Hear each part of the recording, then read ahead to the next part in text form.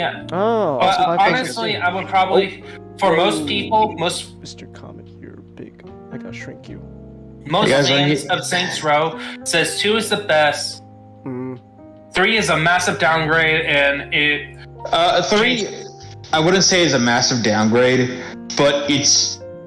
I mean, it's not as good as 2, but it's kind of a shift in a different direction to be more of the fun poppy thing.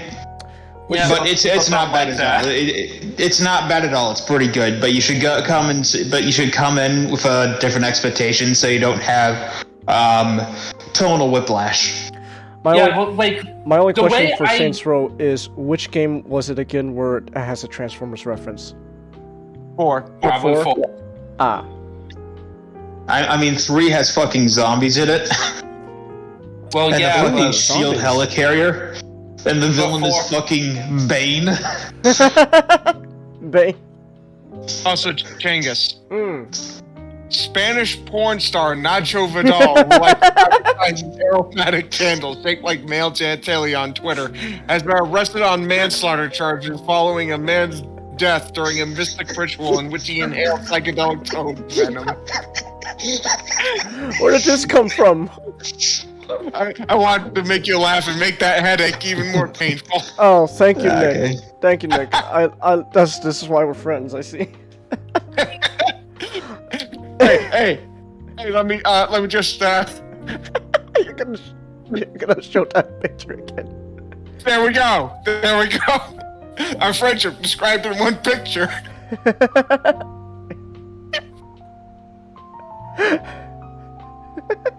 The man is literally named Killbane. Killbane? Oh my goodness, that's amazing. Yeah. It's the thing is that for most people love Saints Row 2 is because at that time Grand Theft Auto was changing its gameplay to be more serious and also cut back a lot of context. While Saints Row 2 was where it's like, yes, it's still a gangster story, but it has these ridiculous scenarios, but the characters are not goofy, they're straight. They just play straight with all the goofy scenarios, and you have tons of these activities along. And then 3 just goes, yeah, but let's just make the characters goofy as well. All right, so you see, Grand Theft Auto, it's going down the more serious route. We're just going to take the exact opposite direction. Pretty much, and it's not bad. It's pretty. You know, I can admire that actually. You go one direction, you go the other. So. Yeah. And also it was, and I think also people are not didn't like the direction it goes on is because Saints Row 3, Saints Row the Third is also part of a trend within general video game writing where it became more self-aware after the here's the thing, the 2000s can be, in the early 2010s can be summed up as being serious like gamer, all about gamer, like yeah, it's about that gamers. Yeah, pretty much like the Call of Duty bro attitude. Yo, I just played World at War. What you got on me, bro? Okay, I wouldn't say 2000. I would probably say Xbox 360 generation, where that's where most people were like one got into started connecting with each other online a bit more. It was definitely during those early days of the internet. All right. And then now we are in a dearth of every game is most of the game that comes out of the mainstream is mostly not supposed to be taken seriously. Okay. I mean, I don't think just because I don't think every game has to be serious. If you want to be goofy, go ahead. Well, yeah, but yeah, it's just that right now we're in a dearth in terms of writing. There's not enough good serious takes, and the stories are either way too goofy or just bland. We don't have that right now. We're not. Yeah, but just at least video games aren't like comic books or TV or movies. Oh yeah. It's probably the best of the bunch right now in terms of writing, though. Yeah, because video games have this one thing that the other ones don't have. Oh, what's that? A very strong and quote unquote mainstream appeal version of indies. Okay. Basically, the indies are like accepted as alongside the movie, alongside the mainstream stuff. And for some people, it's the main thing they play. It's hard to. There's barely an indie scene in like comic books, but indie scene in like fucking video games is everywhere. It's really popular. Yeah, and like that would probably be more test is that if indies are more accepted among movie circles, right? But it's not like it doesn't make a lot of money. No, yeah, it's like no.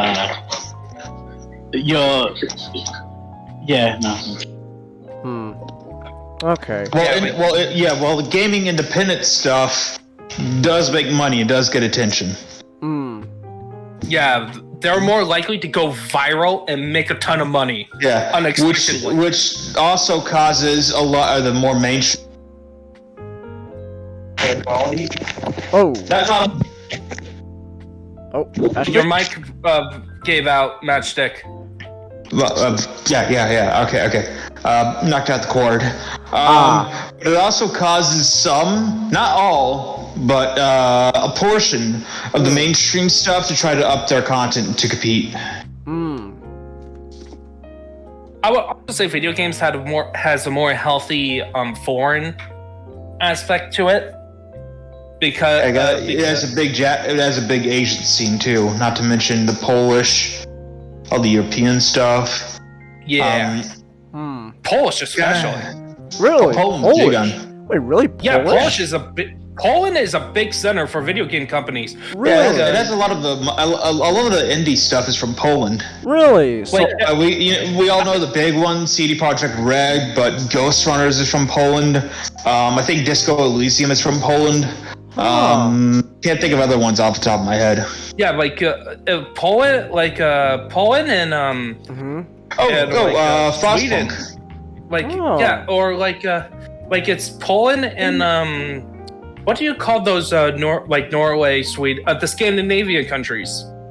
Yes, and even then, there's like this. There's always a game that pops up from one of the other European countries once in a while. Okay. Japan's always a big one.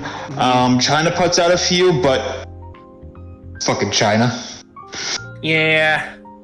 I'm sure they have a few. South Korea. I think South Korea has a lot too. Really? South Korea? Oh. South Korea is the only reason StarCraft is still around. Oh. Damn. Alright. It's a joke.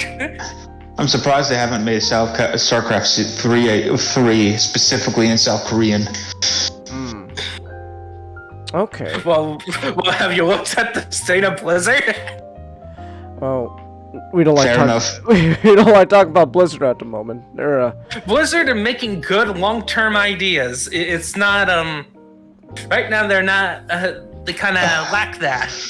They're right now. Blizzard is just trying to barely hash before Microsoft comes down with the fucking guillotine over there to their offices. Yeah, why do you think so many people are leaving the company? Like you leave now, hero designer left. Isn't Overwatch 2 not doing so hot at the moment? Like, it suffers from it's. I know the one thing was like you. I remember on stream you were having a problem was the wait time for like a match is like outrageous. No, it got DDoS, so I couldn't even get into the game. It got hacked. But wasn't there a thing though where like people take forever to get into a match? And then, and here's the thing, and then people looked into in terms of getting coins and stuff to buy costumes. to do weekly challenges for coins, Mm. you only get about 20 gold. When you need about to get the most expensive item, 1900. You gotta get that battle pass, guys. Come on, get that battle pass. Or you could just buy the money. Buy the Come on, you want the fictional money? Just give us I like real it back money. in the day. I like it back in the day when we got skin packs and they just like cost $5 for like 7 skins or like 10 At least skins. this one. Here's the thing. At least this isn't loot boxes. You can actually buy what you want. Yeah, but loot boxes still suck. Yeah. like- And guess, like just- guess which game started it, Changus? Was it Overwatch? It was the one that popularized it. Ah. Thanks, Blizzard. Who was the one that started it? Thank you, Blizzard. Very cool. Probably some EA stuff that started it. EA? Yeah. Ah. You know, I take that back. EA's too creative to start that. Oh. I wonder. Bold claim. I want to check. Oh, he's checking. They pick it up Which and run game it to the started ground, but I loot doubt they boxes? start. Let's do some people. Yeah, let's in see a this game shit. called Maple Stories. Maple Stories. Oh, I've heard of that. Huh. From 2004. But what game started the trend? Some people say one of the first game was FIFA 09 by EA. FIFA? Yeah, I was right. They didn't start it, but they picked it up and ran it into the ground. Ah, there we go. And then definitely Overwatch helped Yeah, popularize but, it because they kind of disguise it as free. You can't. You could buy It's- loot boxes, right, on top of a Going full back- price game. Hmm. Shouldn't we be starting now? We should, but we got really invested in this conversation about games and stuff. We should Well, honestly we'll just talk play about it. Well, we'll Let's talk. start. Well, we'll talk more about games and stuff. All right. Oh, that was a long preamble. So business as usual. Okay. Well, thank you Wait, everyone. we're actually live? Like, yeah. Okay. I told you. I What's told the you. question? That was the question Magic had. Okay then. I always tell you guys that I start the stream, but then I give us yes. Or not telling anybody that you started the stream. I respect that. I always tell you guys how I start the stream is I just turn on OBS. I press start stream, then I give like 10 minutes of us muted to get people to come in and stuff. And now people have come in, like Chelsea. Hi Chelsea. And she says audio's good. Okay, but yeah. So we've been live for quite a bit. I always tell you guys this, but all right. I guess I have to remind you again. Okay, that's fine. I got, to be fair, I got invested in this whole game conversation myself. So Don't worry, we'll talk Maple, more what's about Maple? games. Maple Story was the one that started it all, right?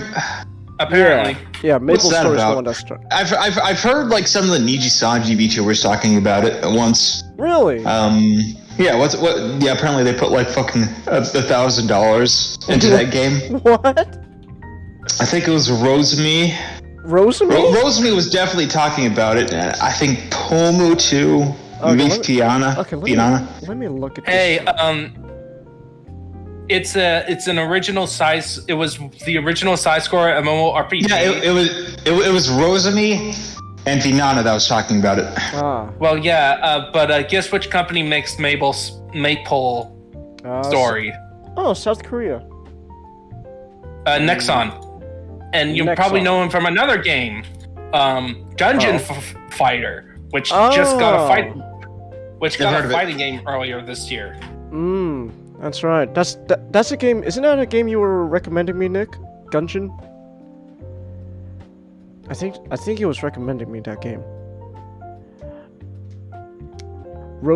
No, Chelsea, Rosemi from VTuber from Nichi Sanji. That's what we're talking about. She doesn't know Rosemi. I don't know. You'd think out of all the Niji Sanji girls, she'll also be going for either Rosemi or Finana. I don't think she'd be going for Finana. I don't know, again. Who knows? Alright. Well, anyways, I think we've spent enough time talking like that. So, as I was saying, though, yeah, we've been live for quite a bit. So, we're gonna start the actual show now. So, hello, welcome to 2 Cents Live. It's Saturday. I'm a little tired. I did physical work to help my grandma. So, there we go. That's why I sound tired. And I'm drinking water. So yeah, there we go. Oh no, Chelsea knows Rosemi. She just doesn't know how to spell it. It's the channel. Just look up her channel. But alright. I'm just taking a swig of water. Yes. I just first of all, I just realized I accidentally muted my mic. What dungeon? No. Hold on, let me pull up Steam. Gungeon. Oh, into the dungeon. I didn't remember that, but you did? Also Changus. I just realized there's a character I really want to see in Legacy Evolution. Oh, okay. Oh, who is this? Who's this? Oh, Signal Lancer. There we go. Wait, is that the new line? Evolution after Legacy? Legacy Evolution. Ah, so it's like a subline. Okay. Yeah. So basically, Tarn and Leo Prime, those guys are Legacy Evolution. Ah, okay. All right then. I was the one to introduce, tell you about. That was you. Enter the Gungeon. Ah, okay. Thank you, Nod. Yeah, I do want to check out that game too.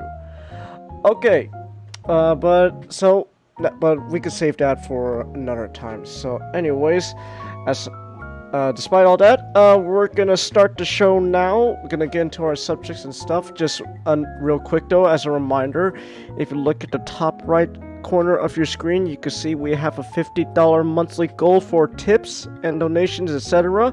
If you're feeling nice, you're feeling charitable, if you feel like, hey, I've done a good job giving you an entertainment service, then, tip through the street elements in below, or, as Chelsea said, put in the link that Nightbot did. So there you go. You feeling nice? Then, go ahead. We got the rest of the month to reach $50. If we don't reach $50, that's alright.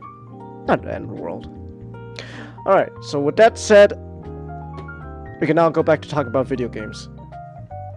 Trying to talk about some Street Fighter 6? Yeah, you're the one who's you're the star of the show, Ninjato. Alright, so I want to go first.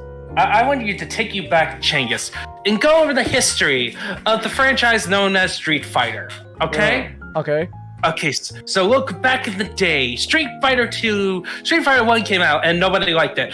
So Street Fighter 2 is the game that revolutionized the fighting game genre as we know it. How come people didn't like the first one? It's actually a legitimately terrible game. Oh. It's literally you can't. It's not even playable. Let me explain. Changus. Okay. You know Street Fighter, right? How it plays and stuff like that. Like your normal fighting game, yeah. It started like that way due to Street Fighter 2. Oh. Imagine you only have one button, and to tell how strong your punches is how much you smash the controller. Ah. The button. And then all your special move inputs are it's the first time of even attempting it, so not good. And then combine that with arcade AI, Oh, that sounds fun. Old school arcade AI on top of that. Not even like, the later ones. Oh, that sounds real fun. Oh, cheating AI. Ah. Or the worst kind. Ah. No, super aggressive. Yeah, well, yeah, cheating and aggressive. But anyway, so Street Fighter 2, right? Mm-hmm. It's like the most well-known Street Fighter game. There has been multiple editions. It was Capcom's moneymaker. And so they made a spin-off series called Alpha, which takes place right before Street Fighter 2. All right. All the Alpha games continues the trend, continues the evolution of street fighting and Capcom's fighting game engine. And Capcom, it was the 90s. You know how shooters, it was like a trend at one point in video games, and nowadays it's... I don't know what nowadays modern video game trends is. Half-finished games. Let's just do that. Half-finished games. Battle Royale. Victory Royale, I guess. Gotta get that victory royale. Let's go. Yeah, something like that. But anyway, so you know how that is the trend. Mm-hmm. Well, back then it was fighting games for arcades, okay? Because it has an innate multiplayer component, and if you make them hard enough, you just have people pump quarters in. Hard but fair enough, right? To make people want to play your game. Anyway. And also developers thought that they could make fighting games, okay? Okay, so anyway. So Capcom, has diversified their fighting games, refining their craft. So they have a new team make a new fighting game that was originally just a standalone title, and then they decided to make it into Street Fighter 3, a new generations, where they wiped out about 90% of the cast, only leaving Ryu and Ken. And guess what happened? What happened? It stunk. It bombed. It took until they did a third edition called Third Strike, where they added Chun-Li back into the game, and then it didn't. And then it took until Japanese people show off all the new mechanics that was incorporated in the Third Strike edition to make it popular. So Street Fighter got back. So Street Fighter became popular again because of Chun-Li. All right. Yeah, you could say that. Chun-Li, and then just a popular street fighting video. I think it's by Justin Wong too, where he introduced this fighting game mechanic called parry, where he parries all of Chun-Li's kicks. So yeah, Chun-Li was Chun-Li. Yeah. Anyway, so after. By the time of like Third Strike, I can't remember the timeline exactly, but fighting games kind of died down and people stopped making fighting games. Period. And then in 2009, right? Let me just... Street Fighter... No, 2008. 2008. Street Fighter returned with Street Fighter 4, and it was the first one in 3D. I'm pretty sure there's a bunch of other Capcom fighting games in between, but we're focusing on Street Fighter. All right. At least the main ones that people care about. Okay. And at first, people loved it because it was a return to form. You get the classic Street Fighter cast with a couple of new ones. So much so that they made 4 editions to it. But then after a while, people hated it. Oh, what happened?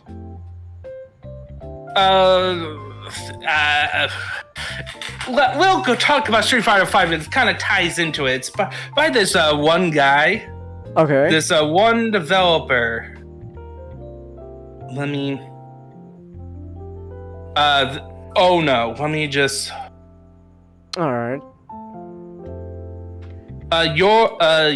This guy named Yoshinori Ono. Yoshinori Ono. Yeah, he was he started as a sound programmer in Street Fighter. mostly did sounds, and then he became like project lead with 4, and he changed some things to be more restrictive. Okay. In gameplay, and then we get to Street Fighter V. That came out exact year after Street Fighter 4 Ultra Edition, by the way.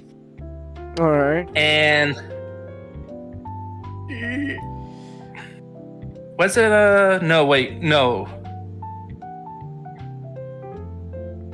no, 2 years after. It was announced a year after, but anyway. Or actually, it was announced the year that Ultra came out. Okay. Whatever. Okay.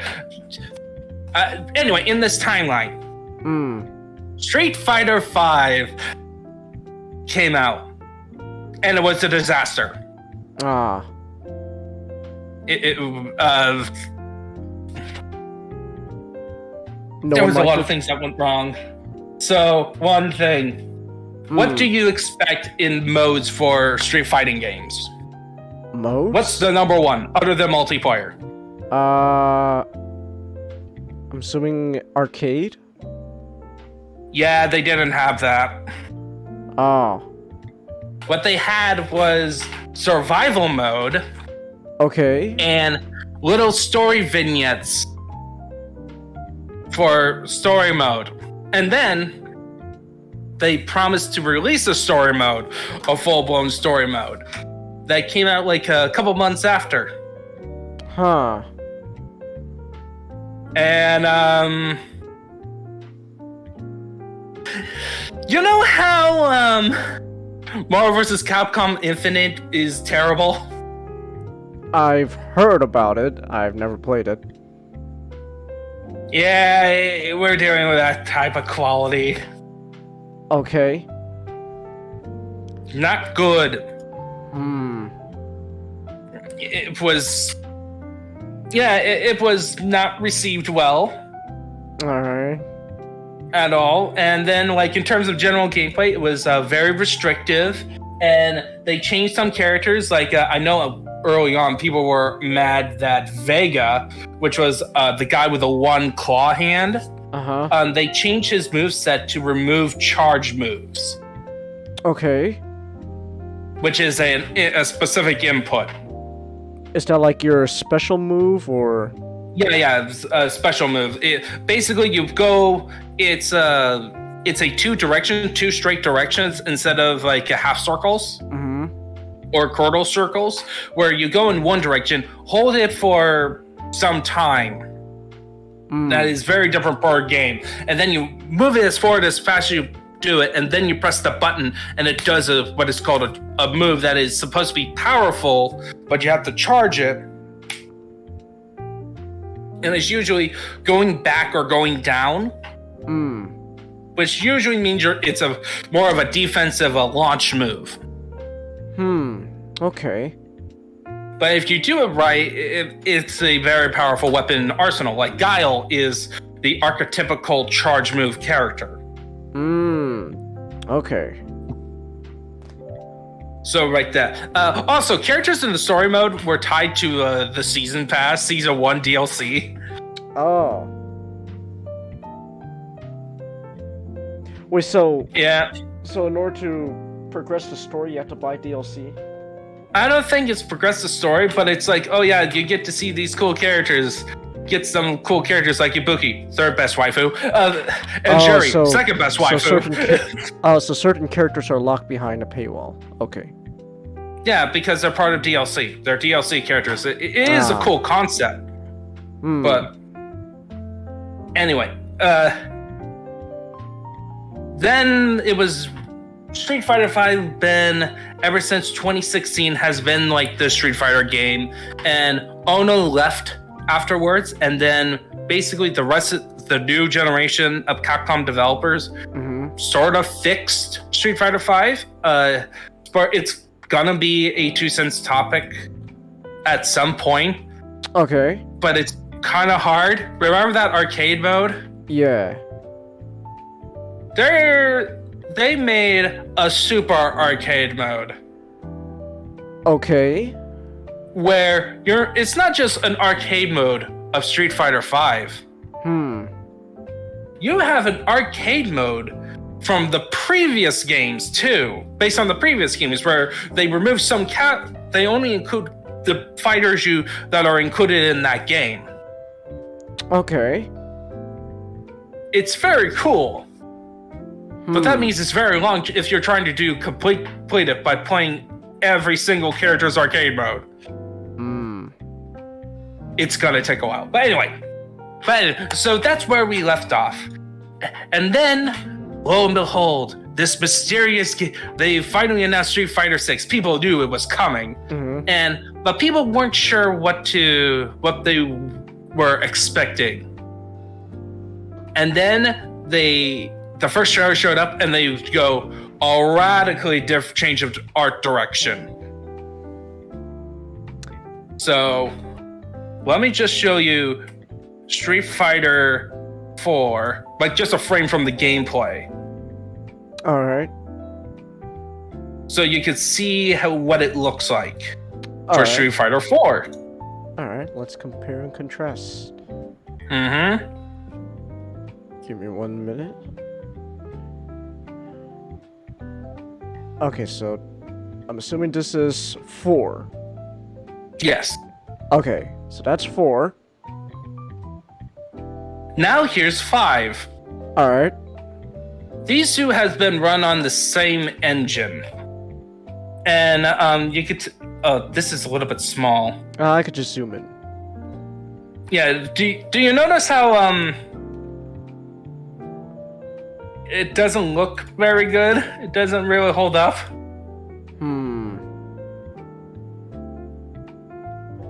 Like, I posted another Street Fighter 5 one to get a bigger image so you can see it more clearly. Okay. Let me come here. Oh, here we go. This is better. Alright, so compare, contrast.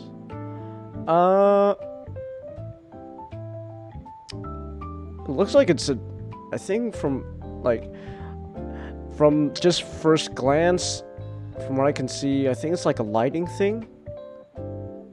Like, I think it's a different kind of lighting going on. Like, so Street Fighter 4 was shell shaded. Oh.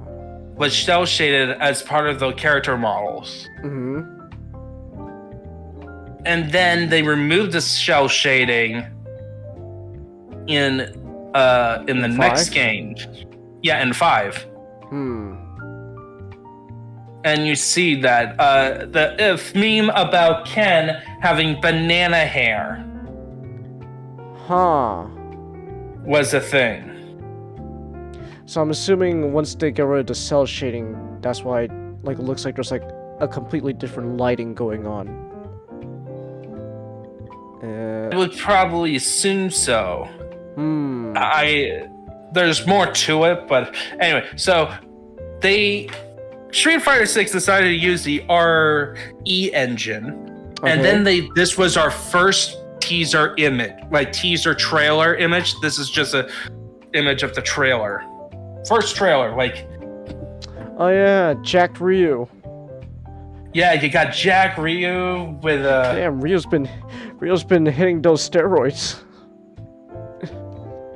Yeah, and then as we keep going on, the more the game, we didn't understand fully what the game is until the trailer when Chun-Li showed up, and people realized, oh, it's back to the style of 3. So 3, at least the third strike, the theming across it was, especially you can notice in the music, apparently. I need to play through 3. So this is all secondhand account for me. So I am definitely going to be playing through 3 arcade mode so I can get the feel. I have played a bit of it, but not enough to get the music ingrained in my head. But it's like this hip hop jazzy mix. Oh. Because it's going for a more urban feeling to the game. Okay. In this one, they went back to the urban theming. and then you got like the roster leaks going on, but the reveal trailer soundtrack was good, and I've subscribed to the Street Fighter YouTube channel, so they've like been releasing soundtracks, and a lot of them has been very different from like classic Street Fighter themes, but very good in its own right. Okay. And now we get to the point where a couple of weeks ago, during State of Play stuff, they went into detail announcing Street Fighter. Like basically what the whole game actually is, what it consists of, including the full roster. And then they announced as part of it that amidst with all of this announcement that there's a closed beta. So I got into the beta thinking that I would not get into it. Then I got into it. Oh, nice. And then then they said it was going to happen like this week, yesterday. So yeah, I have begun. I played the beta, and I love it. Oh. Like the amount of stuff they did to change the gameplay is awesome. Okay, so first off, the first impressions you get if you are a veteran of Street Fighter games is not what are you typing something? Oh, keep talking. I just don't want to interrupt you. Did you want to say something? I was just gonna say the RE engine is the newer engine. Well, it's the significantly newer engine that it's created originally for Resident Evil 7, but now it's their mainline engine. Okay. Oh, okay. So, if you've been playing in a veteran of things, there's a couple of new mechanics. One is called the drive gauge, but that's not we're gonna talk about the drive gauge stuff a bit. They expanded every character's moveset. Like Ryu is a Shoto character where if you know your fighting game lingo is basically you get a quarter circle move forward, that is usually a fireball, a quarter circle motion back, which is usually like a spinning kick thing, and then you got a Z motion that does like a huge uppercut. That has been in almost I'm pretty sure it's every version of Ryu ever, like that type of archetype. You expect that for every type of character that's in this archetype, with a few differences. Some may have even more moves, less moves, and whatever. They gave Ryu multiple quarter circle forward and back motions that does different attacks. Oh, okay. They also gave, usually in the previous Street Fighter games that introduce the super, or what is called super arts, basically the finishing ultimate cool moves you can do. I know the alpha games and Third Strike had multiple super arts in them, like 2 to 3, but that depends on character. 4 is you only get one super art, but you get to pick which version by time of Ultra. And 5 is just 1. In this one, every character has 3: a level 1, a level 2, a level 3. And of course, this is modern game fighting games. They've been putting a lot of love and care into this, that they make each one awesome. All right. So the characters I've mostly played in the demo is Ryu, Ken, some of Luke, and some of Chun-Li and some of Juri. Like Chun-Li and Chun-Li only today, some of today, and Juri. Some of Juri yesterday, but it's mostly Ken and Ryu. Okay. Because they're kind of your basic guys. along with Luke is kind of cool. So Luke is kind of probably slated to be the beginner character. Okay. Because of another cool thing they added. They have an expanded command list. Okay. So in other Street Fighter games, like this is common in fighting games, especially in Street Fighter, where you have your special move in terms of command list, which is almost in every fighting game. All right. Street Fighter also has this thing called unique attacks, basically a direction and whatever attack button, whether it's a heavy punch or a medium kick, and it does a certain properties to it. So the idea is that you try to, if you're skilled enough, you incorporate them into either start a combo, because some of them says that, oh, you could do this and you could cancel, quote unquote cancel. Basically, you perform the move, but then you could do a special move afterwards. So it can be part of your combo. It becomes safe, quote unquote. All right. One, they made it so that everything is clear and not like a little bar where you have to read what each move does. They have it prominently on the right side of the screen that shows you what the animation looks like and what it does. All right.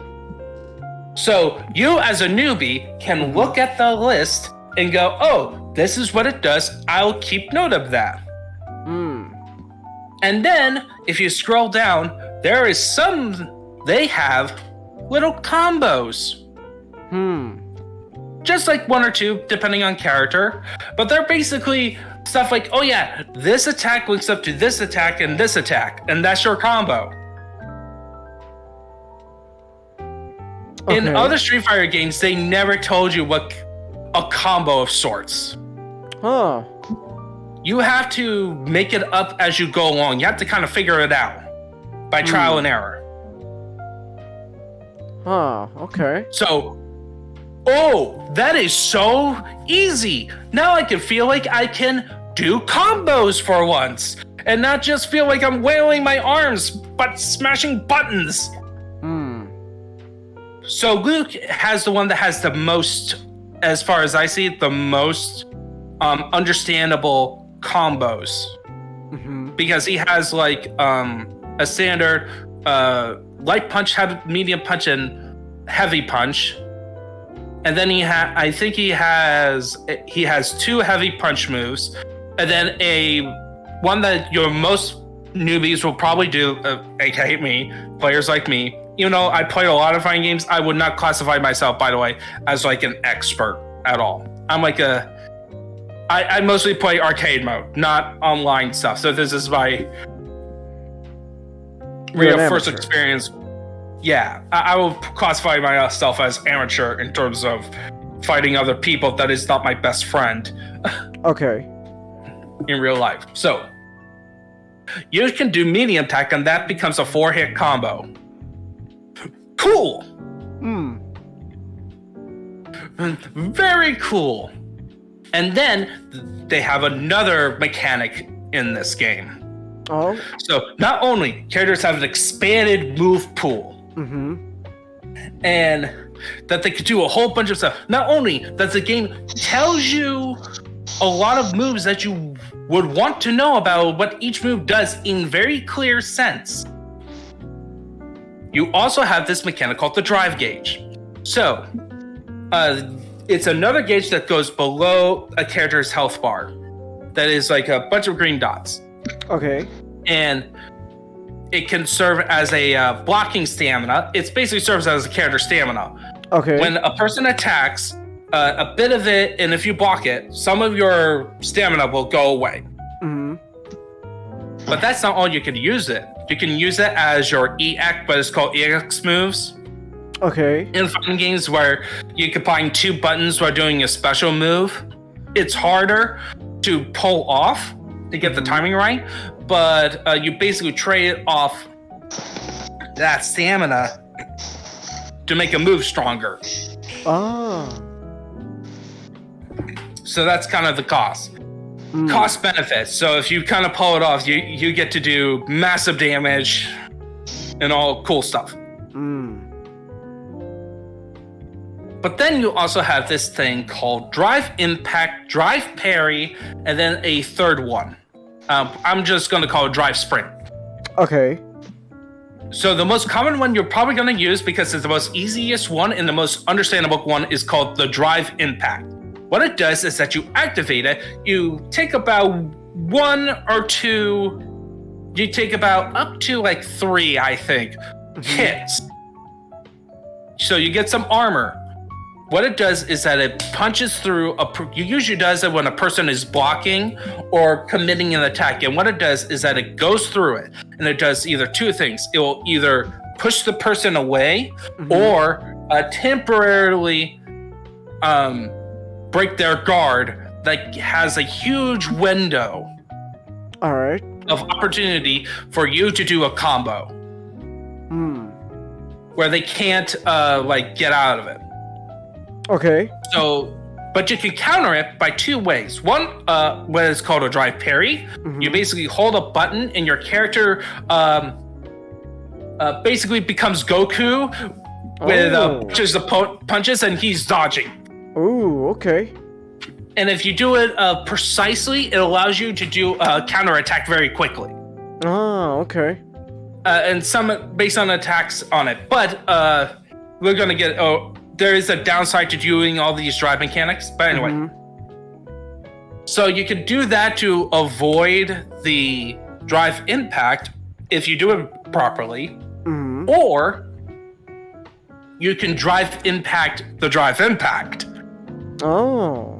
So you get a cool cinematic where you see 2 characters launching a very strong strike, and one hits them, but it blocks armor, and the other one hits them, and it knocks them down a bit. Oh, so that okay. normal drive impact mechanics. And then the third one is, I'm just going to call it drive sprint. Basically, you initiate the button or the combination of buttons to do a drive parry while trying to do a dash, and if your character gets like this green glow and goes forward, and if you hit your next button, it will give you a chance. It will do a slightly more damage.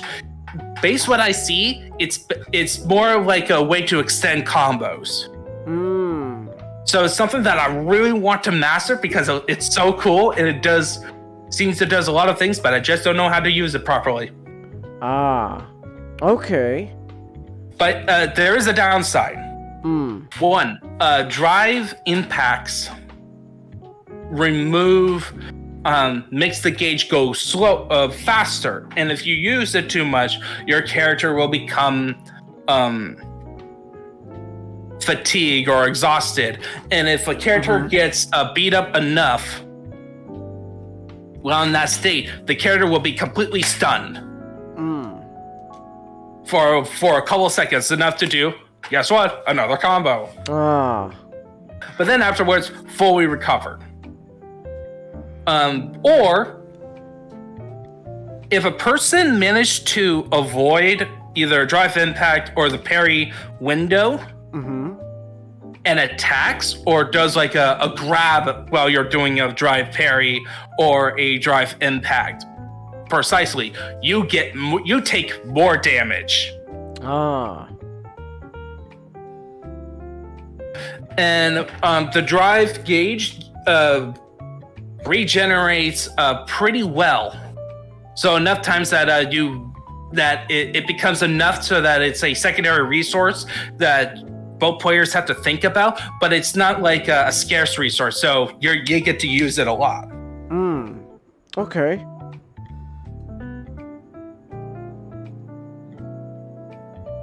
All right. Yeah, and that's it for like the core game mechanics. The core system is so fun. It's what I want in a fighting game, where it's just fun to suck at. Like right now, I have gotten to a level where I can win some rounds and an occasional match. Okay. But not enough to like consistently win matches. But I am so I was I was not frustrated with the game. I was enjoying every second of it. That's good to hear. Yeah, and then also, so this is a closed beta, and usually with multiplayer games, especially multiplayer games, so like fighting games, they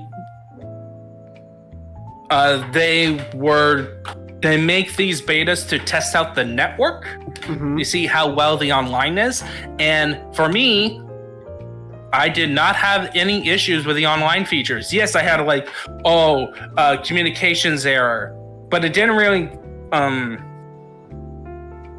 messes with my gameplay except for one time, and it happened today. Oh. After a couple about 3 hours worth. No, not 3. Yeah.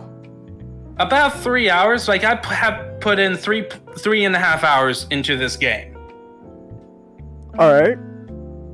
And then like the main lobby area is you create a character to be your avatar, and you basically do a Second Life in a huge area that is basically an arcade.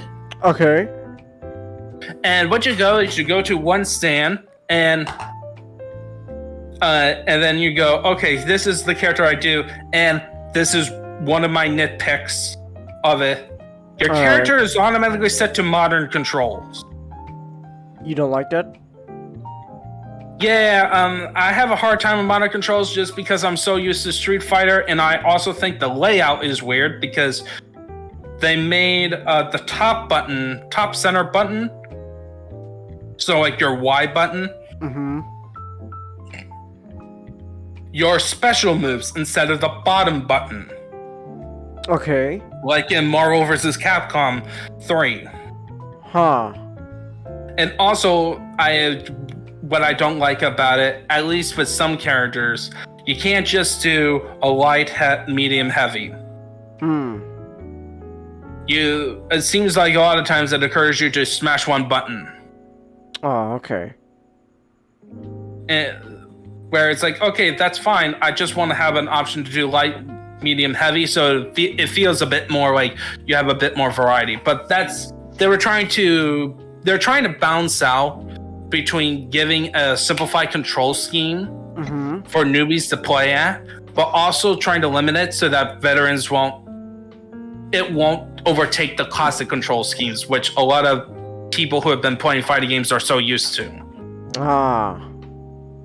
Like, the classic control scheme is kind of the standards of how you play fighting games. And essentially, they were the modern control scheme is just like a step above Smash Brothers. But anyway, so you go to this arcade with your avatar character. You go up to the stadium. You pick your character, and you're basically waiting there. And you do solo training, and so you can experiment with your character and smash buttons, have fun. And then another person comes up and requests a fight, and you both go into a fight. Like that. And it's very quick, snap. Yep, and use the character you selected. Okay. So instead of having you to like, okay, we're going to this place, and now we both have to pick characters on a screen, and then we go into the screen. It's like, nope, boom, boom, go, done. Efficient. Yeah, it's very efficient. Okay. And then after the match, you can always do rematches. You could do it like a lot of times. Seemingly forever. But anyway, like I usually did, like if I sucked, I did best out of 3, and then if I beat the 3, if I came out on top, I do best out of 5. Like that's what was my policy in terms of fighting games and in terms of my matches. Okay. And then because I didn't want to waste other people's save with me sucking. Duck. Thank you, Master. Yeah. But then there's some other stuff you had access to. You had a shot to customize your character a bit more with like tickets you wins by doing challenges. And then they had a place called Extreme Battle, which I only went there once because people were not using it as much. Basically, it's a goofy mode. Okay. So it's like, oh yeah, your main goal is to like do enough damage so your characters go up to max, and that's how they win. But hey, a two-prong shows up and electrocutes you, or your goal is to knock down your opponent 5 times on the ground. Meanwhile, a bull run across the screen. Oh, fun. And try to smack both of you down. Ah. Watch out for the bull. All right. Like, just a bunch of goofy stuff. And then they have this one corridor where it's ROMs. Just a bunch of old arcade ROMs that one gets in and it's in rotation. So like the first thing I noticed was Final Fight. And then another one is just another Capcom game. And then in the middle of that, they switch ROMs to Super Street Fighter 2 Turbo. Ah. Nice. So I think that was such a cool feat. That is kind of fun. Where it's like, okay, I don't want to go to multiplayer. Time to play some other random Capcom game. Oh, okay. Alright. Yeah, and that's it. Like, that's like stuff in the beta, but presentation, mwah, top notch. Everyone looks good. Chun-Li looks beautiful. Same with Jerry. Ryu looks awesome. Ken looks awesome, even though he looks like a homeless man right now because he's on the run. He's like, they took the kids. She took the kids, Ryu. It's more like when we Ken, and more Ken. Masha, guys, your mic unplugged. But it's more like the A-team, but with Ken dressed up as all the characters, even Mr. T. Oh yeah, that's what it is. It's like in 2023. In 2020. We're showing as Ken Masters. If you can find him, and if you can call him, perhaps you can call Ken Masters. Bum ba bum bum bum bum. You get like a panel frames of like not just Ken Masters but Laura and Sean. And then Guile is the last one because he's probably gonna chase him like the general in A-Team. Huh. Which is, by the way, here's the funny that I learned recently from all of this learning about Ken Masters. I'm sorry, getting back into learning about the deeper Street Fighter lore. Guile is Ken's brother-in-law. Oh. Because both of their wives are sisters. Ah. Huh. So if it is true in the story mode that Guile is after Ken... Ah. It's more like something like a ruse to protect... Okay.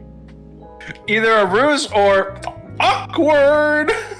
Or Guile's trying to take down Ken so that it might not be the hot shot other officer that might actually take down Ken. Alright. What?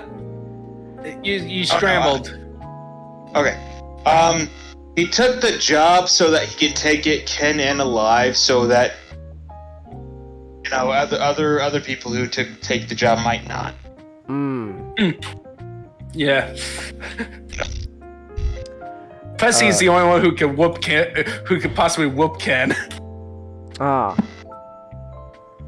Dude, he just has to take his hat off and show Ken his. Everything going on okay, Mastic? Your mic's all like staticky.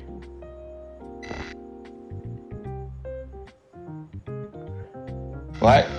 Your mic. Yeah, something's wrong. It has like static going on from your end. It's kind of not very clear to hear you.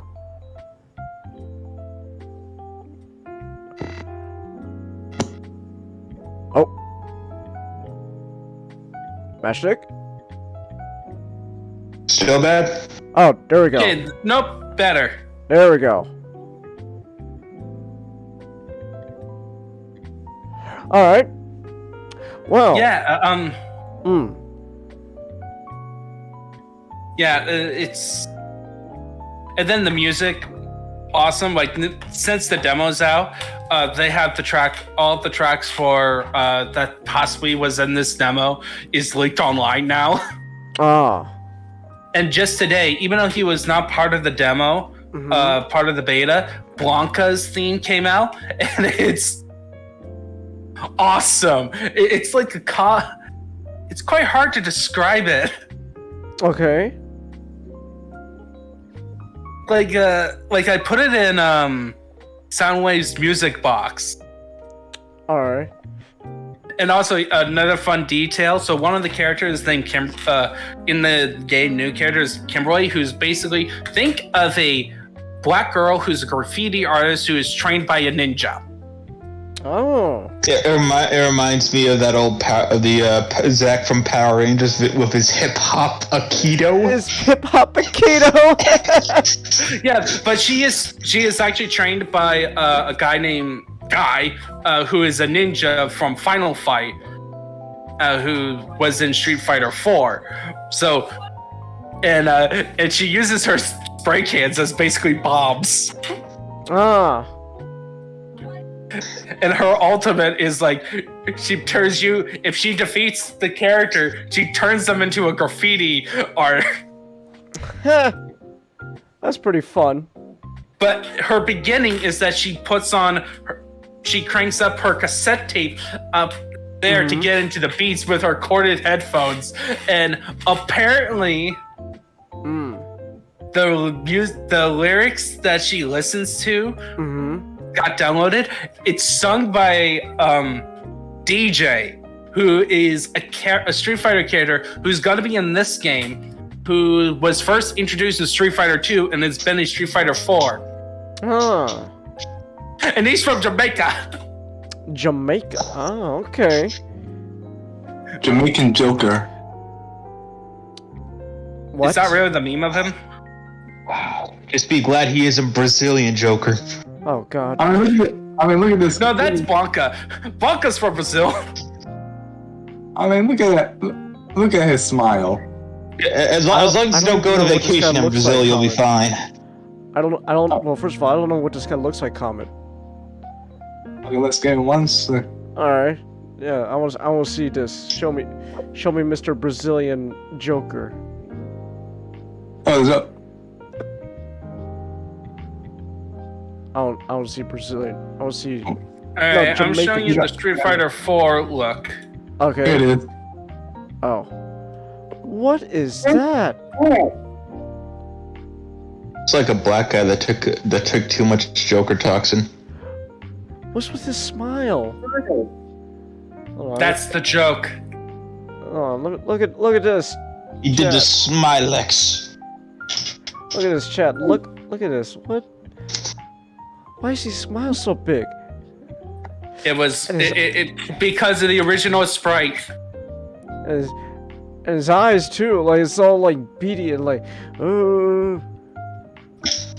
Oh, is this how he looks at the 6? No.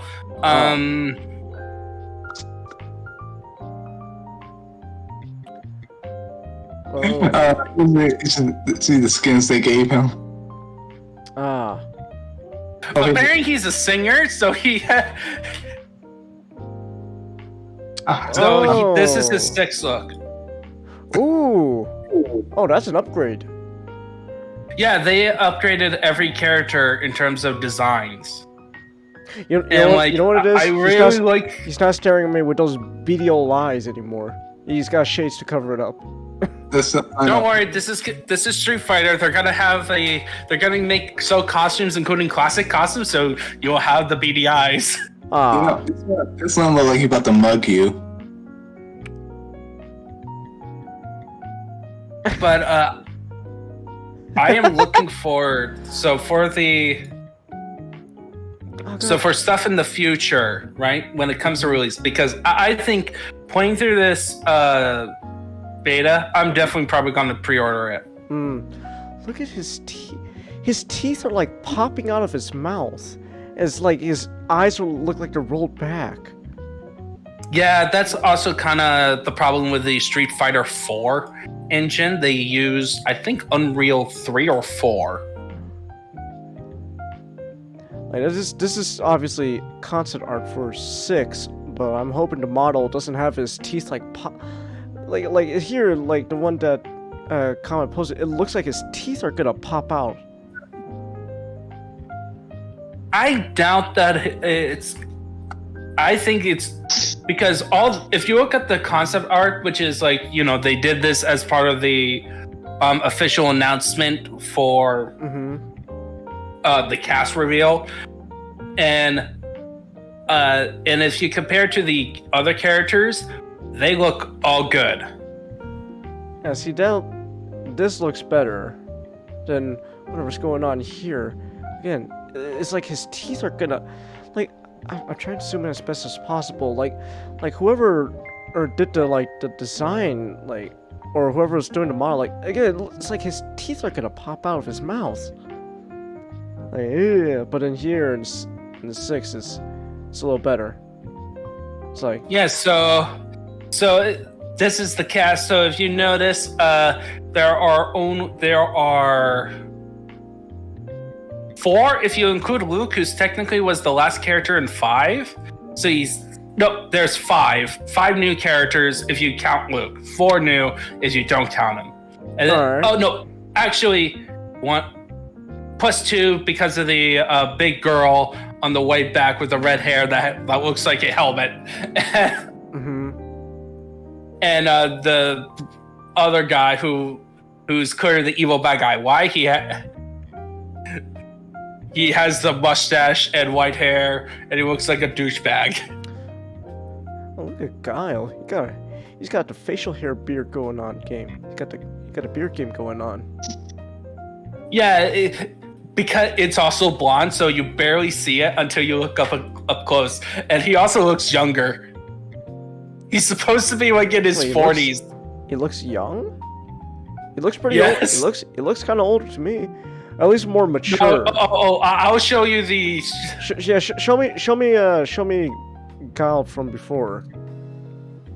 Okay, I will show you his current look. Okay. His new one. Yeah, it looks like he kind of matured up a bit with that beard. You know what it is with that beard? It looks like he's like retired or something. Like I'm retired, man. Yeah, it looks like he's about to be pulled. He looks like he's about to be pulled back into service. Yeah, exactly. Because he's the man because he's the only man who could do the job. It needs to be done. And I'll show you Street Fighter 5. All right, show me 5, Kyle.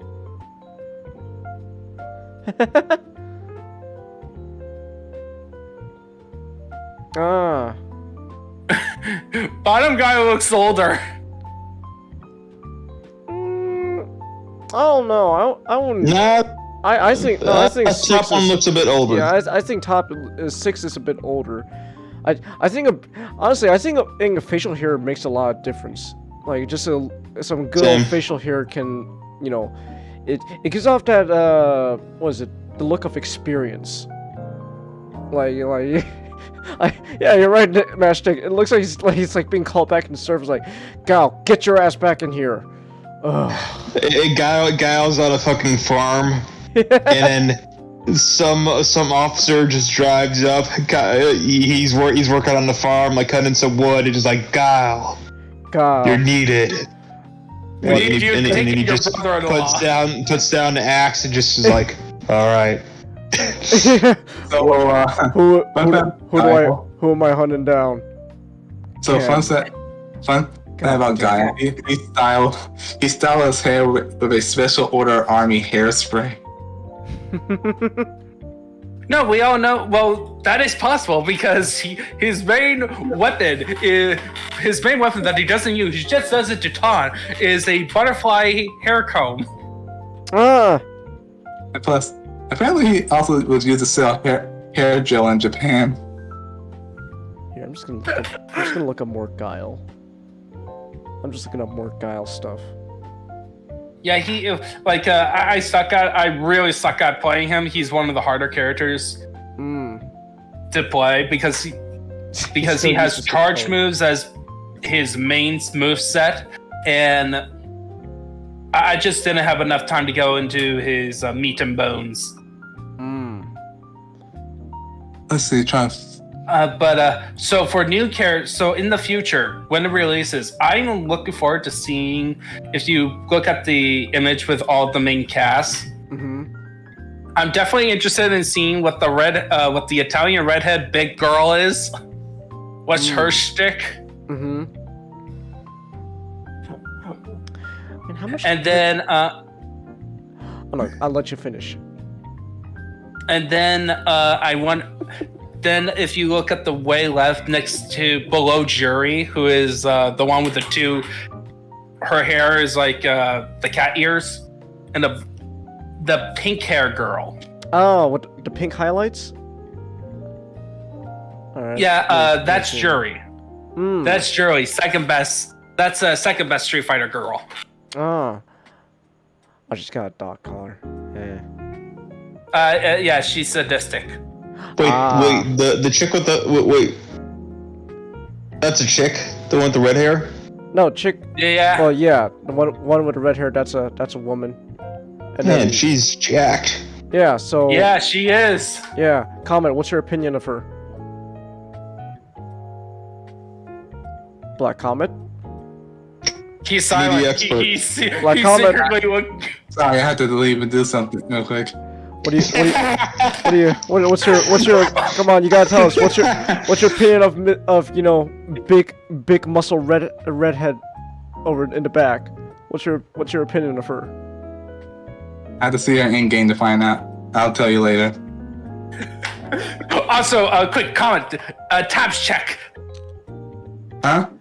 Nah, it's all right. I'll let him slide. I'll let him slide. Okay. Anyway, so I'm interested in the really pink hair girl. She looks very good, in my opinion. All right. The only problem with her is that she's French. She's French? Yes. Okay, hold on. Let me. Okay. The pink hair one. I know, but she's French. Hold on. Give me a second. Let me look. How do you spell her name? The whole roster got leaked. Oh, here we go. Is that leak in quotes? Yeah, I'm not sure if it is in quotes or not. And only 3 characters did not show up in this image, and that is Akuma, Rashid, a character that was introduced in 5 that I really liked, and a character that showed up as a DLC character in 5 called Ed. Ooh, here we got some art for Drew. Some official art. Let me look at her official art here. Let me see this. Hold on. Look at this. Look at her. Oh, that's some app games going on right there. Huh. Interesting. Jury. Oh, she's got a spider motif going on. Yep. Those things are those black things. There's the spider. Okay. Also, she's South Korean. South Korean. Well, I'm scared.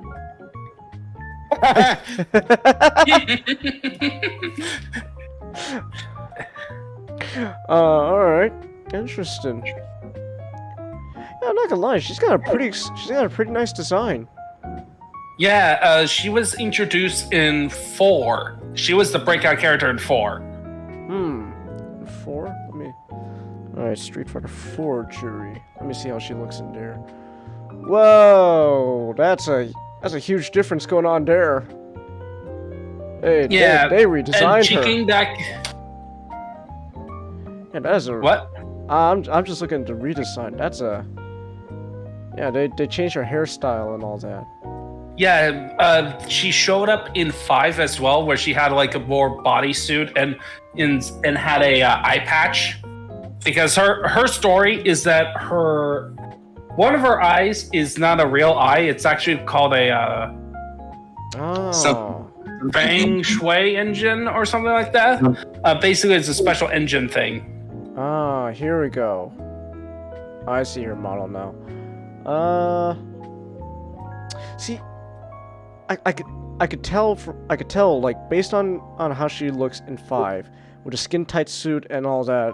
It's clear she's you would think, oh man, 5, that's hot, that's smexy right there. I should like her new look more. Character got an improved character design. Yeah, I actually like her new look more. Like I could tell 5 is going for, don't you find this sexy? And like, I mean, I guess. I think overall this new one. I don't know. Just has a. I don't know. I can't really put my word, right words. It's just a personal thing. I kind of like this new one better. This new design more. Just put it into streaming background about Rashid. Ah. Oh, he's introduced in 5. Huh. I am. Rashido. And his gimmick is that he has a wind machine on his back. I know this is random, but I found this picture of Street Fighter crossover with Sonic. Oh, there's a school uniform outfit for 5 apparently. Oh. Yeah, every character got multiple costumes throughout. Oh, this is a very punk looking feel. Yeah. Ooh, okay. Yeah. She also has a design that is like her hair is down, and she has the pink hair up front that is very similar to her new design. Like, to clearly serves as inspirations. Also, I threw in images of where the 3 characters that from the leak that has not shown up yet in their new designs. All right. Oh, is that Cammy? Yeah, Cammy is going to be in the base roster. Also, source of some controversies because she has pants. Oh. Oh no! It's Resident Evil 3 all over again. Oh, are these the people that are like oh my god, she has pants on. I can't see her butt cheeks. This is exactly this is censorship. It's the same people. Even though they're whining about it when they're probably gonna get some fucking outfit that has her original costume. When it was leaked that her original costume is in the game. Oh, so it's just an alternate skin. Well, there you go. Don't complain then. Yeah, exactly. People are like, what do you expect? This internet. They want a culture war battle in Street Fighter over nothing. Who's wait, is the black, red, yellow flag? Is that That's Ed. He's basically What country is he? Supposedly the replacement to Bison. You really don't know what that flag is, Chingus? I think it's No. Germany. It's Germany. Oh, it's Germany. Look, I'm sorry that I don't recognize the German flag, okay? I'm sorry, I don't know the German flag, alright? Well, yeah, they did change their flag about about almost 100 years ago? Something like that. They changed multiple times. I mean, when did they officially get rid of the swastika? Right after World War II? But when was that? 1945? 45? I'm not good. I'm not doing that math. I'm not doing that math. I'm not figuring how long that was. I'm not doing that math. Okay, it's 2022 minus 1945. I know. I'm not. You do the math. I'm not doing it. I'm doing the math. Minus 1945. That was 77 years ago. Huh. Yeah. Okay. Yeah, she's got a nice Yep. design. And then Akuma is last. On the far right. Akuma the Lion. Oh, the lion guy. Wait, let me pull that one again. Ooh. He's even more of Oh shit. he's even more of a lion than compared to Street Fighter V. Wait, he's representing Japan? Oh my goodness. Ryu is also from Japan. But he's the new guy from Japan. Oh, that's scary. No, he's an old guy. Oh, he's an old He's guy. been around since Street Fighter 2. Oh. So,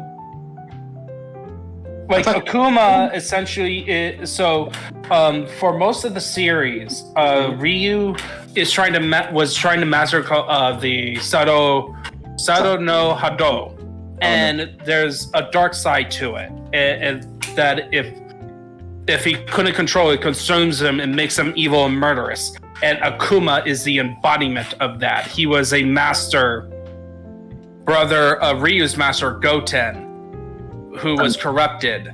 Oh. And I mean, his name is Akuma. It pretty much means devil. yeah,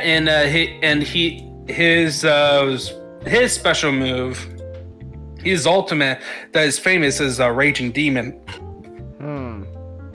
Where the screen goes black, he goes forward and Shadow Phones grabs you. The screen goes flash and you see explosions all over, and then you just see the back of him standing back towards the camera with the symbol flashing on the screen, and your character is down on the ground because it's an insta kill. Well, yes, because how it works is that essentially it takes all your sins and throw them right back at you. And this is his Street Fighter V design. Ah. Alright. So, is he still evil? Yeah, he's always evil. Oh, Yeah. okay. He's kind of neutral evil. That's how the fight. Ah. Yeah, he only cares about fighting. Ah. But in one, he did beef. I think the one, I know it's like a non-canon arcade indie. I find it fun that he kind of, that I forgot her name, the African girl befriended him. Who? I forgot her name. She was in Street Fighter 4.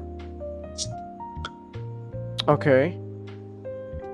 Well, that's That not doesn't very. narrow It's not it very. down a lot, because Street Fighter 4 is like, by the time of Ultra, is like so big. White hair, African. Oh, Elena? Yeah, I find it funny that she just befriended Akuma in her arcade ending. That's weird. Okay. I heard this. Got the picture. Oh, you're gonna show it. All right. Oh Oh, no! no, don't show it on screen. SGD might go wild. Wait, what? Oh, No, yeah, I thought. Chocolate. Let me. Ah, yes, Let me chocolate. see. Let me see. Elena. Ah. Oh, that's kind of cute. If I can become friends with these people, I can become friends with anybody. The Muka selfie with Akuma. Truly a legend in Street Fighter. That's adorable. Alright. Yeah, Elena was the character that started in 3. And she was like the last character in Ultra of Street Fighter 4. Okay. Yeah, and so I think that's about it. I'm just I'm looking forward to in 6 when it comes out. I'm looking forward to. Hopefully, they'll have an arcade mode with it. But if they don't, it's gonna be fine because they do have a single player option that looks very meaty called World Tour, where you take your original character and you basically it's like Xenoverse, where you be trained under all the other Street Fighter characters, and you take their special moves, and most likely the plot is going to revolve around your character going from the streets to saving the world in some way. Huh. Okay. But I would like a arcade mode.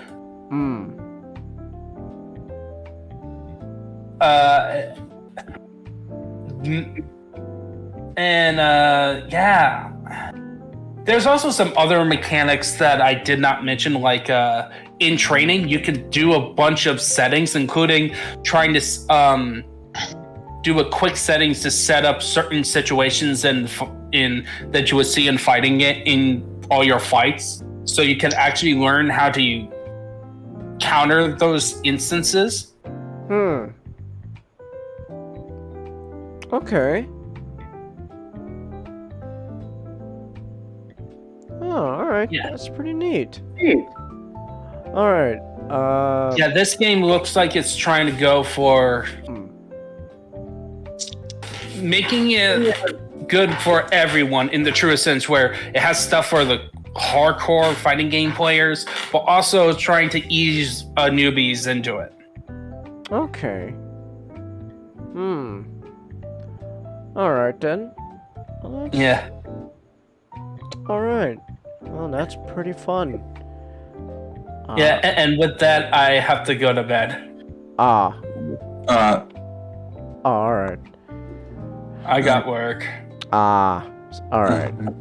Okay then. Well, in that case, thanks for stopping by then, Jado. Man, my segment was a long one. Oh, don't worry, there's long segments coming forward too. Nick, no. Alright. Just you wait. Just you wait. This is a part 2. Alright, have a good night, guys. Alright, have a good night, Jado. Oh, little does he know. Yes, not. Are we still talking about video games? I know we're going to the next topic, but if you got one last thing to say about video games, then go ahead. Shangus, have you ever seen the Devolver Digital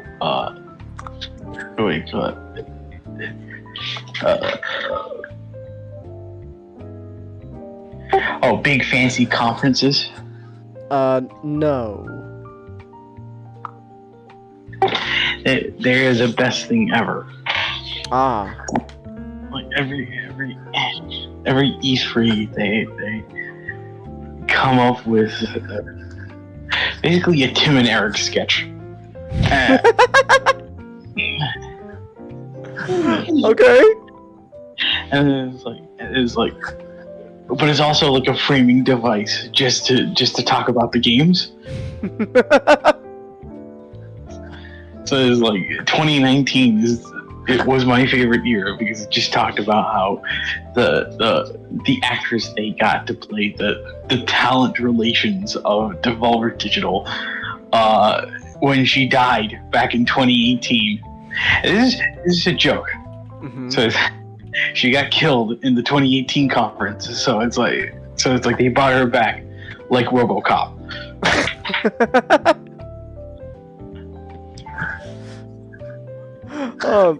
Okay. You should watch some of the big fancy conferences. Alright, maybe I'll give them a shot then. That sounds kind of fun. Alright, so that's it then. That's it for the video game talk, so we can move on now to weird manga talk. I've only seen this go around Twitter. So you gotta help me out here. Comment what exactly is this thing? Okay. Hawk Fighter is a. Oh, sorry, wrong translation. I see. Rooster Fighter. Mm-hmm. Is a seinen, surprisingly enough, a seinen manga. Okay. Seinen. I thought it'd be shown, man. All right. Okay. 3 years ago, mutant demons began appearing in Japan. While some are helpless or helpful towards humans, others are troublesome. Created from human suffering from extreme emotional distress or unresolved trauma, these mutants began to wreak havoc as they began to evolve to be more intelligent and dangerous. A lone rooster named Kenji wanders around various cities of Japan. While defeating mutant demons he encounters, his ultimate goal is to find and kill the mutant dubbed the White Demon, who killed his sister in order to avenge her death.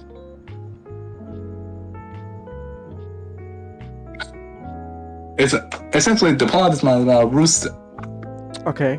Essentially about a rooster going around killing demons using like a cock-a-doodle-doo that resonate with the demons and make them explode. Oh. And go. Rooster Kenshiro, pretty much. Rooster Kenshiro. That's traveling from town to town. Ha. It's ridiculous. Okay. Care to go more in depth? Okay. He's going around town. He describes himself as like a migrant bird, a migratory bird. Okay. He kind of has this quality. I just don't stay longer than he needs to. Mm. But the thing is, he has soft spot for children, but the kind of despite despising children and youngsters, deeming them disrespectful and annoying, he got a soft spot for them.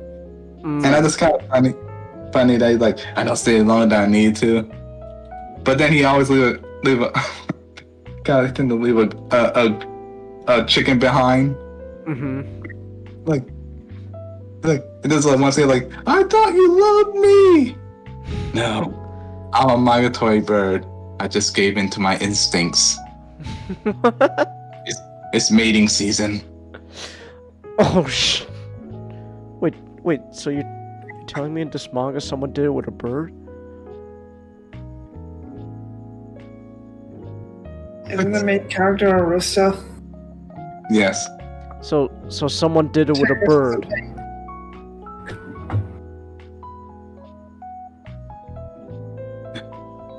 Yeah. Okay, but Now these things. Dang, I lost my train of thought. Now this thing, it's pretty much ridiculous. They take all the tropes, okay. but put them in like, give it to a rooster. You know, the jilted lover. Mm-hmm. Wanting to kill him because we got the little annoying kid who this time who was a chick named Peak. I can't tell now. Okay, give me P Yoko, who was raised by a yakuza. You know those he was like who was selling chicks on the side of the road. A pimp? No, chicks. He was selling chicks on the side. Oh, like actual bird chicks. Yeah. Okay. You know, you ever saw Metabots? You saw that merchant that always appear in every episode that's trying to get people to buy his chickens? No. Oh, wait. Well, I just gave away my age. Never mind. Yeah. I don't know. I don't know what that is. He just sell chickens on the side to pay his rent to the yakuza. Okay. And one day, and she looks up to kid. You know, she became the standard I follow you around. It's on past sort of thing going on. She even got the young lady who put like tattooed justice on her back. kanji for justice on her back. Okay. Because she saw his Yakuza tattoos on his back. And on him. Okay. Yeah, but these, like I said, he just travel around the mutants and making like these stupid lines, like it's when you say this child from a demon from being eaten by a demon, it's like it's time to stop eating. The lunchtime is over, demon. But if you're so hungry, why don't you try eating me? Because I'm gonna break some eggs. I'm gonna break some eggs. Okay. And this goes through. That's like past the month and be like, It's getting late. I can head up. All You guys right. Have a good night. Have a good night. Oh. The first chapter is like, this story is about a rooster that saved humanity. That saved humanity. Whoa. Amazing. Like, I thought reading that, it's like, how does someone come up with like, what is like the pitch in the manga? Like, how do you pitch this to the people that gets published? I don't know. Let's ask SGT. He knows more about this stuff. SGT, you're a resident weeb. Tell us, how does this stuff happen? Well, I'm not your resident weeb. You watch more anime than I do. Yeah, but you know more about Japanese culture than I do. Well, they probably pitched it and it got picked up. Okay. Okay. What was this about? A rooster traveling, battling Oni, demon, mutant things that results from that are made from mutant people who are extremely stressed and have unresolved trauma. Like the first manga has like this Oni that mutated probably from like some salary man, extremely stressed salary man. He's talking about don't forget the paperwork. And just Well, yeah, that's just a normal thing that happens over there. Like monsters that are created due to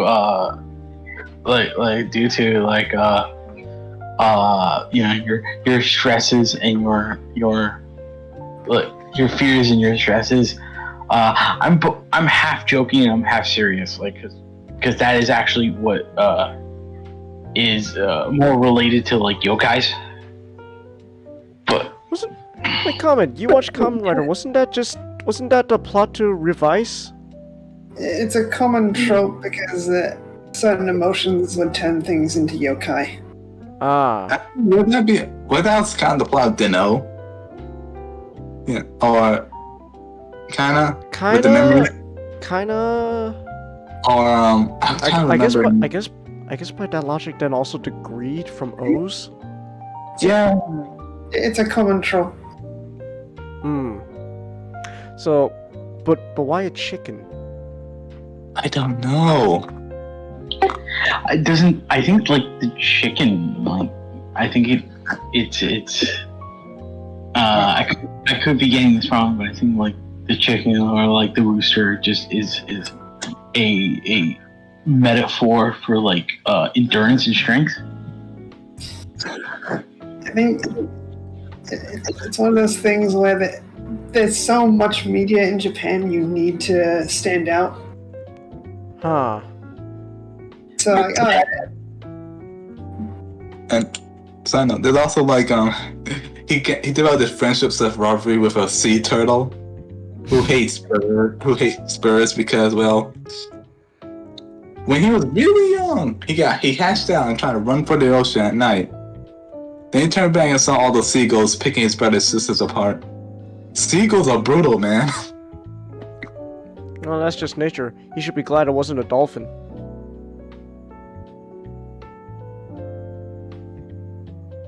Like it's fun. It goes with like standard tropes like the dome man.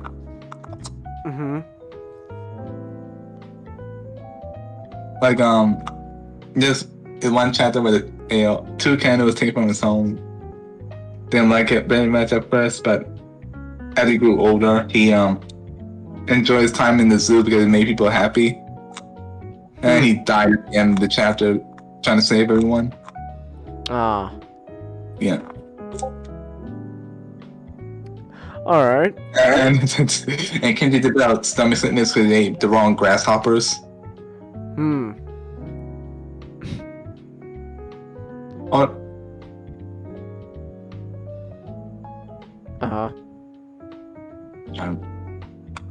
Or then Kenji, another about the sea turtle, Kenji found him. The whole fight started because he asked, "Hey, where can I?" Because he developed an addiction to sea urchins. He'd be like, "Where can I find sea urchins?" And he said, "I'm not gonna tell you." Oh, that's not very helpful. Then even after they developed a friendship, he said, "Okay, can you tell me where the sea urchins are now?" No. No.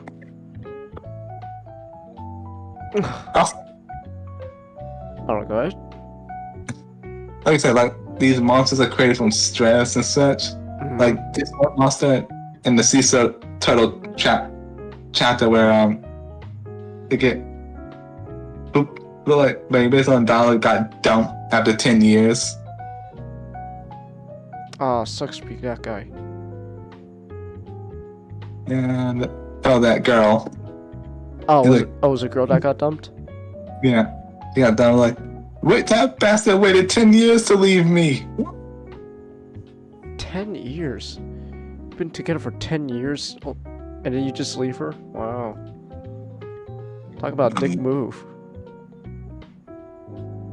And then they're like, oh, a happy family is out now, I'll end you. And the chicken just like, and there's like this scene of the chicken and the sea turtles like the chicken like the rooster is surfing on the sea turtle. It's like it got all the tropes, but it kind of relatable because like it's ridiculous, you know. I mean, a rooster that just goes around and just Kenshiro's Onis left and right. Does it have like a signature move that he uses when it goes around and kicks people's butts?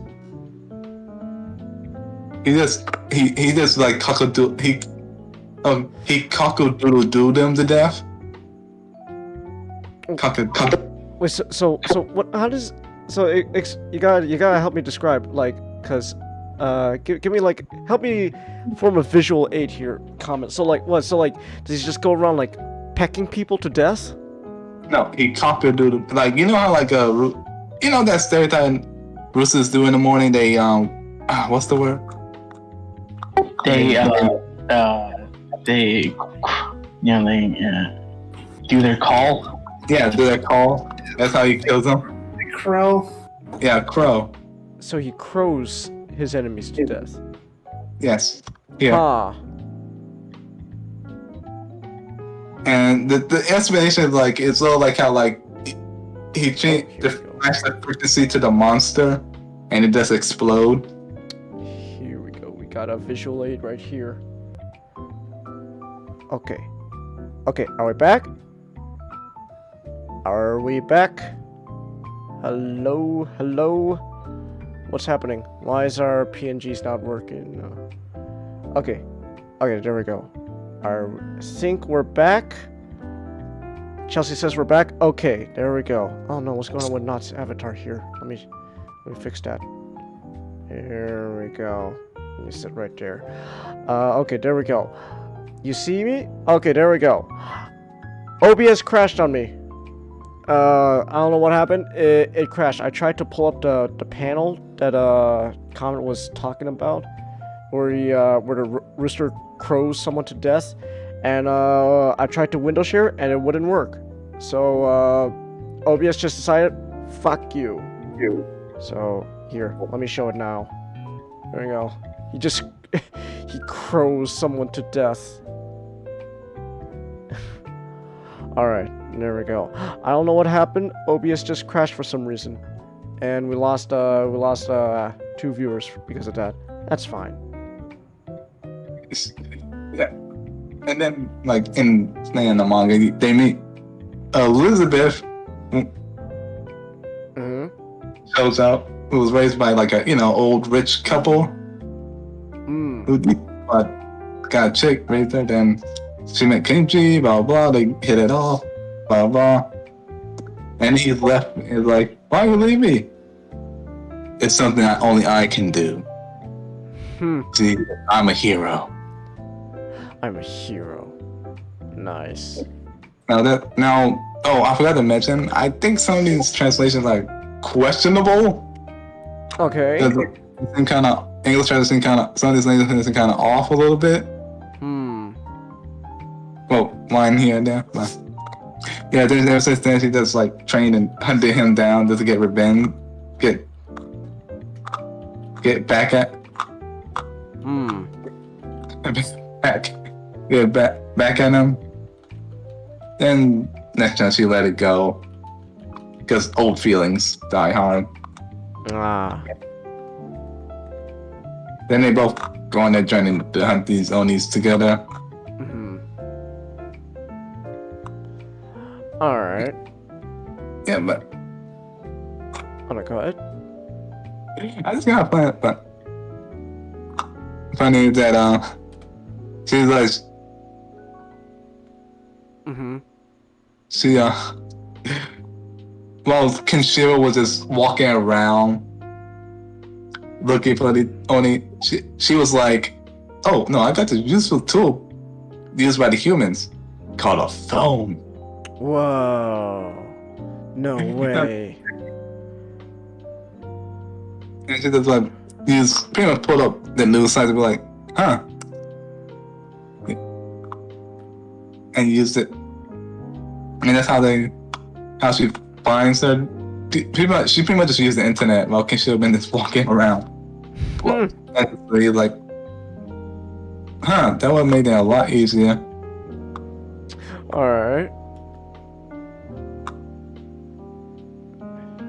Yeah, but and then I just see an image of like the one that killed Kenji's sister. There was a sister and he went all mad. Like,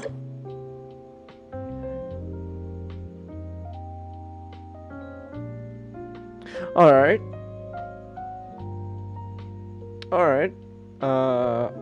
Yeah, but there's only like 4 volumes. All right. How many chapters or issues are in these volumes? There's a grand total of 8 chapters. 8 chapters. Huh. Yeah. And it's been going since written by the series began in the Heroes Inc. online complex online manga website December 18, 2020. The series first Takobon volume was released on May 1st, 2021. As of August 2022, 4 volumes have been released. The manga is licensed in North America by Viz Media. Viz. Since its premiere, Rooster Fighter has been popular abroad, especially in Spanish-speaking countries such as Mexico, Spain, and Argentina. All right. Oh, that's kind of funny. I can see that happening. Yeah. All right. Anything else about this manga you want to tell us? No. I just the best way to describe it is fists to the nut. Well, that's the standard, Kenshiro the chicken. So you said Viz Media got a hold of this. So I'm assuming that's like the legal way to read this. Yes. Really? Volume 1 and 2 are out. Volume 1 was released the 16th of August, and Volume 2 will be released the 15th of November. All right. I don't want to read it. It's just like standard story, just with Well, chickens. Chickens. Let's go. Huh. All right. I still, Oh my god. yeah, like, Rooster Fighter. Rooster Fighter. There we go. It just, Fist of the North Cock. There we go. All right. fist of the wing, fist of the chicken wing. Fist of the North Wing. That's pretty patchy. Does that mean that Rooster Fighter's gonna get was it like a workout game as well, like Fist of North Star? I mean, have you seen Kenji? Kenji? The main character, Rooster. The Rooster? I don't know. I don't think we could ever beat that peak male performance. Yeah. Alright then. Alright. Well, thank you very much for bringing this manga up. I've seen it once in a while on Twitter. People talk about it. That's about it though. I was just going, oh my goodness, this is an actual thing. I think it's gonna be more of a. I think it's more. It's gonna be more like a meme thing for a while. A meme thing? Ah, alright. Yeah, that sounds that sounds right about Twitter. It's just gonna be a meme. I'm gonna read the manga. Alright then. Okay, so with that said then, we can move on to the Aussie. Oh my goodness, comment, what's going on here? Huh? Your PNGs, that's all. I got just your PNGs again. That's all. So SGD, tell me, is Anastasia a Disney princess? Well, I mean, it depends on how you define a Disney princess. I don't know. I mean, that's what I always hear. Or like, is she a Disney princess? So I'm asking you, do you consider her a Disney princess? Well, no, because she's not from a Disney movie, even though Disney owns the movie. Yeah, Disney now owns. Disney owns Fox. Is now technically a Disney movie. It's come full circle. But wouldn't that then make her a Disney princess, SGD? Well, she's not technically royalty because the Red Army took over Russia. Ah. Yes, comrade. Down with the bourgeoisie. Down with the bourgeoisie. Chelsea says, but the style looks like Disney. Well, yeah, but it's not Disney. It was Fox, right? Yeah, it was Fox Animation Studios, with help from Don Bluth's company. Who directed it. Nice. So SGD, what you think of Anastasia? I enjoyed it. But people tend to point out history kind of forgot this movie. And I don't blame them because it's kind of a mid-film. Oh. It's one of those films where it does seem like it's trying to be a Disney movie. But when you're trying to be a Disney movie and you're not made by Disney, you're not usually as good as the Disney movies. Oh. Darn. Also, it's a little bit historically inaccurate. Just a little. What are you talking about? Everyone knows it's historically accurate that Rasputin's some undead abomination. Everyone knows that Alan Moore was the villain of Anastasia. Exactly. I don't know what you mean by historically inaccurate, Comet. Because it is a film which had major contributions from Don Bluth, who is he made a lot of movies I grew up with. Hmm. You know, like All Dogs Go to Heaven, The Land Before Time, The Secret of Nim. I even remember The Pebble and the Penguin and Thumbelina. I don't remember enjoying those last two, but I remember them. Oh. They happened. Man, I missed the Pebble and the Penguin. I remember owning the videotapes of those. I remember Tim Curry was a very disturbing looking penguin. Yeah, but you can't hate him. It's Tim Curry. Yeah. And all the penguins looked weird in that movie.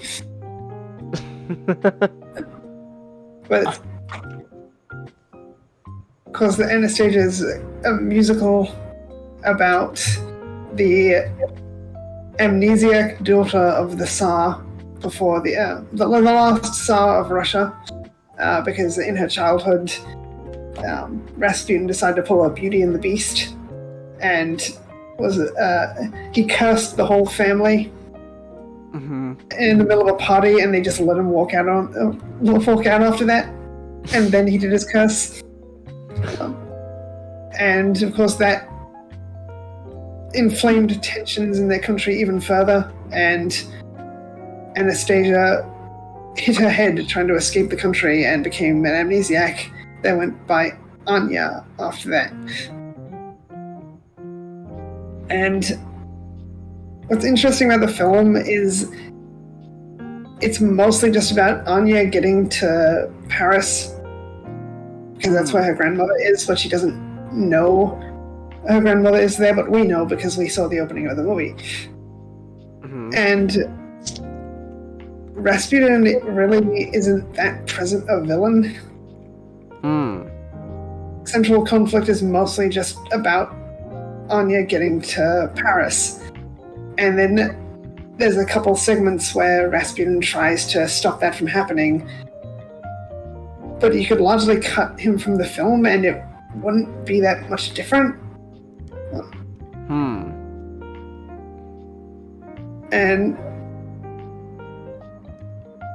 But he's not so involved that the film is worse off for having him in it. Okay. And I do wish we did get more of the character, though, because we really don't get a lot.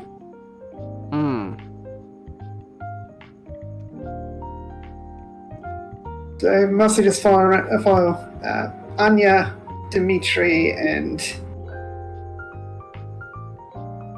Vlad. Dmitri and Vlad formerly worked with Anastasia's family, where Vlad was more of a nobleman and Dmitri was a servant boy. Now they're both conmen. But they're very upfront about their con with Anya, because Anastasia's grandmother is looking for Anastasia and offering a substantial reward for finding her. And of course, Dmitri and Vlad's plan is get her to Paris and try and trick her grandmother into thinking she's really her granddaughter, because she has such an uncanny resemblance to the missing daughter, the granddaughter that was never found. And they tell, like, oh yeah, if you're not the one, you're not the one, but like, hey, at least you can find your family in Paris. So Anya, of course, just goes along with it. She went to them initially to get travel papers, because she couldn't get the travel papers to leave the country. Because she didn't want to work in a fishery or something. As that was the job she had been assigned after leaving the orphanage she grew up in. And there's a lot of good chemistry, I think, between the three central characters. Alright. There is a bit of there's of course romance between Anya and Dmitri. But it's not very well developed, I think.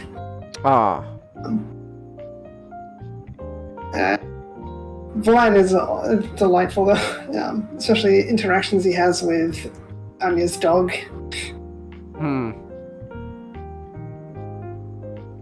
And of course, Rasputin has sort of a assistant, Bartok. I remember seeing a little bit of a sequel film about Bartok. I'm not sure if it's a sequel. It was a project made after. Yeah, it was a project made after a spin-off film about Bartok. It's kind of strange. Because the thing about the Bartok movie is that you see like younger Dmitri in that movie. All these some of them look. They're using the same character model of young. Okay. Dmitri.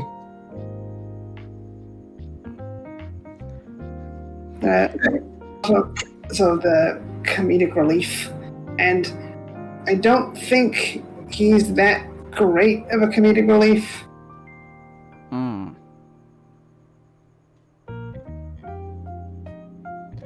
Another problem I think with the film has is it gets very choppy at times.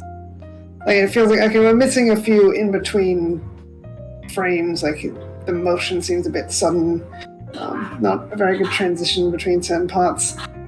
Especially at the start, the start feels very rushed. Okay. Have an opening narration to help explain things better. Like Rasputin was a charlatan, not really a holy man like he claimed.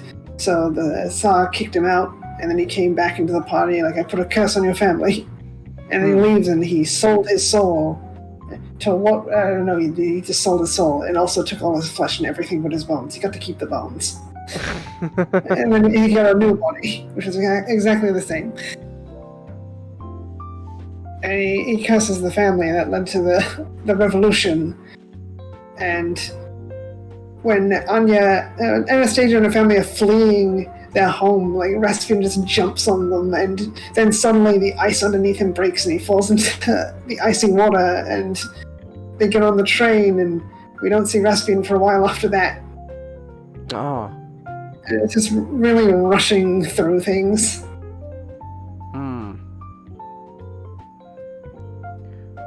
Okay. Now, Anastasia, you said it's a musical, so what about the music?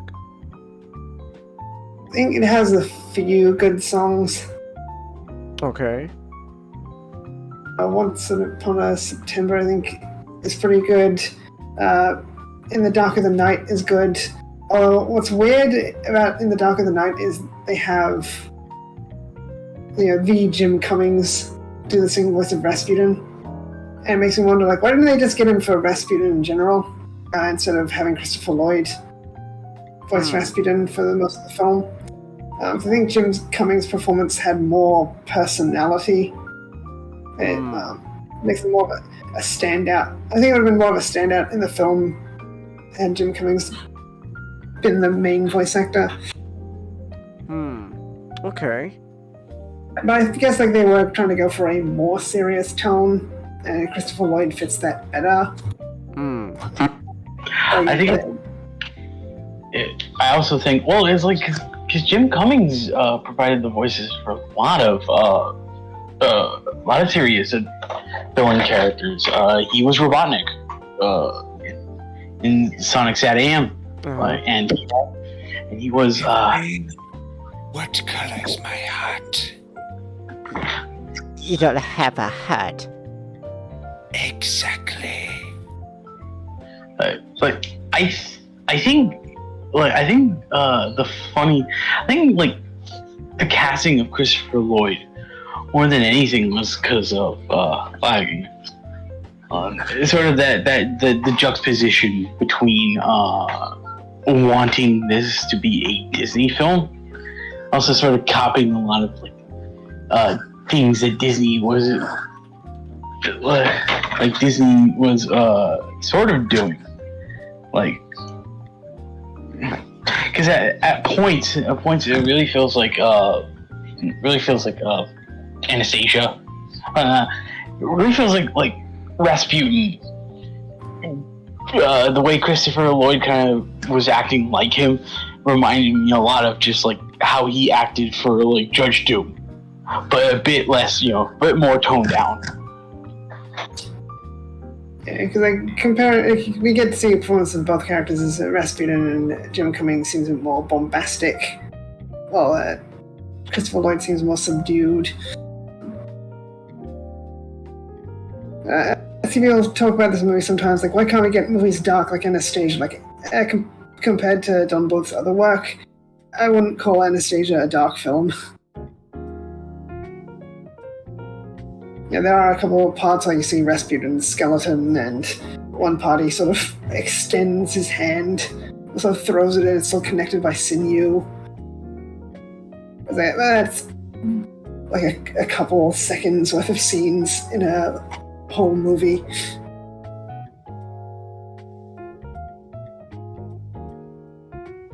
But the movie itself, like, it's serviceable, I think. I wouldn't call it a bad movie, it's just I don't understand why it's not talked about very much. And, I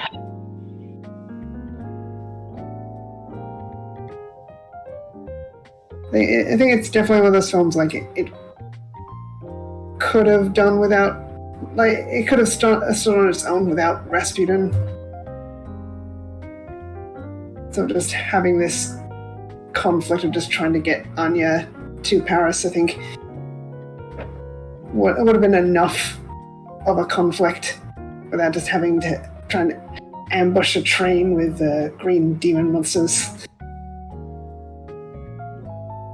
Yeah, especially since Anya is trying to get out of the USSR. But I guess I don't have much else to say.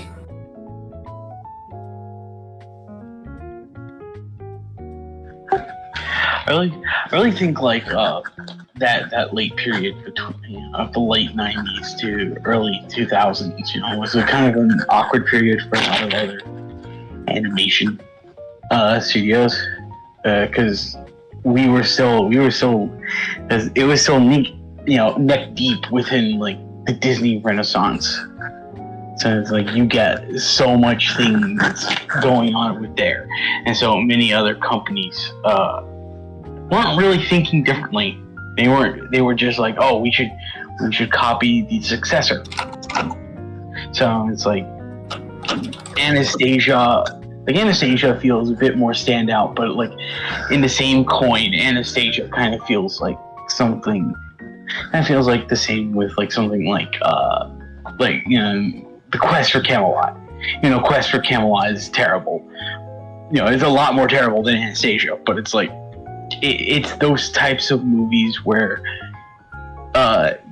they are, they have their influences on their sleeve, and they feel afraid to be something different. Yeah, it's one of those movies like it's trying to be a Disney movie, but it's not.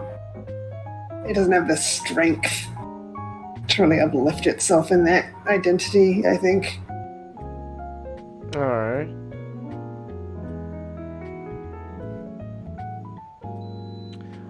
Alright. So if I can ask, since I just came back, what do you think overall is, like, at the very least, what do you think is this movie's greatest strength? I think just the chemistry between the three leads. Okay. Alright, then I guess I have to ask then the opposite. What do you think is the biggest thing that holds this movie back? It doesn't really commit to making its ideas all work together. Like I said, like Rasputin, he feels very stapled on.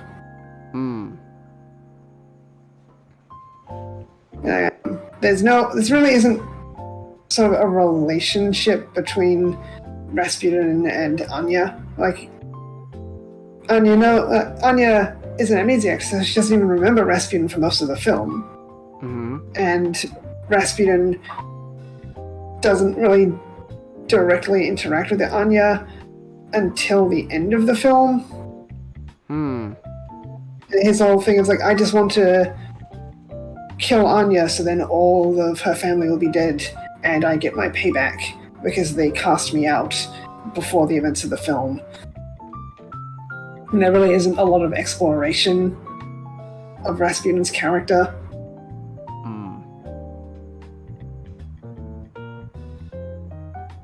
Alright. So, I guess then, overall, then I would have to ask, then, despite all that, would you, if someone asked you, you know, they wanted to see this movie, would you say go ahead? Yeah, I'd say if you want to watch it, it's worth a watch. Alright. Alright then. Alright, I guess, just unless you have anything else to say, do you have anything else to say? Not really. Not really? Alright then. Okay, so that was Anastasia. Alright, so with that said then, now we can move on. We're not done with movie talk. So we're not done with movie talk. Now we're getting into some interesting stuff. So, Mr. Knott.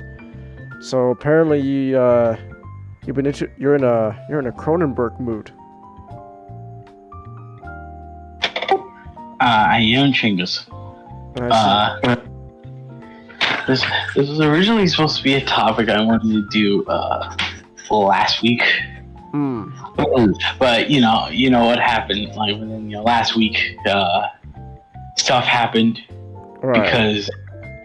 Because like it always seems like a new controversy is happening on a streaming service.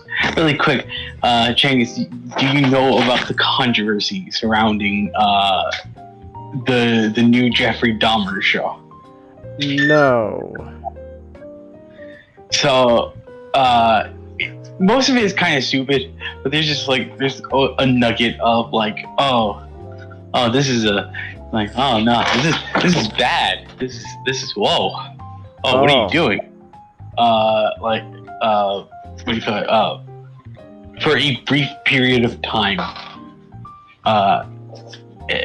the Jeffrey the show is named something stupid, so I'm just gonna call it the Jeffrey Dahmer show. Okay.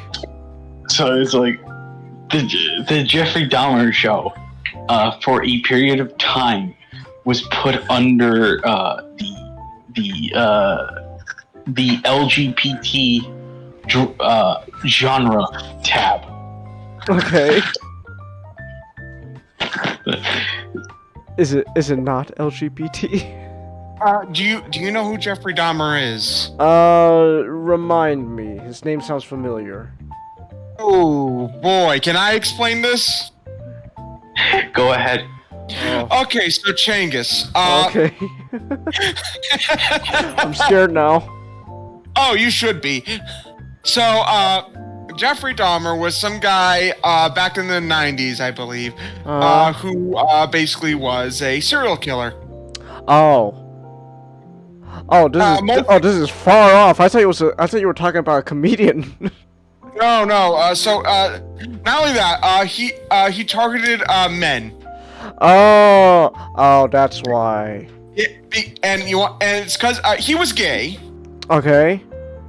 He very much tried to, but he'd also kill his victims. Okay. So what's the twist? Hold on.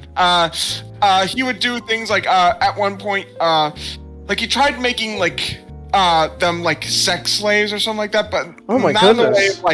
Not in the way of harder daddy, but more of a almost zombie-esque. Oh my god. He would attempt to. I'm sorry, Nick. I just No, you're your dad for this part. I was like, I want to mention this because it's in a sick way. It's my favorite part. It's the time when like Jeffrey Dahmer drilled into his victim's skull. Oh my goodness. And like pour Drano in there so they can to give them like minor brain damage. So they're like as if the drilling into a skull isn't gonna give them brain damage. What the fuck? Yeah, sure. The Drano's gonna give them brain damage, not the fact that you're drilling into their head. Yeah, like pour acid in there, try to make them stop it. It would kill them. As if the drilling into head thing wouldn't kill them first. So it killed them. So it kills them. Okay. And when that didn't work, he just thought, you know what? A dead body is good for anything, and I do mean anything. Oh. Yeah. He's sometimes he doesn't wait to have sex to kill the bodies anymore. He'll do it before. Also, sometimes eat them. He was a cannibal too? He was a cannibal too. All right, so I have to be fair to the sad, pathetic fucking loser. It's like Dahmer tried cannibalism once. Okay. This all makes that time a Halo book got labeled as LGBT sound like nothing. It was labeled that because the author's last name is gay. Not really gay. It's not a gay book, and I'm pretty sure she's married to a man too, so there's nothing gay about the book on the author's name. So this show about this cannibal serial necrophiliac was under LGBT because he targeted men. Because he's gay, yeah. And also, the dude had fucking oil drums of dismembered bodies Oh my in his goodness. house. Yeah, the dude was a sick bastard. Oh my god. He will put the favorite parts that he enjoys from like the men he met in like glass jars filled with formaldehyde, and he would put in his fridge. Oh my god.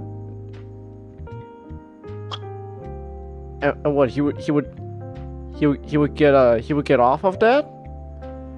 Like he opens the fridge, sees like there's so and so's eye. Oh, I have to check my pants now.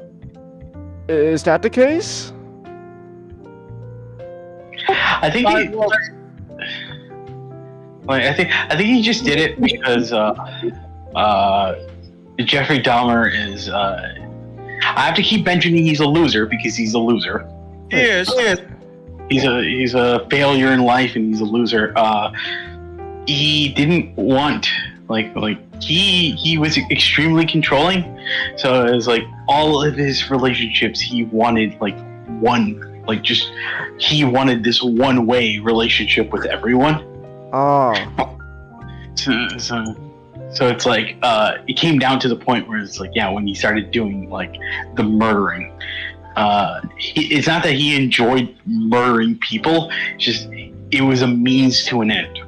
It was that, if I kill this person, that means that they won't leave me, and that means that I can keep them in my house as long as I want to. Oh my god.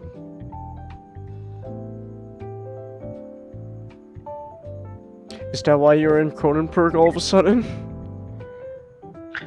No, it's just like I just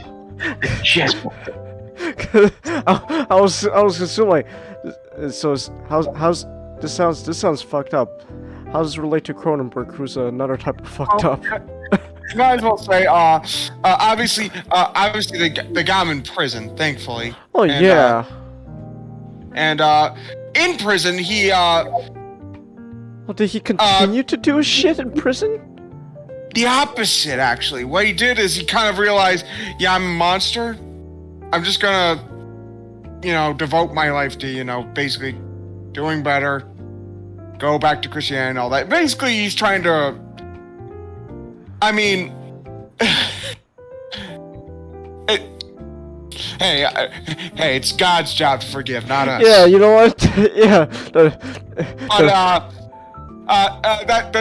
Speaking of which, just because God forgive him, I don't know. I don't know. It's all up to him, but everyone else didn't, and so a guy killed him in prison. Oh. In fact, my mom used to work at the jury district before she had me and had to give up her career. Oh my goodness. I joke, but she didn't. She preferred. Wait. No, I'm saying. Wait, your mother was at the same prison where he was held. Oh no, she worked at my local jury district commission thing. Okay. She didn't. Okay, and yeah, she found out how he died. Oh.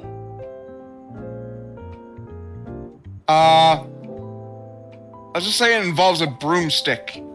Oh. Well, it involved an Allen wrench, and a broomstick. Ooh. Yeah.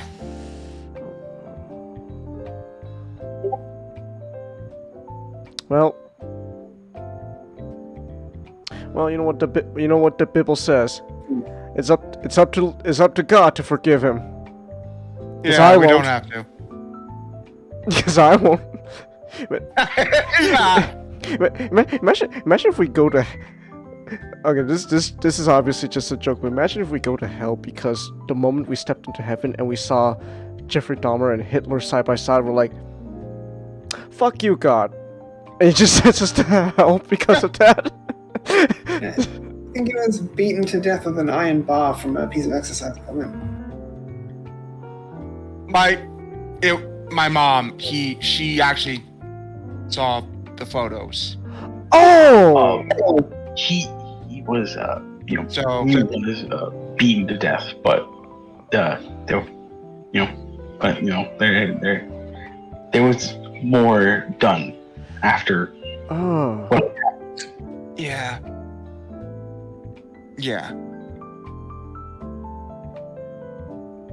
And you're telling me none of this relates to Cronenberg? None at all. Okay. Alright, then tell me, why are you then in a Cronenberg mood not? Well, as I said before, this was supposed to be my topic for last week, but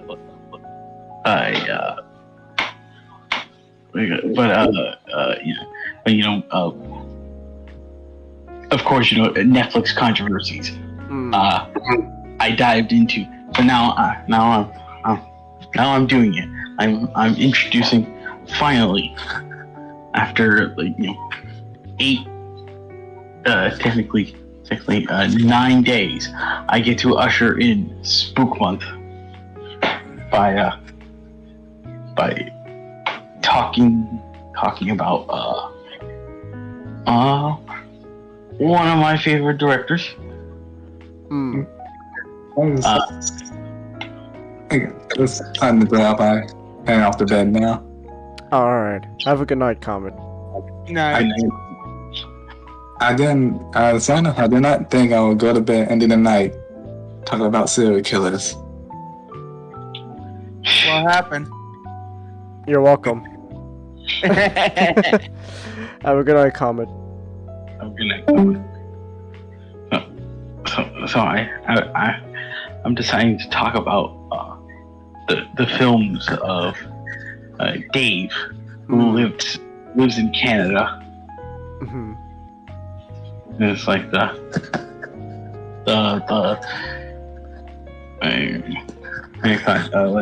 he's a part of my list of top 10 Canadians. Nice.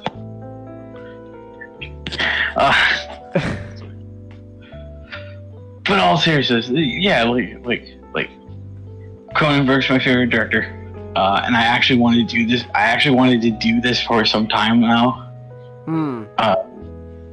Just talk about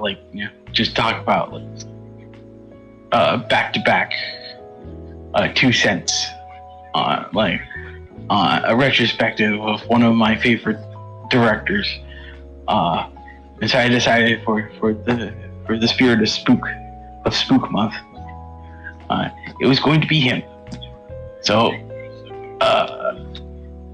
I think for like how many Saturdays is there? So it's like there's like 3 more Saturdays. So I came up with like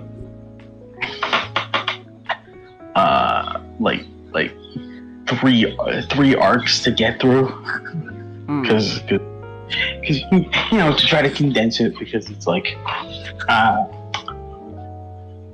it'll take me a long time just to do all the movies individually. And also some things won't work for October, because some of the things he does aren't explicitly horror. So it's like I decided to talk about Shivers and Rabid. I'm tempted to axe, because why the hell not? Do you guys have any experience with Cronenberg? I guess in general, maybe. I guess The Fly. Yeah, pretty much that. Cronenberg, The Fly, and I remember. Was it a 2 cents? But I remember one night you were telling me about Cronenberg's Crimes from the Future. Oh, Videodrome as well. I haven't seen Videodrome. I'm going to cover like Videodrome. That's on the docket for this month. So, all right. Along with the new Flesh, but we'll get to that.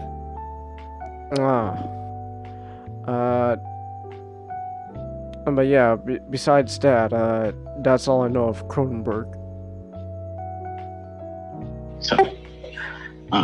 So, David Cronenberg, he's Canadian. I feel like I'm going to mention Canada a lot because it's important for this discussion. He is from the north. He is the father, the grandfather, as some people may call it.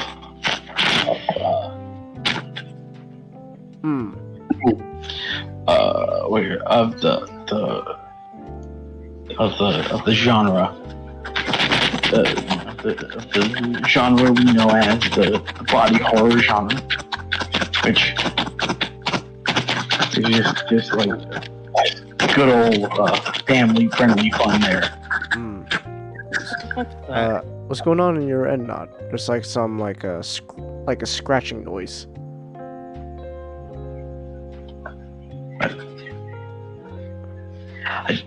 I don't know what that's about.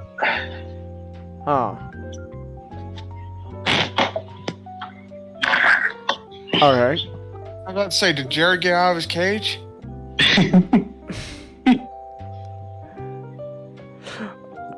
Alright. So tell me, Not, and so what does Canada have to do with these 2 movies? So I decided to talk about these 2 movies specifically because it was. I say it was hard to try to talk about like his earlier works, you know, like his short films and his first two like works in, you know, his first two like feature works. I guess it's because like during that time he was still a student in the University of Toronto film camp. So it's like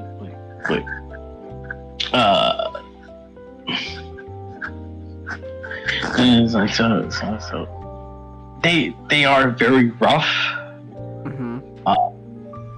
They are very much, you know, student films.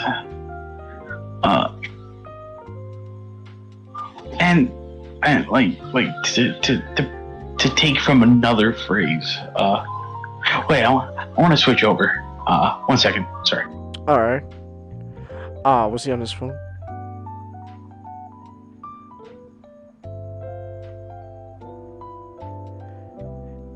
Hold on. Let's give Nod a minute. Yep. All right. In the meantime, Changus, I came up with a realization, Okay. and I'm surprised. I haven't thought of this until now, but it's important that you understand. Okay.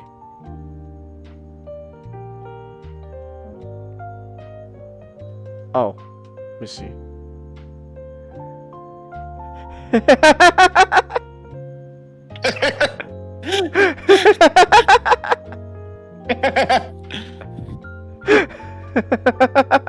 Hold on. Let me show chat.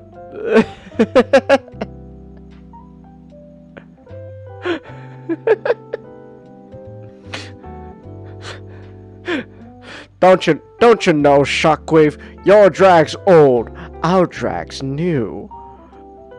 There's only one way to settle this.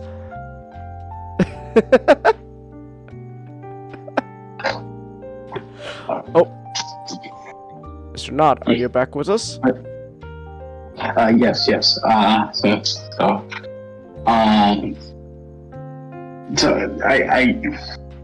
doing like to parrot a phrase, and basically to parrot a phrase what another person said. To talk about like Stereo, you know, his first two features, Stereo and Crimes of the Future, not to be mistaken by the 2022 movie with the same name. But apparently it's not a remake. It's not a no, it's not a remake because it just has the same name. Yeah, like basically like there's a phrase that's like there's a phrase that someone on the internet kind of made. It's like, they're interesting only in retrospect. Huh. Because it's like they're interesting as footnotes. Because it's like, you watch like Stereo and like Crimes of the Future. Mm-hmm. They're kind of listless. They're kind of like aimless, and they go nowhere. Most like most student films, because you're not really making a movie. You're just making an assignment. So it's like like those two films, they do like pretty interesting stuff in them, but it's like but because of the power of hindsight, that interesting stuff goes into much better movies. Like Stereo is Stereo. You see a lot of the ideas and subject matter from there. Like move on to Scanners, and Scanners is a much better film.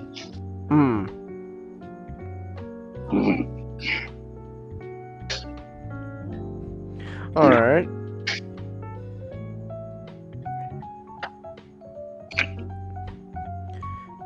and then what do you call it? And then crimes of the future. You see ideas for that, move into the Brood. So it's like I don't feel like they're worth talking about. So I just let them out.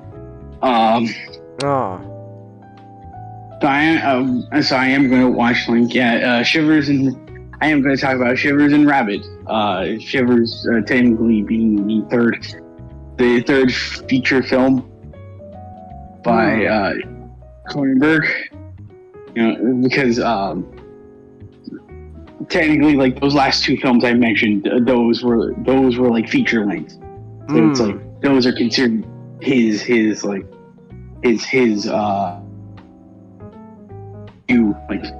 first couple feature films. They're not the commercial, they're not commercial products as we know, as we tend to refer to as feature films as. But it's like, this is the first time he's ever got to. This Shivers is the first time he ever got to helm a project. What do you call it? I'm not going to be talking about the synopsis of these two films because I feel like I may show it to you guys. Okay. I may not. Because it's like Shivers and Rabid are kind of the same film, except Rabid has a lot more money behind it. And there's a funny story about that later.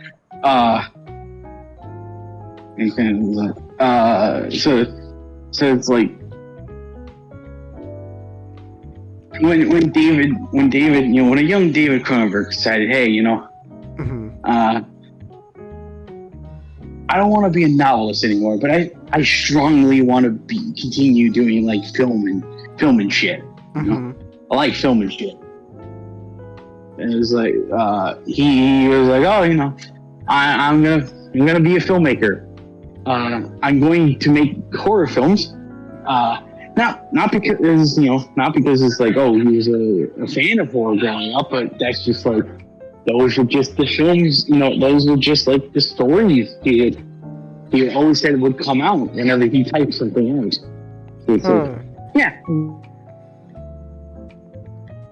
So it was he thought of the concept of Shivers, which to use the loosest synopsis as possible, it's about parasites that take over an apartment complex. Oh.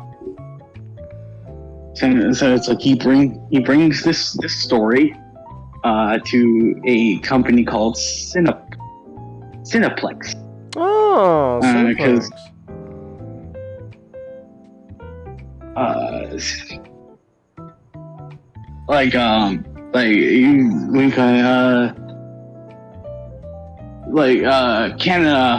Canada, they don't have a lot of film studios.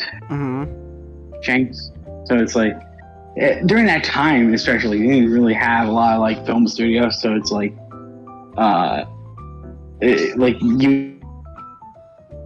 major leagues, they would at the very most, they will try to get you a pipeline so that you can go to LA and start making Hollywood movies. Which I should mention. I guess I should mention this early. The producer for two of these, for these two first films of these two professional first films of Cronenberg, is a Mr. Ivan Reitman. Oh, hey. Hey, Jin777 dudes, what's up? It's me, J. James. Hey, J. James! Hey! How you doing? Hey! How you doing, man? Hey, J. James, how How are you? How the hell are you? Yeah, how are you, man? We're talking about Cronenberg. Yeah, I'm sorry. I'm sorry. Like I am going down some very not safe for Jesus topics, J. James. It's up to you what you want to do, fam. What a deviant nodus. Just warning.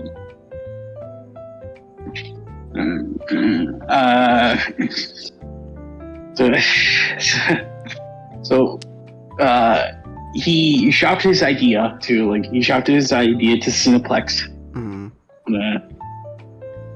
which is a small time company that specialized in a lot of genre films.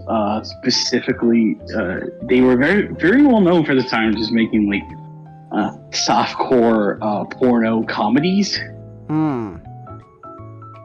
And it's the type of movie, but as Cronenberg sort of described it, it's the type of movie that also they were also kind of witty in their own way, and they also spoke some political things.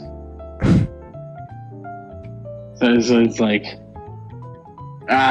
to be honest, Davey, my boy, that sounds cringe, but we're not talking about those movies. We're talking about your movies. So, James says, real quick, James says I have low tolerance for alcohol. I've had 2 glasses of wine. I might go for a third.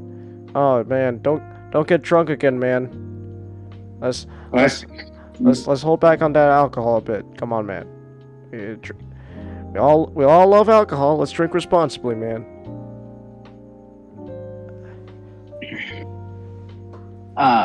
So he gets to this. So he goes through Cineplex. He's also trying to shop around because there is a chance that because a lot of the I don't know if it's still true for now, but during the time, a lot of filmmaking in Canada, a lot of the funding and all that stuff that was a government thing. Huh. So it's you would. There's an agency, a distributor, a production company, basically has to call up and it's oh yeah, we need funding for this film, and an actual governmental agency has to be okay, what's the film about? So it's we're not working on American rules where the artist is generally the government generally doesn't touch art because it's protected under the First Amendment. We're running under Canada rules where we don't care. You will if at any chance we will call you a degenerate, we will call you a degenerate.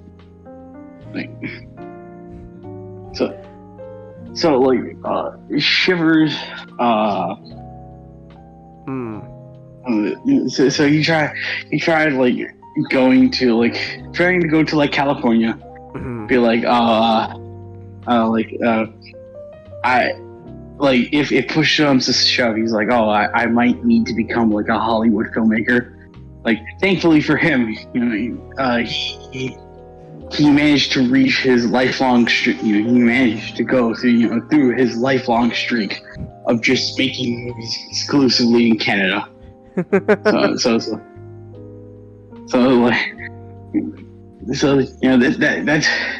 wonderful. He gets that is life goals there, Chingus. James says, don't worry, he knows his limit. He's learned many times. And also, don't worry, he's home as well. Alright, that's good to hear, man. You say you know your limit, but you say you're bad with alcohol. You've had 2 glasses of wine, and that's a lot of alcohol. Someone is supposedly not good with alcohol. Alright. Well, he says he's home, so that's good to hear. But again, let's drink responsibly. We don't need to be a bunch of, drunkards around. Despite how much we love alcohol. He can get as drunk as he wants. He's not on voice chat. Ah. He can get as drunk as Orson Welles was in that one wine commercial. Oh, the French. The French. I wonder if he was drunk when he recorded Transformers. Orson, we need you to record these lines. What am I reading? It's called Transformers. I don't really care for it. You get to play a giant. You get to eat a planet. So. It's like, you should have. By God, man, you should have led with that. What's that next time?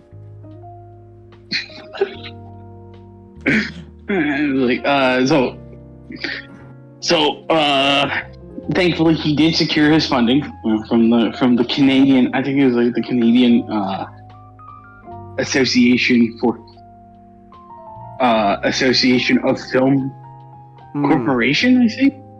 I had a weird name. I can't remember. I don't care. So it's like, yeah, you got the confirmation for this really weird sex pervert movie.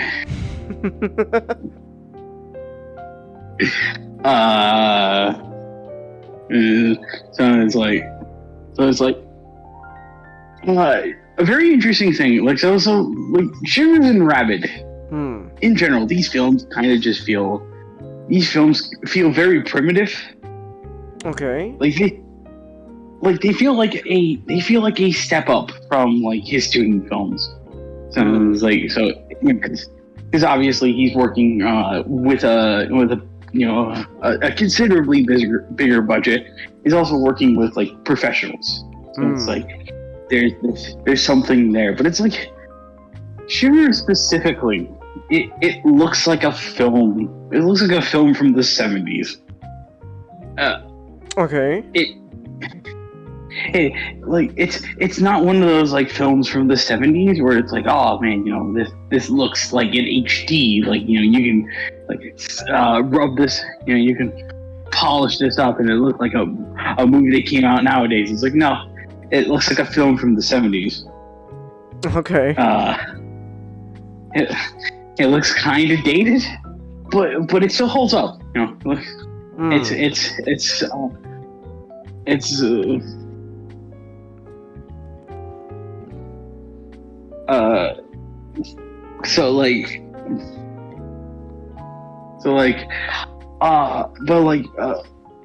Basically these two films they are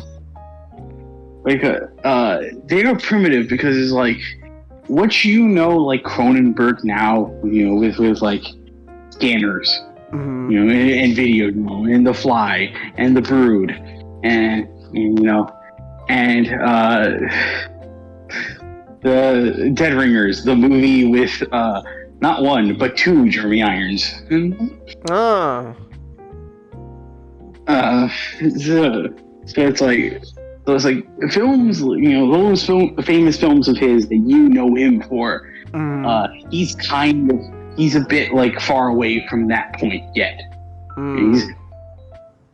He's not at like the expertise to be like, oh, okay, I can start making like these films, and they're such expert level where it's like, oh, there's like just wonderful like filmmaking on display. Like they're very amateur. These two are kind of just feel amateurish, which makes sense because he was an amateur at the time. Like I think just like the joy of watching a lot of early films by a director, you can at times like there are specifically moments where like you can sense like this idea, like, you know, this very prevailing idea from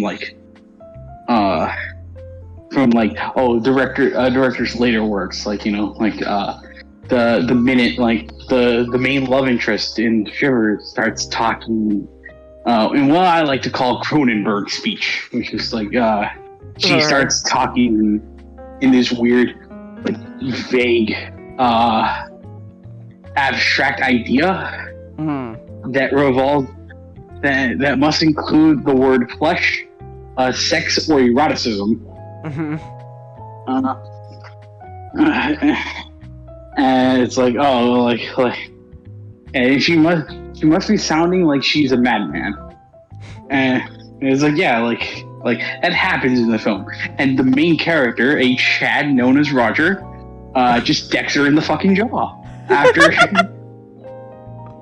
What?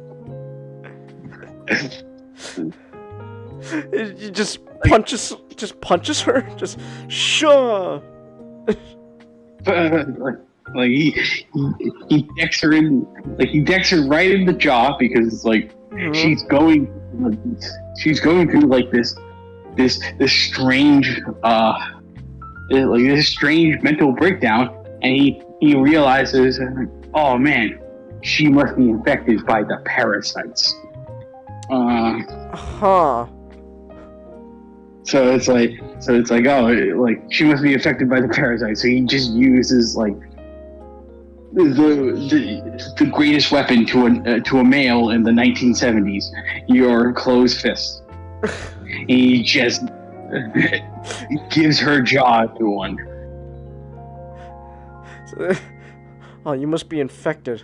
I'm gonna punch you. So it's like.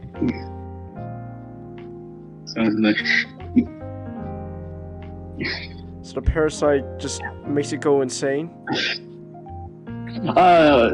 You know what? Yeah, I'll just tell you. Like, the parasite was created in order to the parasite originally was created like in order to act as a new organ in case like one of your organs are degraded, you know. Has been like degraded. It's like is about, you know, to shut down, which may cause like terrible things to happen to the body, like including death. But then it's actually revealed halfway through the film. It's like, oh no, this wasn't made for the benefit of like medicine. The man who created these parasites was just a raving madman who believed that human beings are thinking too much, and that our original purpose on this earth, you know, that our original purpose and intent is to give in to our cardinal desires. And it's like. And the best, I think one of the best lines of the film is just like, oh, it's like the character just reading out what character reading to the main character Roger, just like, oh, what this scientist wrote down. It's like, oh, I am going to create this this parasite to make this never-ending peaceful orgy.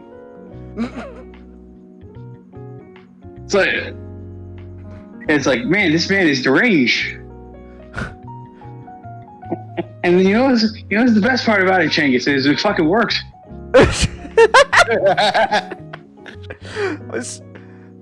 So let me get this straight. So the scientist created a weapon to surpass Metal Gear.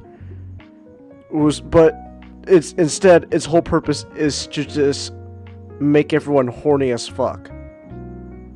Yeah, it's the main villain of the first of Shivers is horny.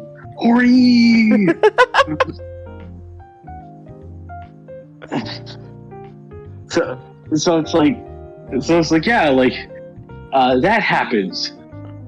And one thing that's actually one thing I always find funny about a lot of Cronenberg, including how when he first started in the industry is he is quickly a controversy magnet. He's not Cronenberg. He doesn't try to be one. At times, he's not I want people to start being mad at my films, giving me publicity. He's just I don't understand why they're mad at my films. What? I don't understand. Why do people not like my movies? I mean, come on. It's just a parasite that makes people want to have sex. What's wrong with that? So it's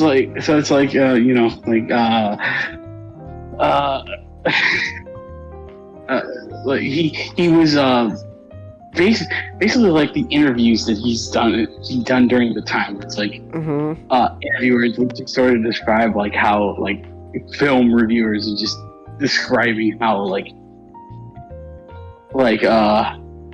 putrid and debaucherous this movie is because of what it is.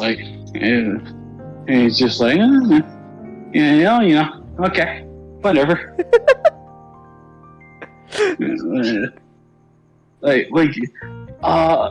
The funniest thing of this the funniest thing ever is just the funding the funding he gets on these films. He always says they're always hard to get, but he gets them in the end. Because the agency funding these movies, his movies, are government agencies. So it's they don't want to be seen as promoting or funding filth, as they see it. But they can't, at the same time, they can't afford to be moralists because Shivers and Rabid at the time they were made were some of the grossest highest grossing movies in Canada.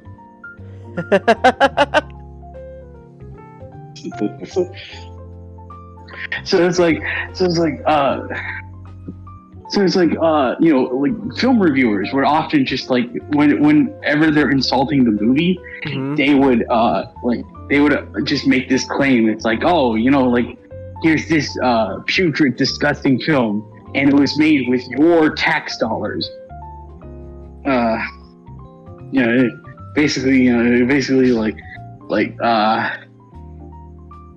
Try to make it all political and such. And it's and Cronenberg always says, but the film made double back the film made double back its budget, and we gave even more back to the taxpayers. But they won't tell you that.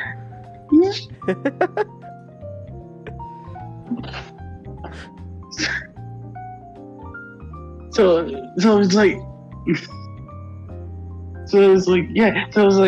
just the idea of the idea of the government getting really mad at your films because they think it's lowbrow trash, but at the same time you make so much money for them, they have no choice but to continue funding you.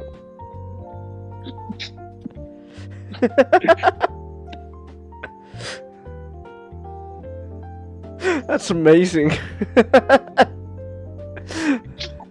We think you're absolute filth, but I make you money.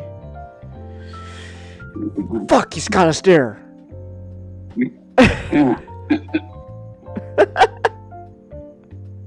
J. James is so drunk he can't get the references right. What?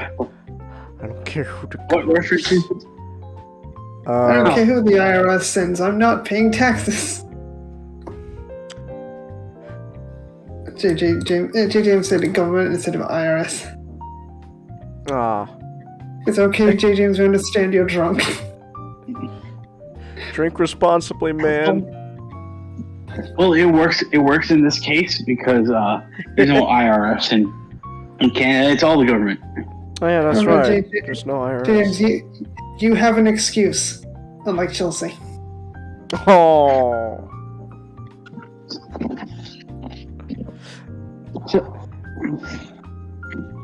So it's like, and you know, to talk a bit about Rabid. Rabid is the same. It's the higher, but like the way to describe it is, it's the higher budgeted version of Shivers, because they both just involve like, oh, here's a bunch of like, here's something, you know, like in Shivers it's a parasite, but in Rabid it's like an actual true like early form of like body horror that causes infection. So it's like, but those two things they create like zombies around them. So it's like, you know, like, or infected, whatever the hell you like to call it. But it's like, you know, they create like these zombie like these zombie like crazed people. So they're essentially kind of like the same film, except one has a lot more budget. Because the first movie made back twice its budget and twice the profit. Chelsea, it means you don't know who Alan Rickman is. Alan Rickman. Chelsea, you can't tell the difference between Alan Rickman, Adam Sandler, and Tim Allen. Both sober. They're not the same person. Chelsea.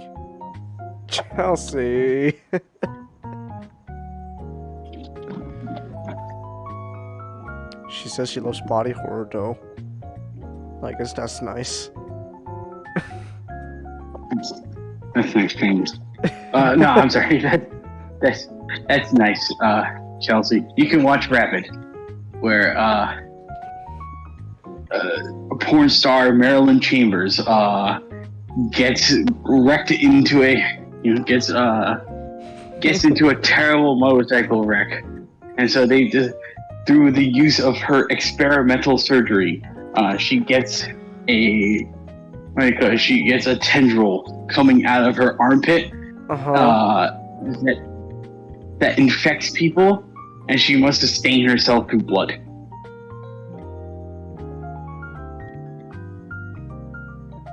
What the hell were you saying?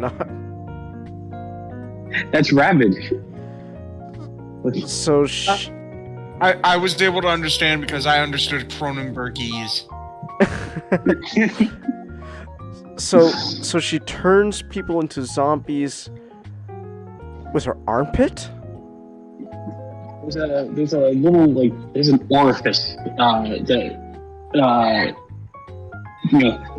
that's within her armpit, where like a little tendril, a red tendril just shoots out, and it stabs people. You know, kind of like a scorpion tail, and it just starts like giving you like a virus.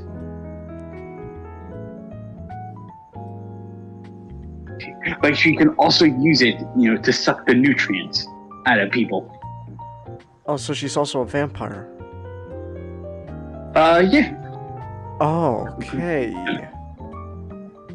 She's a vampire only in that she can, she must gain nutrients from blood. So what? So like, does she have to like put people in like a headlock and then just wait for her armpit to do the work and then, oh, there's the blood. No, because she has a thing in her armpit that she could just shoot out like a tendril. Like I said, Genghis. Oh, like, Like how far? How far? It depends. Like there's no statistic changes. It can shoot out depending on how the movie wants it to shoot out. So I need blood or I'm gonna die. I'll just point my armpit at someone and just shoot it out.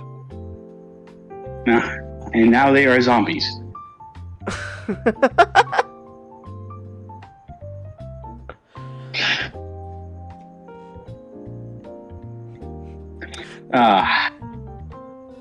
It's like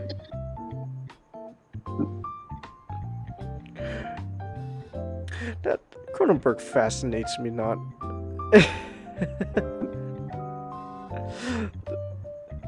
That's a revolutionary horror idea. Tentacle out of armpit.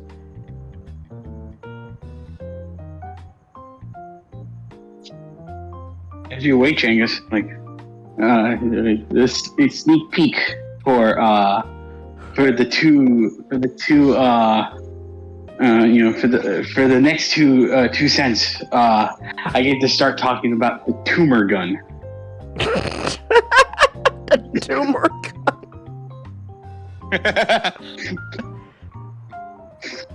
James Woods gets a gun.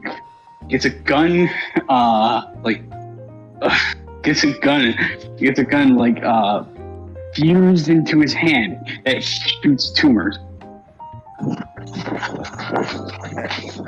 And what does it just? So does he just? I'm just gonna take a guess, and you could correct me eventually when you cover it. So I'm gonna guess. So like he just shoots people, and then the horror is they get cancer. No. No. It's just. Okay. It's like I got a tumor gun. I shoot tumors. What does it do? Give you cancer? No, it's not that he's giving people tumors. Is that it shoots like tumorous growths out of it. Oh. And, so he has cancer. Yeah, people. Not really. It's just like a gross, horrible mutation of the body because he decided he wanted to watch a videotape that was probably made by Cenobites.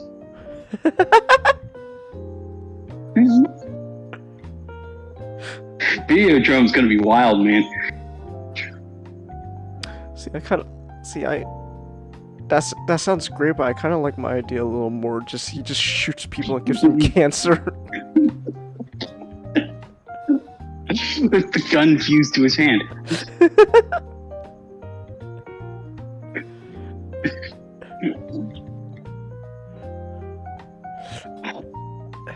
And of course, later on, I'm going to be talking about scanners also, which you may know this, Jengus, that has one of the best head explosion scenes in all of cinematic history.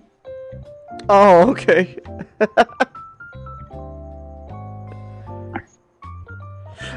Oh, I can't wait. So I don't really have much to say because these are very early films, but I feel like I don't really do them justice just by talking about them. They're not as good as the films he will make later on. They're not as artsy and deep, but it's just two really fun genre films that he liked it doing because it's I can just get an excuse just to have a whole town get affected by zombies who were stung by an armpit tendril. Or a whole apartment complex gets turned into zombies by sex parasites. The original title for Shivers was going to be Orgy of the Blood Parasites. but they're like they went up to him and it's like, hey, David, we want to scale that back a bit. We at least want to get funding. Okay. Wait, so in Shivers, so what are just zombies just going around just dealing people without consent, and then they become zombies? They assault people just coming into the building. Become zombies via assault? Like, of course, it's a film from the 70s, so they can't be like extreme. Also, it's like an independent film, so okay. Like, despite a lot of the blood that's in the film, like, you can't be like super explicit. So yeah, it's like implied, like, you know, like they're assaulted, and there's something that is implied to happen. Huh. And so it's like, and that's how they become zombies. Wow. You know, I think I'll take tentacle out of armpit over that.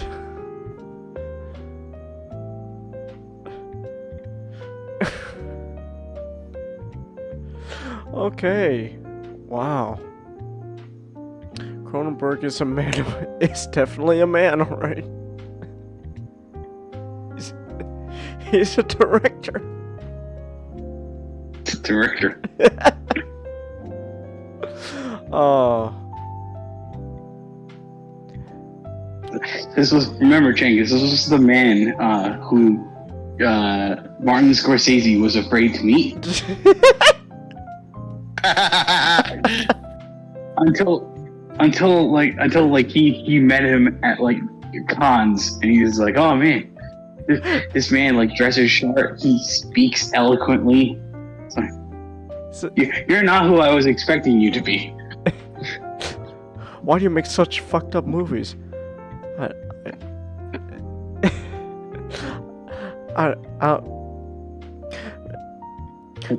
It's like, I make screwed up. Like, his response was, I make screwed up movies. Have you seen yours?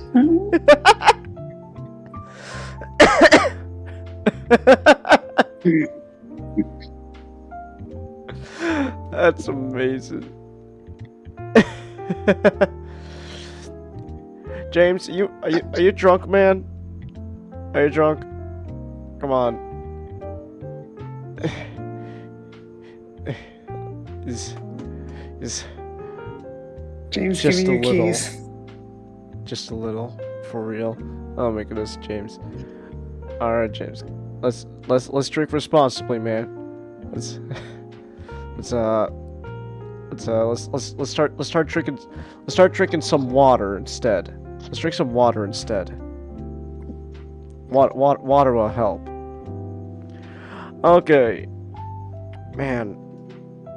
You know, Nick, I really want to talk about Transformers, but man, I don't know how to compare to all that I've just learned about Cronenberg. Well, I could probably help with this. This post I found. A nerd apocalypse. Okay, let me see this. Alright, let me see what we got here. A nerd approaches. I'm over this dumbass Autobot Commonwealth with all these fake ass boss. Hey! Hi. Fucking glitch.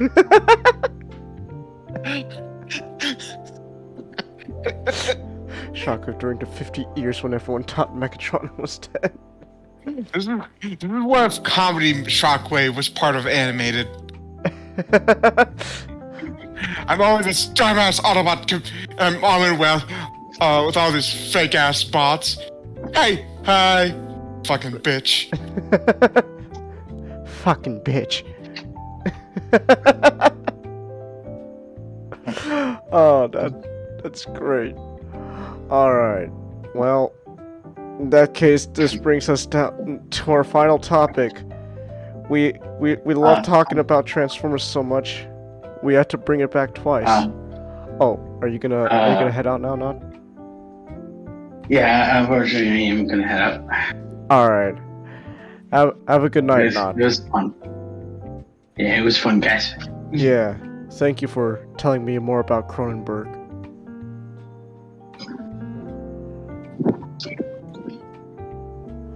All right. Have a good night, Nod. Have a good night.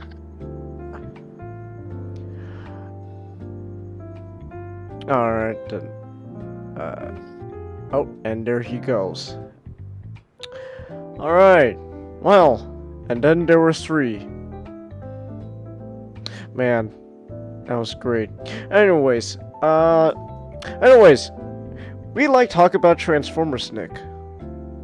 Yep, so much that we had to bring this topic back because we had to bring it back twice. Hold on, real quick. I'm gonna move our PNGs a bit here, and then SGD can remain where he is. He's fine. Plus chat. Oh yeah, that's right, James. Plus chat. Oh wait, James, you weren't here for last Saturday's 2 cents, so this is actually a chance to quickly go over context. Okay, so James, Jin777. That's probably too many sevens I said there. Me and Xenonic have wrote a Transformers fanfiction. A fanfiction that, to be fair, we are very, very proud of. So we're gonna fucking talk about it. It's called Transformers Express.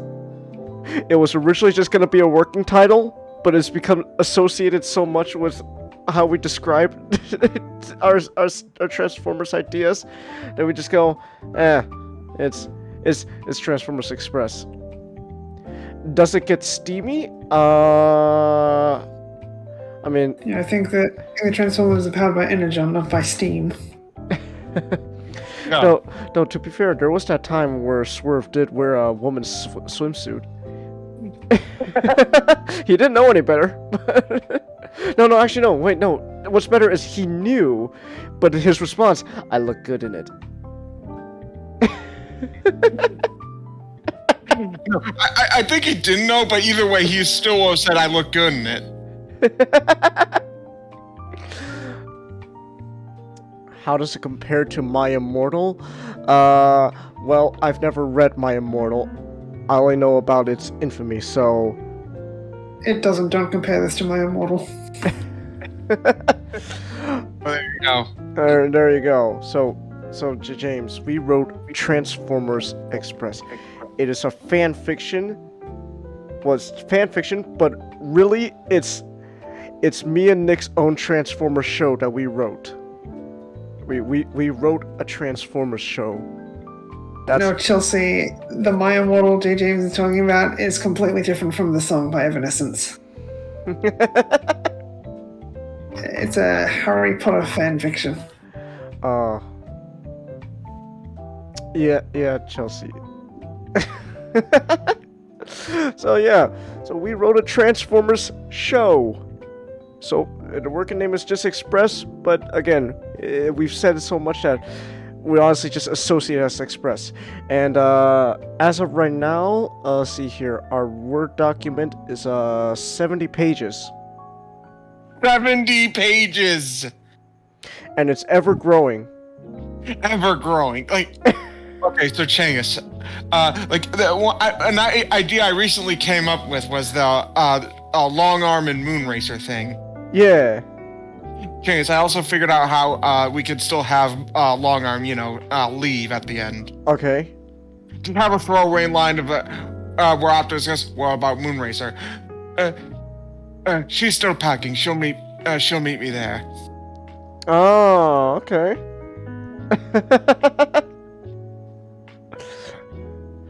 Oh wait. I gotta lie, Changus. I think.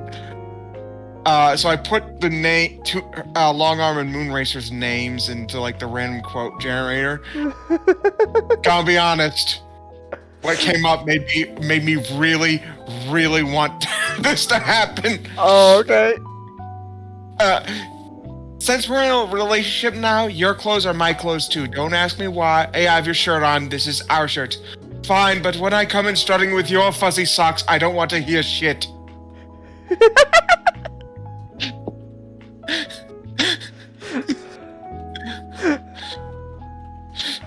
Long arms sweating. Moonracer, there's something I need to ask you. Finally, you're proposing. How'd you know? Long arm, you dropped the ring 5 times during dinner. I even picked it up once.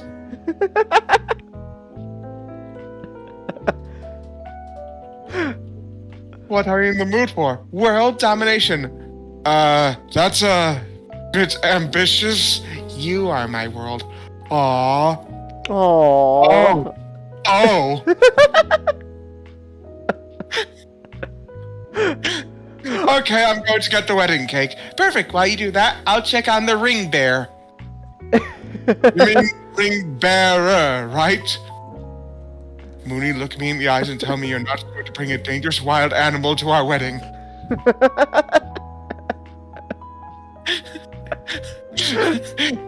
In Paris, I'm moved. I don't know what this is I'm feeling right now. I feel destiny, but I don't know what it is. I feel like I just never thought I'd see it with my own 2 eyes. And here it is. It's just there. It's right in front of me. And this is what you wanted to see? The bridge from Inception? Yeah, but the Eiffel Tower is right behind us. Yeah, but this is the bridge from Inception. Okay, all right. How many of these quotes did you make? 10. Smart is attractive. Educate me on something I don't know. The mouth of a jellyfish is also an anus. Stop. I like your new pants. Thank you. They were 50% off. I'd like them better if they were 100% off. Winks. The store doesn't just give away clothes for free. That's not what I meant. That's a terrible way to run a business, Moonracer. The stars are so beautiful. They're just giant balls of gas. You know what? If you're just going to ruin this then, and none of them are as huge as my love for you. Oh. Random question. What are your favorite flowers? Peonies? Why? Were you going to get me flowers? It's a possibility.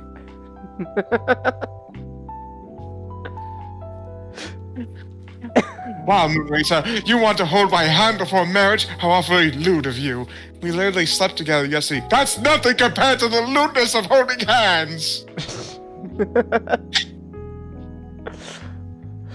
Also, I'm loving SD Longarm.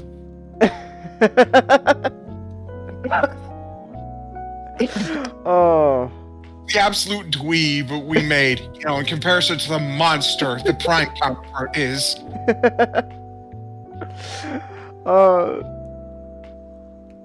Okay, but wait, how many more of those questions do you have? That was it. Those are done. Oh, that was it? Oh, okay. Okay, but as I was saying though, James in the chat, me and Nick, we wrote a Transformers show called Transformers Express. Long story short, the mindset was just let's write a Transformers show. That's kind of different, but also the same. It's something that's willing to take a little risks here and there, but still be recognizable. It's very much inspired. I'm just gonna straight up say it is heavily inspired by animated. Who am I fucking kidding? It is heavily inspired by animated. And Nick, have I ever told you animated is one of my favorite Transformers shows? Enough. Have I ever told you that anime is one of my favorite Transformers shows? Not enough.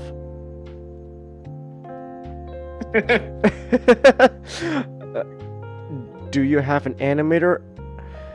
James? No. I wish. I don't have money. And to be fair, considering all the stuff we want to do and how ambitious we want to make it, I'm pretty sure they jump out the window midway through because of all this all the pressure. Because we are ambitious. James, we fully admit this is like this. If this was an actual show that could become reality, that's a fucking pipe dream. But it's a pipe dream that we will continue to smoke out of. They can do it for exposure. Oh God, James, you devious bastard. That's so cruel. Yeah, no. No, Chelsea. Oh, no. Chelsea, not that kind of exposure. They mean get their name out there kind of exposure. No, Chelsea. No, not that exposure. We just said not that type of... Okay. But yeah, no, this is a very ambitious thing we wrote, James. Oh God, shit, we have to start from the beginning again, but somehow make it shorter than last time. Okay. James, I did write a quick synopsis that could sum up at least like the premise of the show. And by premise I mean only the beginning.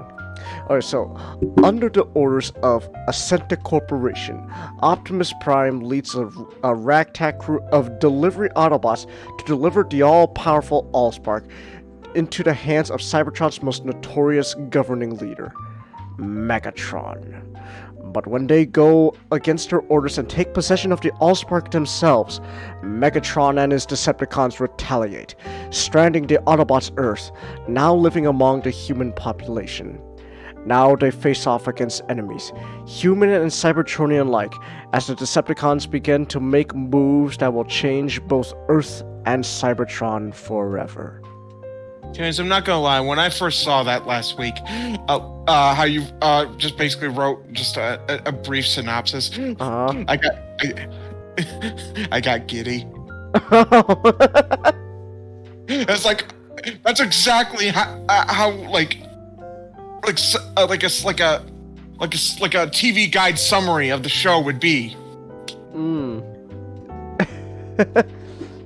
So yeah, this is very much inspired by animated. Yeah, we even have human villains.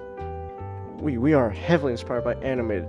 So where are the boobs, James? I don't know. I guess we have to wait for Sorry to hit, legal age of consent. There you go. There's your answer.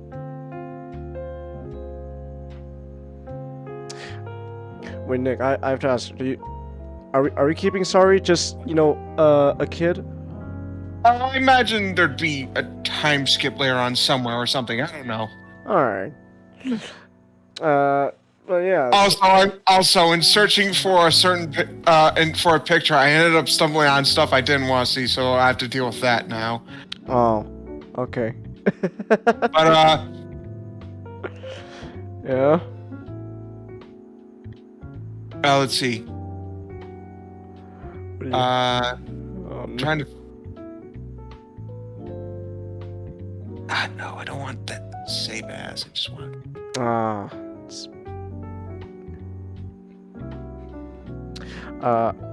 Alright, in the meantime, then, let me explain some stuff about this, oh, never mind. How's this? Okay, let's see.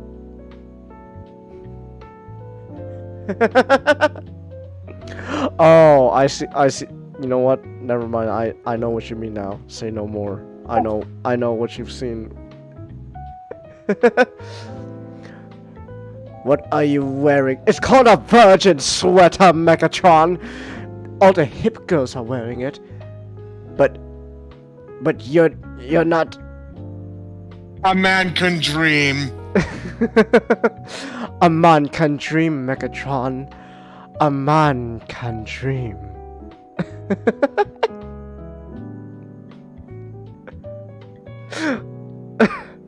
But James says take it off.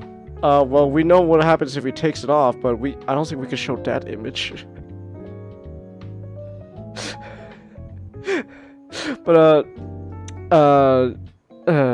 But anyways, let me explain some world building here going on about this Transformers world, okay? So get this, all right? So, like animated, this is a post-war setting. There was a war, it's gone. It already happened. But the war was not with the Decepticons. Decepticons are actually pretty much the government on Cybertron, or at least a governing party, faction, etc. So Cybertron is ruled by a bunch of different factions. It's that run pretty much like a bunch of mafia bosses, pretty much. And then so obviously Decepticons, they rule a part of Cybertron, and yeah, they're just a mafia. They're just a mob. Come on, pay up. Pay Megatron, pay Megatron, and he'll give you some protection. You know what I mean? Call him Godfather. And so obviously Megatron's in charge of Decepticons, and basically Megatron is ill. He's got a sickness. He's got a virus or something. Who knows what? Maybe he has those parasites not talked about from Cronenberg. Maybe he has those, but either way, he's got some uncurable disease going on within Megatron. So Megatron's resorting to all sorts of different things to, how am I gonna cure myself? What can I do to cure myself if contemporary medicine isn't gonna help us? We'll switch to the mystics. We'll switch to myth and legends. Maybe that will help. Hey, here's a thing that I've read in the Bible. The Allspark. Maybe that will help. We don't know much about the Allspark, but hey, it's powerful. Maybe it will help. Who knows? Let's check it out. Let's go find the Allspark. It's in the Bible. And so there comes in our Autobot cast.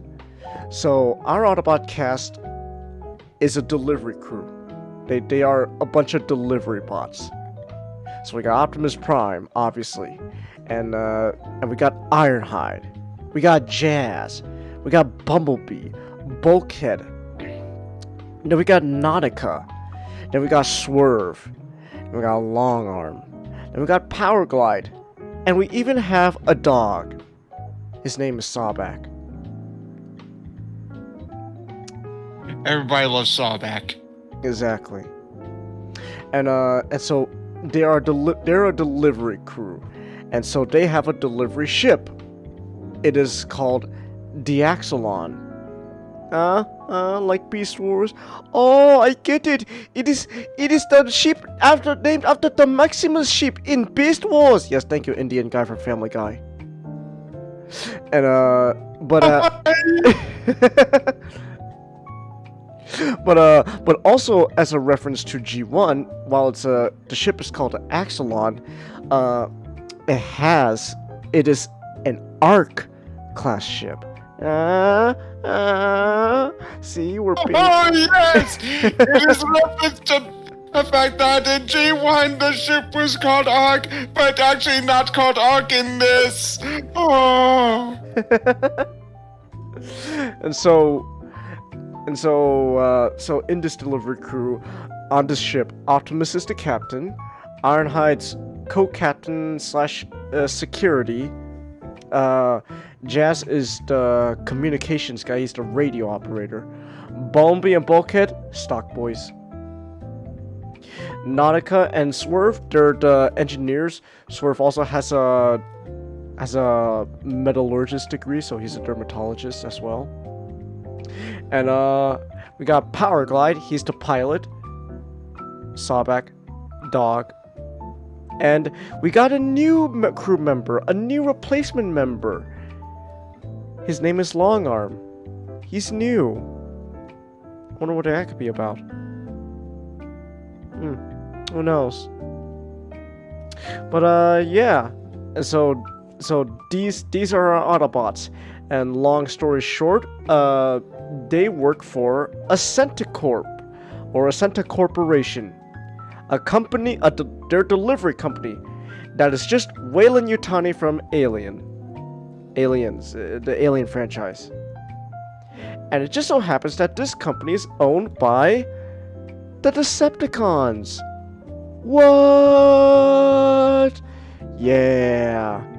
Yeah, long story short, Decepticons have like a majority share of this company. So, yeah, they're in charge.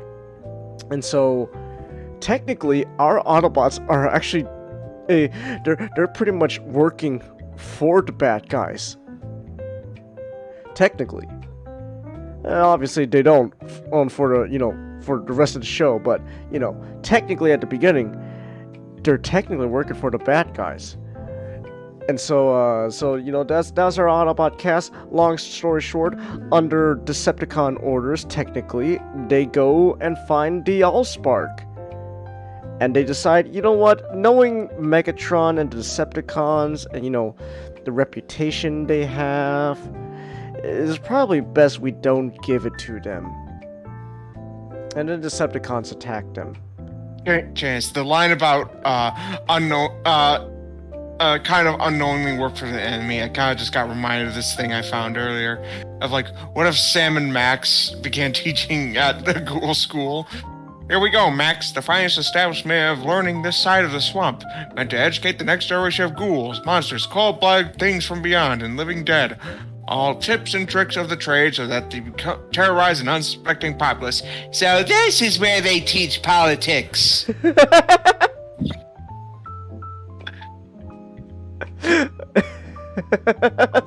Okay, that's actually pretty funny. But yeah, so that's like your basic premise right there, and your basic world building. And then as things progress forward, chat, we learn more about this world and universe. What the fuck is going on outside? Do you hear that shit? Yeah. Chat, did you hear that? Is there some... What the hell? Some kind of planes flying over my... Okay. But, yeah, so that's like our basic premise. And yeah. So, first of all, let's just say that, so we planned out this entire show. So far we have, what, like 7 or 8 seasons? It's about 7. Ah. James says he's not drinking anymore for tonight. I'm stopping at 3 glasses. Good for you, man. Good for you, man. Drink responsibly. And so yeah, we got like 7 seasons planned out. Obviously, we don't have all the episodes planned out, but like we decided, let's do a 7 season, plan. That's our plan so far. Who knows? We could add more. We could add less. We're still in that stage where we're just continuing to go back and forth and develop more about this stuff, because Nick, out of all this stuff like I've written, this is probably again one of the few things that I'm really proud of. I am really proud of Express. And I don't care if it sounds like I'm, tooting my own horn. I don't care. I'm proud of this. Proud of it too. And like, one thing is, this show is very, well, I wouldn't say it's episodic. It can't be episodic, but it's. Oh, I know what I'm looking for. It's a character-driven show. Yeah, there's a lot, There's times where the plot, demands some stuff, but like, for the most part, this is all about characters. It's about developing our characters, getting them to become, like a close-knit, not family and all that, and learning about their traumatic history. And I mean traumatic histories. It really did occur to me that one of the main, like, themes of Express is trauma. And basically getting over trauma.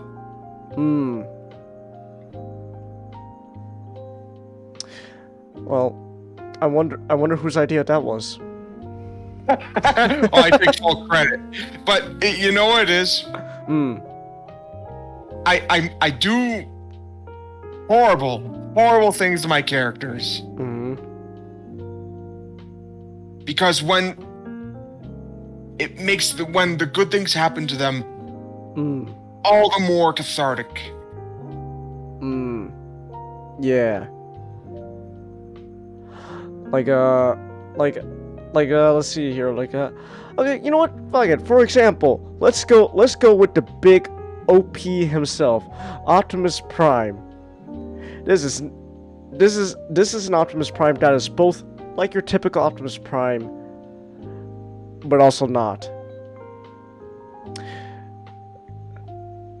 The best way I can sum up Optimus is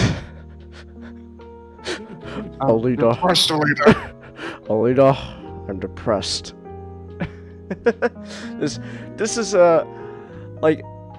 okay. If I were to sell someone on this version of Optimus, I would say Animated gave us a young Optimus who's learning how to be, a better leader. This is kind of the opposite. Opposite and kind of similar. This is an older Optimus, way past his prime. Ironically. This is an older Optimus who honestly is just kind of done with the world, kind of done with life. But at the same time, there's still something deep inside Optimus that still makes him do the right thing at the end of the day. And it's not so much. I think it's not so much that our Optimus is. Oh, you're going to bed now, Chelsea? All right, have a good night, Chelsea. Night, Chelsea. I think it's not so much that our Optimus needs to learn how to be a leader again. More like just it's less of being a leader and more just opening up. Yeah, opening up. Just opening up to, to the ones that pretty much are gonna pretty much become the closest thing to his family. Closest thing to his family. It is his family. Damn it. Are you heading off to bed as well, James? All right. Have a good night. Night, James. He says he promised he'll be okay in the morning. All right, man. Drink water. All right. But yeah. Okay, so since James and Chelsea are gonna go to bed, then that means we don't need to do any more context. Okay, let's move forward. Where do we leave off last time? Good question. Shit, where do we leave off last time? James, we talked about so much, I don't know. Let me see. Let me think.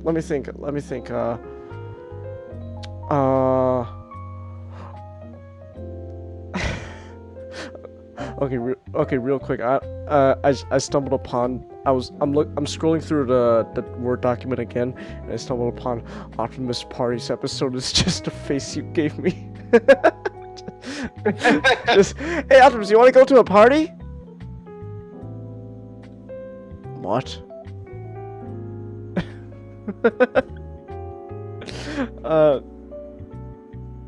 Wait, I forget, Nick. Did we tell about Optimus? Butter? No. Did we tell Optimus about being fat? I don't remember. Okay, so it's not so much that Optimus is fat. It's just, let's just say, when you're past your prime, again, ironic, and you don't really care too much, you kind of have very little fucks to give. You sort of just stop, paying too much care to your body. So let's just say it's not so much that he's fat. It's just, he could be better. He could be in better shape. I hear you assholes talking about me. I don't know why I used the shockwave voice. I hear you assholes talking about me. Just Optimus asking all his Autobots, guys, do you think I'm fat? Yes. Yes. Oh, absolutely. You're disgusting. Wow. Thanks for sugarcoating it. You're welcome. It's not helping. I know that's a recurring gag, but I feel like that just sums up Nautica perfectly. Just as thank you, just Optimus, in the most sarcastic voice possible. Oh, thank you, Nautica, and the most genuine. You're welcome. Okay, I give up.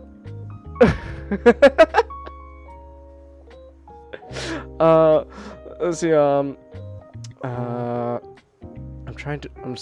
scrolling through here, okay, I was in the middle of, writing the outline for, the episode where the Decepticons, make their, debut on Earth. I gotta finish that up. But, I do know the basic premise for that. Let me see here, oh, you know what? I could talk about Sunstreaker. Sunstreaker. It's just Lightning McQueen. Ka-chow.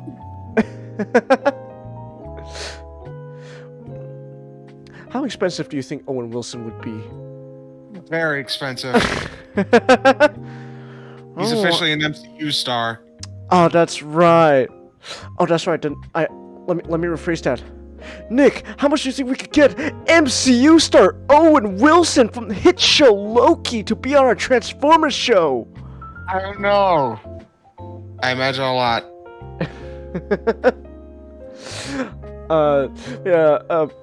Sunstreaker. So we add a Sunstreaker to the cast, and he's just Lightning McQueen, where he's an egotist. Who's got, he's got to learn some humility. He's got to eat a humble pie, and I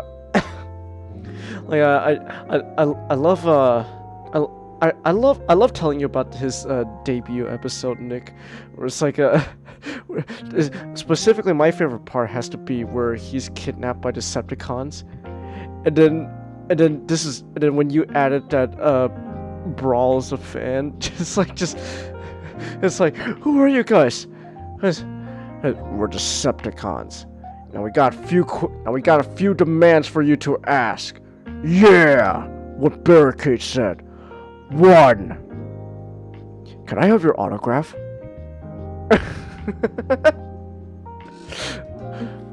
Can I have your autograph? I've been following the magnificent Sunstreak all over the TV. Oh, I'm a huge fan. Can you sign my tank cannon? Oh yeah, sure. You got a pen or something? America, you got a pen? Here, take this. All right, here you go. My hands aren't free. Here, I'll use my mouse. There you go. I am never washing this tank cannon. Brawl. Please wash that tank cannon. So that was your first demand. What's your second demand? Oh, that's right. Yeah, this is gonna hurt. We need money.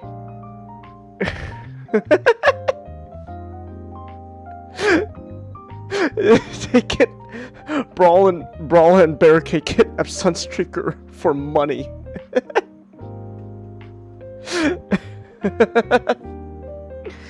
And then let me see here. Oh, okay. We did talk about the life. I think we did talk about the life form episode. With yeah, that's Shockwave's reveal. Plot twist. Long Arm was Shockwave this whole time. Whoa. Who could have seen that coming except longtime Transformer fans? Exactly. Oh man. We talked about that. The Nightmare episode, Nick. Yeah. Where after the whole event with Shockwave and stuff, the Holobots all have nightmares because of Shockwave. Yeah. And in these nightmares, basically, everyone's just living through, their worst fears. So Optimus. I think one of my favorites is power glides. Oh, here we'll go. Well, they're all kind of bad. So we'll go. I'll go. Here, let's start with this. Bumblebee. So Ironhide's fear is rapid, uncontrollable aging. He doesn't like the fact he's growing old. His whole nightmare is like he's growing old, like he's rusting rapidly, like he's falling apart because he's old. Bulkhead, everything he touches is destroyed. He worries he's too clumsy. He's too clumsy. Just, oh, sorry. Sorry. Oh. And, Nautica. Isolation. She thinks, she fears she's gonna be isolated by everyone because they think she's weird. And I thought of it and made it worse. Yeah. By the fact that she actually like at one point she looks in a mirror and due to what's happening, she perceives herself as like some sort of like alien.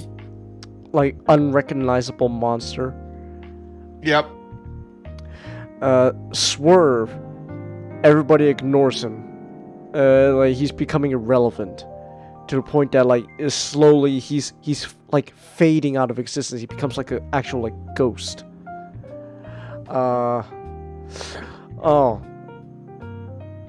Okay, here we go. Let's start getting into some more let's start getting into some of the more bad stuff.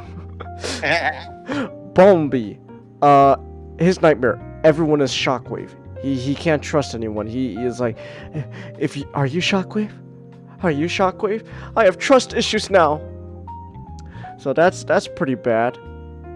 Okay. Also, Chains, to build upon that, I thought of a way to make it worse. Oh, here we go.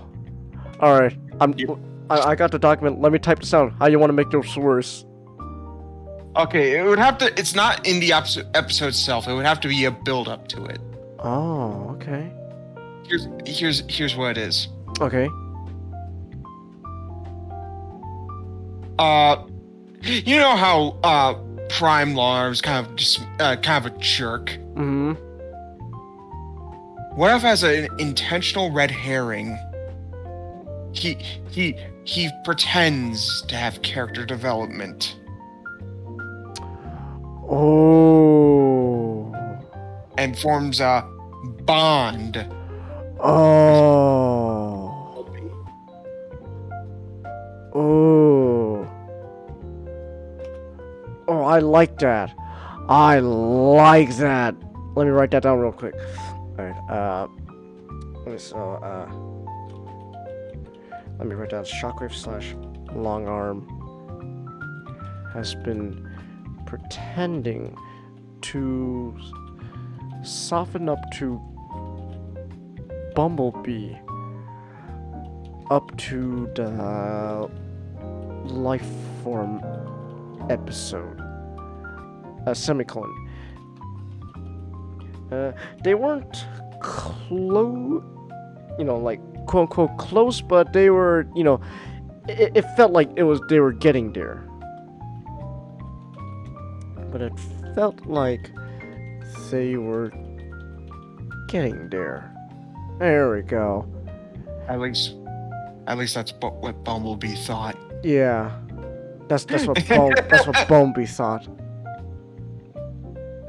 All right, and then it makes all the more heartwarming when SG Longarm actually is what he says he is. Yeah. And actually does form a legitimate bond. So that's Bumblebee. Oh, here we go. Power glide. Blind. The worst thing for a pilot. And then what you added on, Nick. Where he tries to pull a Buzz Lightyear from Toy Story. But but the worst thing is, so he's not completely blind. Like his vision is like failing fast. That's like how everyone kind of starts out kind of a nerve because like it's slow. It gets worse over time with their fears. So it starts out with Power Glide's vision kind of being slightly blurry until it's like complete blackness. But when it hits complete blackness is when he tries to pull a Buzz Lightyear from Toy Story. You know, hey, maybe flying will get my vision back. No, it doesn't.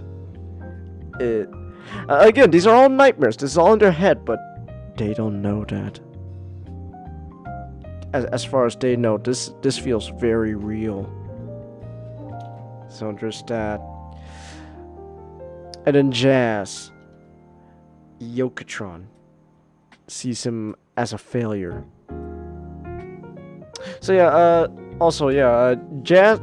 our Jazz kind of has a bit of a animated prowl in him as well, but you know, but he's still Jazz. Yeah. But you know, he kind of has a bit of animated prowl when it comes to like his backstory. So we don't get a, and also, if this was a show, we wouldn't see Yokotron. But like, this is the first mention of him. Like we hear his disembodied voice. You're like, Jazz, you have failed me. No, master. I didn't mean to. No. Please. I'm sorry I never finished my training. Please. So, there's Yokotron. And then, alright, here we go. Optimus's nightmare. Constantly reliving the events in the Lifeform episode on loop. But as things get worse, as things progressively get worse, right as Optimus is about to kill the Lifeform, which is just, you know, our alien, our, you know, xenomorph, Shockwave, and all the ghosts of those he killed in the war taunt him. Dion is also present with the other hallucinations. And then, oh yeah, and also, we also did mention this is also going to be the first time we get to see, sort of, Alita. Where, you don't see her whole body, but you see, like, her arm. And it's a pink arm, so that gives you an idea. Oh, that's Alita. Ooh. So yeah. I can't believe... in the word, and for the longest time, we make people think, in the words of Ollie Williams, she did! She did! I can't believe Optimus isn't the worst, though. Yeah! Why are you so mean to dogs, Nick? It's because I love them. Oh my goodness. So Sawback. Sawback. Even the dog, he's like the Scooby-Doo of the crew, has to be subjected to these nightmares. We should probably first establish his backstory. Oh, it's so sad. It is. All right, let me scroll up. We gotta talk about Sawback and how such a good boy came to be through such a terrible upbringing. It's not the Autobots' fault. Alright, so Sawback's origin. Here we go. Sawback was Sawback's origin, he was bred for one thing. Dogfights. And we're not talking about the planes, we're talking actual dog fights. That's what he was bred and trained to do. He escapes, only to be alone on the streets. And so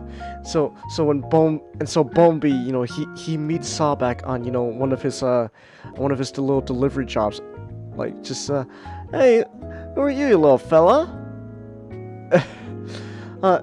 Hey, who are you little fella?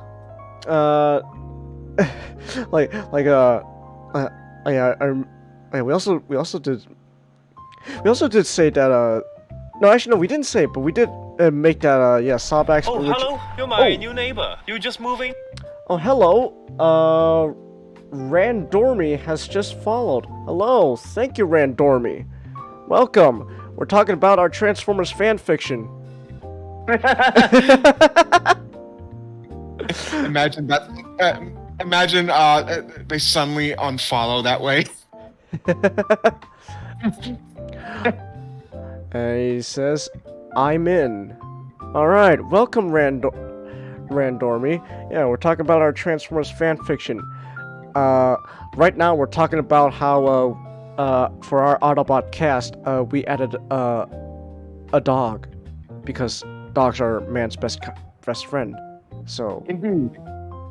So let's talk about how I made that dog sad. Oh, you bastard. Changis, it just occurred to me that because I make everything I love sad, I should probably never have kids.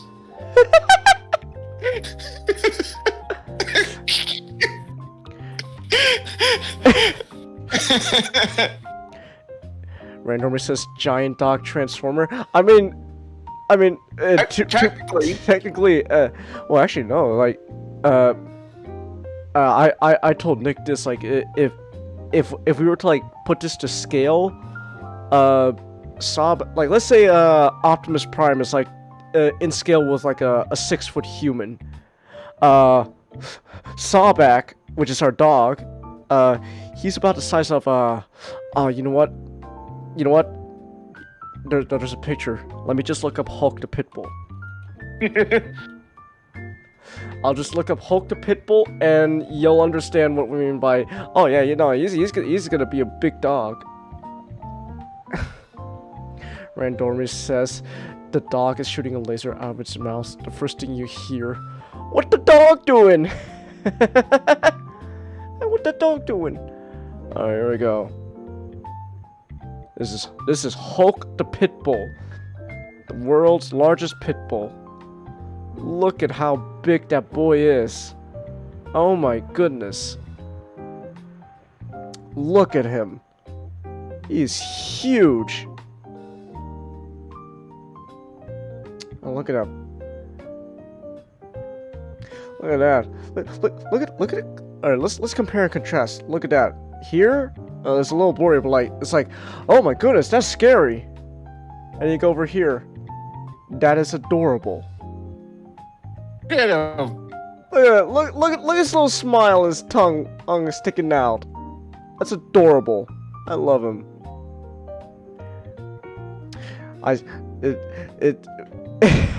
It is a rule here that we stan pit bulls. Exactly. All right, pit bulls are amazing.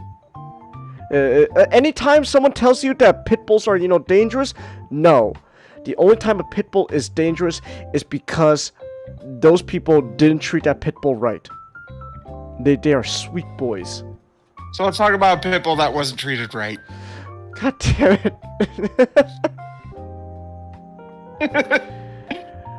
Randormy says, you want to hear something crazy? Sure.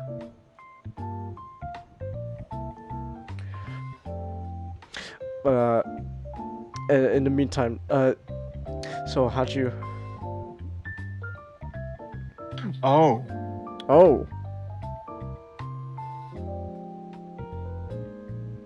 Wait, are you serious? Or is this a...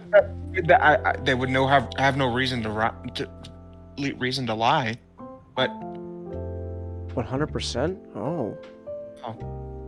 Never hated them? Had one after that? Wow. That's amazing. Wow. Wow. Dang. He has the facial scars to prove it, lol. Oh my goodness. Dang. Oh, I mean, I'm glad. You know what? Glad you were able to recognize that it's not the breed's fault. Just yeah. what happened. Yeah. He says pit bulls are tight. Yeah, they are. They are.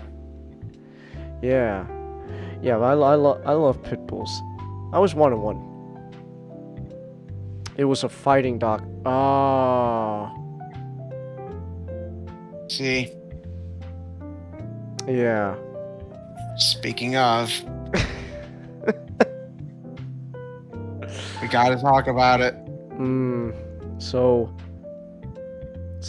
wow. Is this some kind of what is this? Is this if you believe in God, and I believe in God, so I'm gonna say this. God, what the hell's your problem? Are you what is this? Is this a sick joke? We're talking about a fictional dog bred for fighting, and you give us a guy in our chat who met a dog that was bred for fighting. What is this? What is this? Is this some kind of joke? You're playing on me, Lord Almighty? Is this what's happening? Oh my goodness. God is just looking down on you like the Chad meme, like, yes. The Lord is testing me. The Lord is testing me. So our fictional dog, Sawback, he was bred to fight. He's a kind dog now. But yeah. So when the dog has to face this nightmare. Man, this hurts to say, man. It does. Sawback's nightmare is the crew is forcing him to fight Bumblebee. Because our version of Bumblebee, he's the one who picked up Sawback off the streets and raised him to be the good boy he is. So when he has no choice but to fight Bumblebee,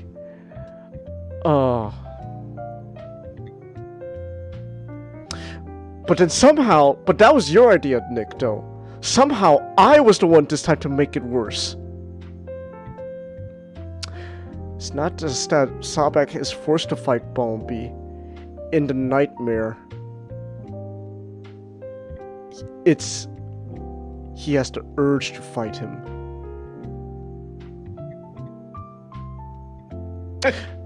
Man, we really made Shockwave a fucked up villain. Yeah, we did. What kind of fucked up guy are you to be where you give the dog nightmares? Why? Why would you do that? Shockwave's answer? Why not? Oh my goodness, Randorm says Pitbulls are like the Kennedys for me. It never goes well. What are you talking about? Don't you know?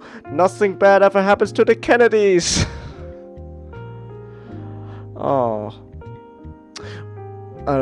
Yeah, so that's our nightmare episode where all the Autobots have to face their absolute worst nightmares.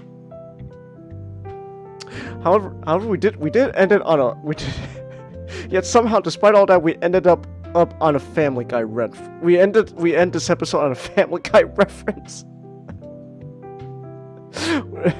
So it turns out the nightmares everyone's having is all because Shockwave planted some chips in their minds that gave them the nightmares, and so they gotta remove these chips.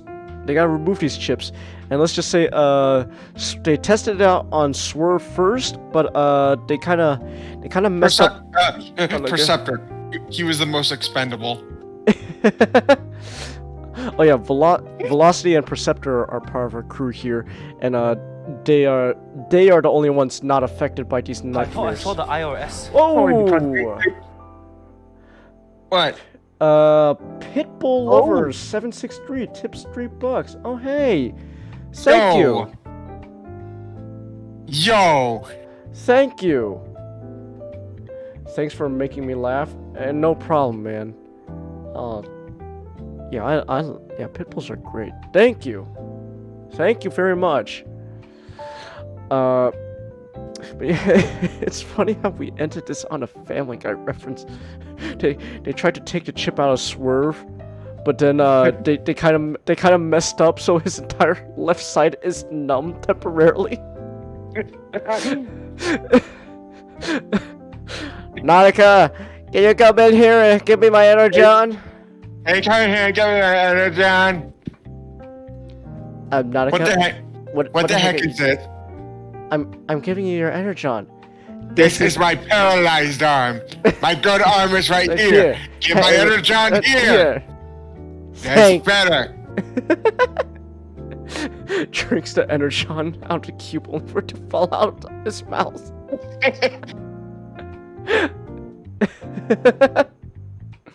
And oh yeah, Wheeljack. The way we introduce Wheeljack is great. Wheeljack isn't part of our initial Autobot cast, but he's here, but he's on Earth because that's essentially his prison. Our Wheeljack, too dangerous for even Autobots, to the point that he was banished to Earth for unintentionally killing 2 high-ranking primes, and by default being responsible for destroying a city. and his response, "Hey, how was I supposed to know that the blob would become sentient? I mean, sure, it ate 2 high-ranking primes and caused an entire city to be leveled trying to kill it, but how are you supposed to account for that?"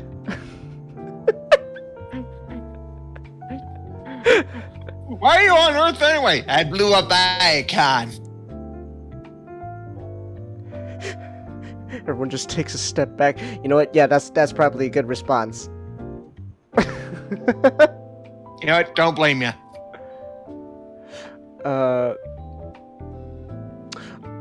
yeah, I know we're not gonna add this joke because we said we want this to be, if this was a show, we wanted it to be PG, but when we introduce Skull Cruncher, I just like to joke. He goes to Swerve. Welcome. I'm gonna make you squeal like a pig. Make you squeal like a pig. What does he mean by that? You're about to find out.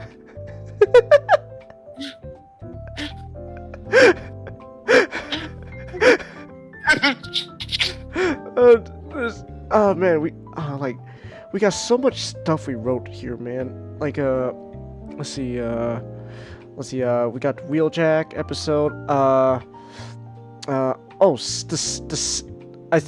don't know if we covered it, but the Sentinel Prime episode, where Sentinel comes to Earth and he and Optimus have a big fight, and I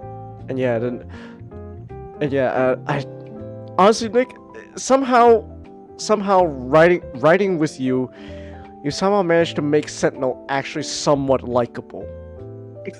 Amazing. Because it turns out this Sentinel's not, he's a jerk, but he's not an asshole. Yeah. He's not animated Sentinel, even though he looks like him. Angus, you need to explain. I came up with the idea, but I always love it when you mention it. What I did with the chin. Oh, so Transformers fans. So Sentinel in Transformers Animated was designed to purposely reference the Tick. They even got his voice actor from the Tick.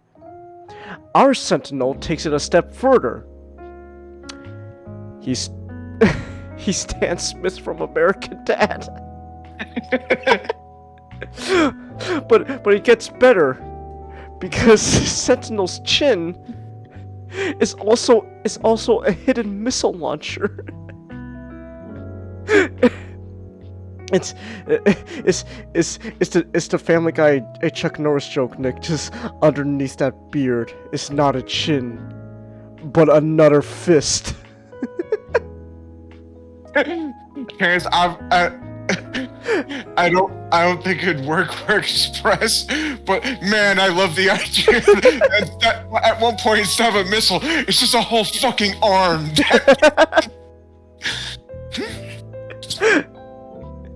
Our Sentinel's just Stan. He just looks like Stan Smith, and yet somehow he's better than Stan Smith.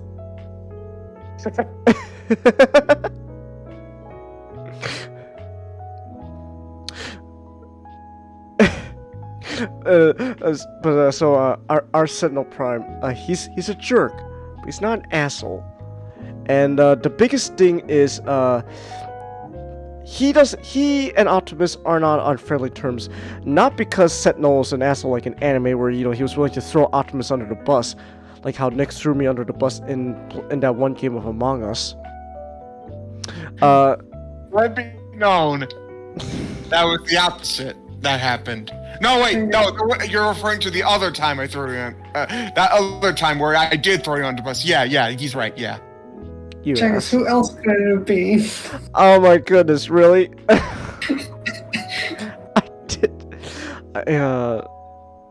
I know it's useless to argue against this, but I'm gonna say it again.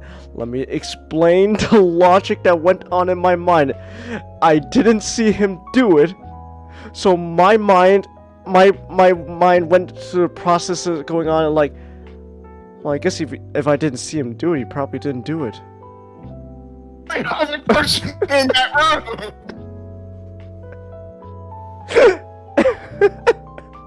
And he was right next to us. I know. But no, I did at one point also throw him on the bus. We were both imposters. It was your first time being the imposter. Yes, it was. At least for that day when we were playing Among Us. It was the first time that round where I was an imposter, and when Nick gets caught, the first thing he does before I have a chance, and the worst part is I played Among Us on my phone, and I do not text fast. I text slow. So before I could come up with a self-defense, Nick goes, "Changus, how could you?" And I'm frantically typing as fast as I can. No, guys, it was Zero Nick. It was Zero Nick. What's even better is that it was literally the first thing to happen. Like, you didn't even get to do anything. You didn't get to do anything. And what's even better is I think I also called the body. That's right. You were the one who called the body. No. I remember now. I saw the person walk in there. No, and I thought, it better be better him than me. I remember now. I was with you, and I saw you kill that guy, and you called the alarm on the body. And then I was like, but like we both knew we were imposters. Like, okay, we're good to go. We'll defend each other. And first thing you do is you throw me under the bus.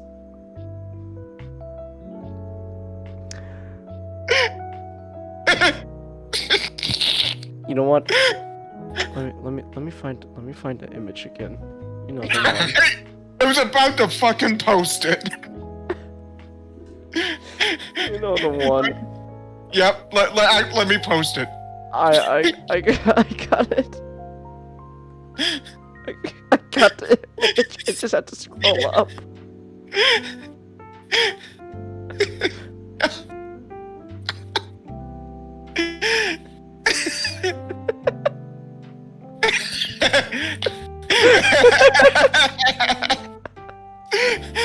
File name: friendship described in one picture.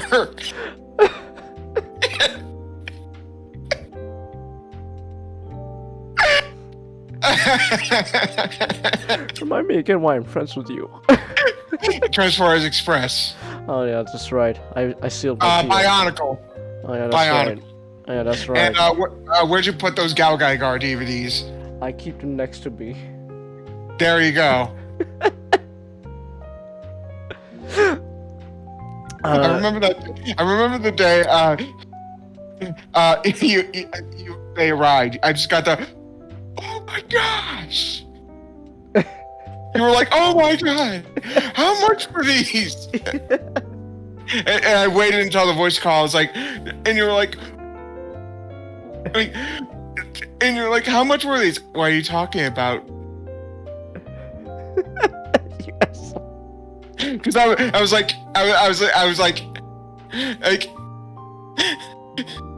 Alright. Man, we're talking about Transformers. Oh, go ahead. I was about to say we were talking about Transformers. Yeah. We were gonna talk about how our Sentinel Prime in our fanfic was different to, asshole Sentinel, where he's not an asshole, he's just a jerk. Yeah. And the reason why he's not on good terms with Optimus isn't because he throws him under the bus. It's because Sentinel feels Optimus threw him under the bus. Okay, so let me explain. So our version of Optimus and Sentinel were good old buddies and friends before the war. And back then Optimus was obviously Orion Pax, and Sentinel was just Sentinel, and there was Ariel, and there was Dion, from Birth of Optimus Prime G1 right there. So they were all friends. And if you're a Transformers fan, you would know that Ariel is Elita 1. However, Dion is not Ultra Magnus. That was confirmed. Dion is not Ultra Magnus, so yeah, Dion, he doesn't make it. Nope. But so our version of Optimus and Sentinel, they were best buddies before the war, and when the war hits, so before the war, they all had a dream, where they had this dream of, hey, let's become primes to change Cybertron for the better. And what does that mean? They were young, idealistic, bots. It doesn't matter. They're gonna change Cybertron for the better. They're gonna become primes. Oh yeah, primes in this world. It's not it's a rank. It's not something that granted to you by a MacGuffin. Have I told you, Nick? I'm not a big fan of Optimus being the 13th Prime. Yeah, I'm not a fan either. Yeah, I'm not too big on that. So when Optimus is a Prime, it's a rank. It's just a rank he has. It's like being knighted, like how for example, Patrick Stewart, he was knighted, so he's technically Sir Patrick Stewart. Man, imagine that, Sir Patrick Stewart, and he's best known for two roles: being cripple and being a drug addict.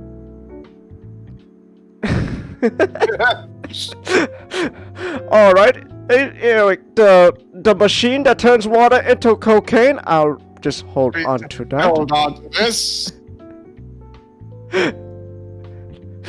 Wait, Nick.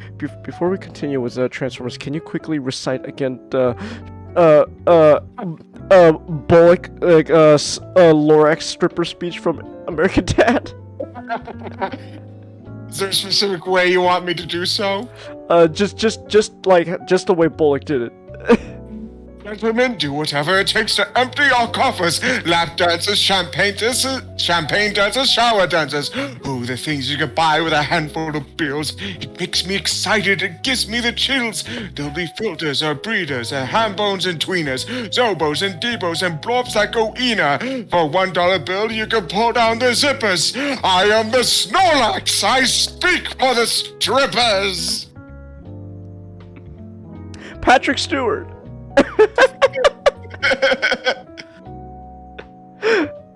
but yeah, so like that, Prime is just like a prefix, or I guess in this case a suffix. It's a title and it's a rank. So Optimus and Sentinel, they're gonna become primes to change Cybertron for the better, and they hatched this brilliant idea that they're gonna work up the ranks by participating in the war. When the war is over, only Sentinel is the only one to pretty much like fulfill that dream of like actually being in charge of like Cybertronian government, who is actually trying to fulfill, you know, his job. Worst part is, it's not that Optimus couldn't. He didn't. He didn't. And why? Why is that? Why if Sentinel's out there busting his balls, actually trying to lead Cybertron, what's Optimus doing? I'm depressed, Alita. So he's mad that they had this dream that Optimus came up with. He had the idea of basically finding the war, a rise up the ranks, and he basically just left. He vanished. And the moment Sentinel finds Optimus again, he's a delivery man. Imagine that, like we're gonna become like, you know, we're gonna become like the leaders of like our world for the better. And then imagine waiting like decades later only to find out your best friend and where did my best friend go? He abandoned me. He's a mailman. Yeah, you know what the worst part is? You said that Sentinel felt like Optimus threw him under the bus. Mm-hmm. He's right. He's right. Yeah. And it gets worse when you technically think about the fact that he technically also threw Alita under the bus. Really, Alita's only forgiving because, you know, they're a thing. When you think about it, obviously Alita's gonna forgive Optimus because, you know. I imagine she's still kind of miffed though. Especially since maybe it's maybe it's so much maybe it's more like, you know, she forgives but she never forgot. Yeah. Especially considering he did kind of just at least mostly ghosted her after the war. Well, he just straight up left. Really it's just really because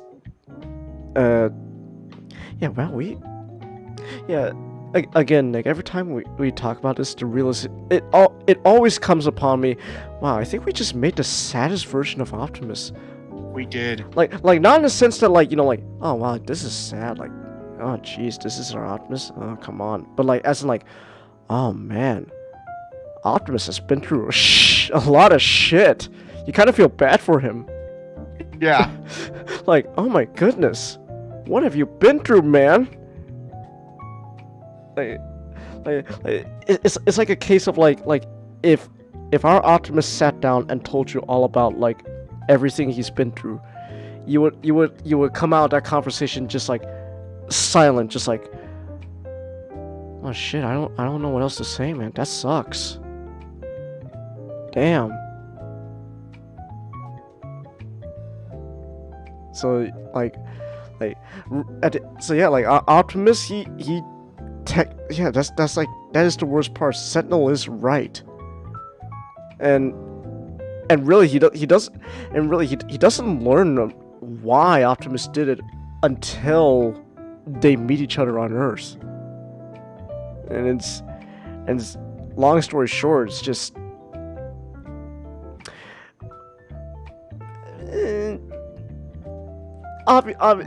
it's an oversimplification, but you know, it's PTSD. Optimus got real shaken up by the war, and he just kind of disappeared because of that.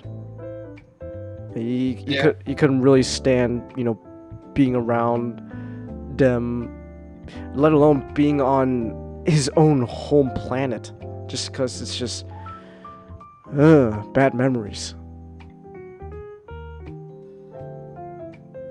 So yeah, we made a sad Optimus. I'm depressed, Alita. We always make that joke. But he is! He is! Which is why I find it funny how we actually did make a straight up story episode. We're just straight up to Autobots have to go to therapy. But yet it's for the most part a comedic episode. I imagine it's funny, and then the third act. But like at first though, it's kind of funny. Just oh my. Oh yeah, definitely. Oh my! I am sensing huge amounts of stress, tension, trauma. Oh my goodness! As you poor thing, Optimus. Oh my gosh, Bumblebee! Why didn't you tell me about this? I'm not talking about him. I'm referring to you, sir. Excuse me, sir. Have you experienced anything traumatic recently? In Optimus' mind, it's just like a clip show of just all the like terrible things that happen in his life playing at once. While just in his mind, he's just screaming, "Ah!"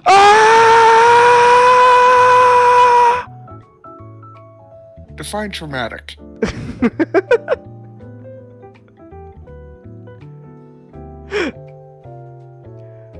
Yeah, so our Optimus, he's got issues.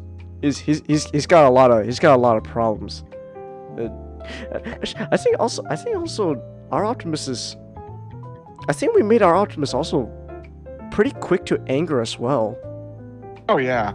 Like he's not afraid. Yeah, our Optimus. Yeah, actually, our Optimus kind of has a short temper. he tries his best to keep it contained, but when it happens, like it just comes out like I was like in the form of like this like passive aggressiveness, like just absolute sarcasm. Just oh wow, I didn't know that. like when the ship is stuck in the mountain, just sort of. Yeah, I don't think that's coming out. Oh, you don't say. You don't say. You don't say, Swerve.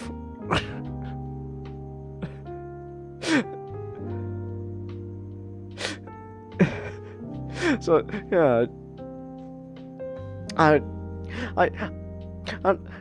more to think about it. I think Express, when I originally came up with Express, I think this was also just really an exercise of me just an idea of making Optimus interesting, but also entertaining. But also, at the same time, though, despite everything we've said, this is still Optimus Prime. He's not gonna stray away from his core. Just like that's the thing about Optimus.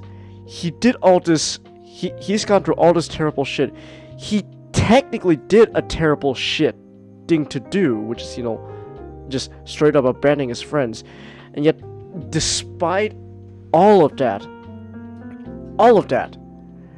our Optimus is still a version of Optimus Prime who would, when the chips are down and the world demands he takes action, he'll take action. Which I think that's in my opinion, I think that's what makes our Optimus interesting. Like, this is a guy who as much as he wants to just get away from all the fighting, he'll still lay down his life.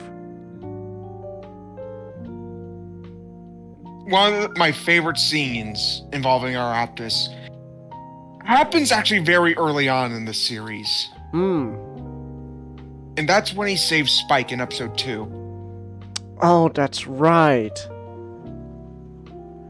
That's right.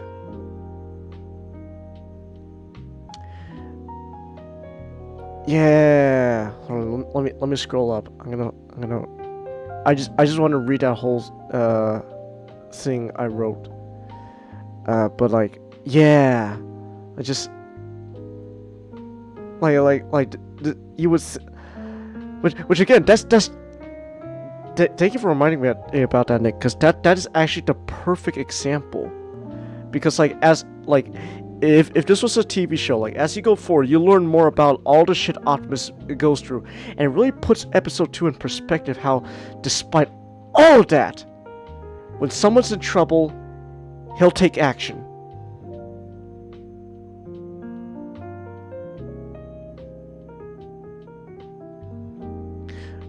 Like okay, here we go. I wrote down. I got all of the stuff we wrote down for episode 2. So at the power plant, Spike is having an internship at Optimus. He's driving by and he notices all of a sudden the power plant has caught on fire. Like there's like a fire going on. Maybe it's like an electrical fire. Who knows? But there's a fire going on, and he's considering leaving it, like it's a fire, but the Earth, the human authorities can handle it. And also, this is also Optimus' first time on Earth. That gives you another thing. This is his first time on Earth. He doesn't know anything. He doesn't know much about humans. He doesn't know much about this world, and yet he still jumps to action. Where it's like let the human authorities handle it. I saw these guys called firefighters. I turned into one of their vehicles. They can handle it. But then when he hears someone go, "Oh, someone help! My son is still in there!" It's like, it's too dangerous. You can't go in there. That's when Optimus leaps into action. And also, like, the thing is, like, for a while, Optimus was like, let's remain robots in disguise. We don't know what we're dealing with. But yet, like, again, just that when it's time to take action, just who cares about staying in cover? I gotta save that guy. I don't know who he is, but I gotta save him. And then so he just runs into like a burning building, just straight up, just. It's like Spider-Man 2, Nick. Yeah.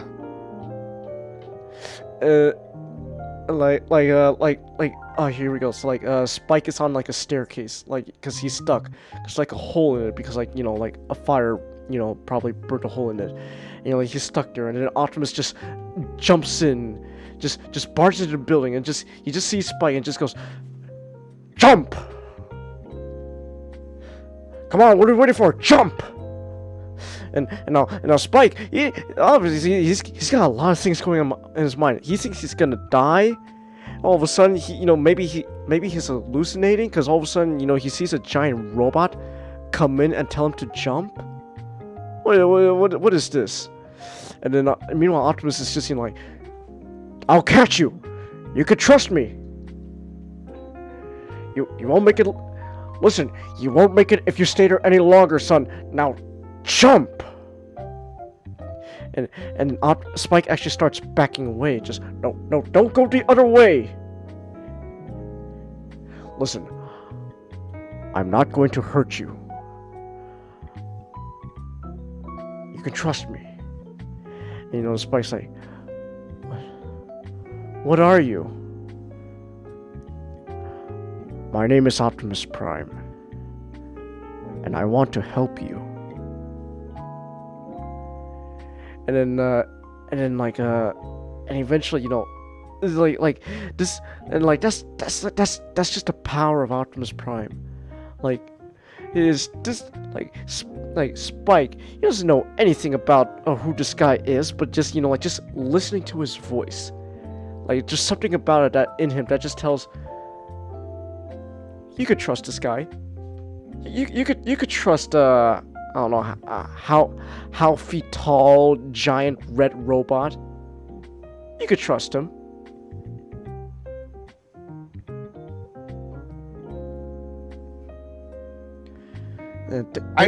Thank you for reminding me about episode 2, Nick.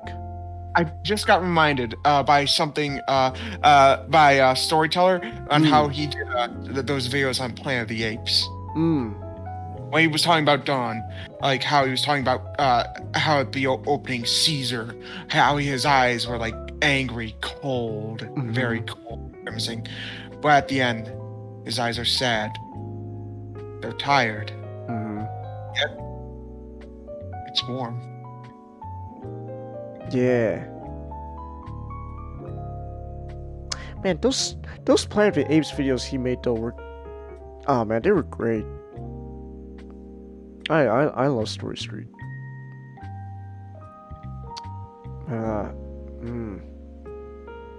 Like,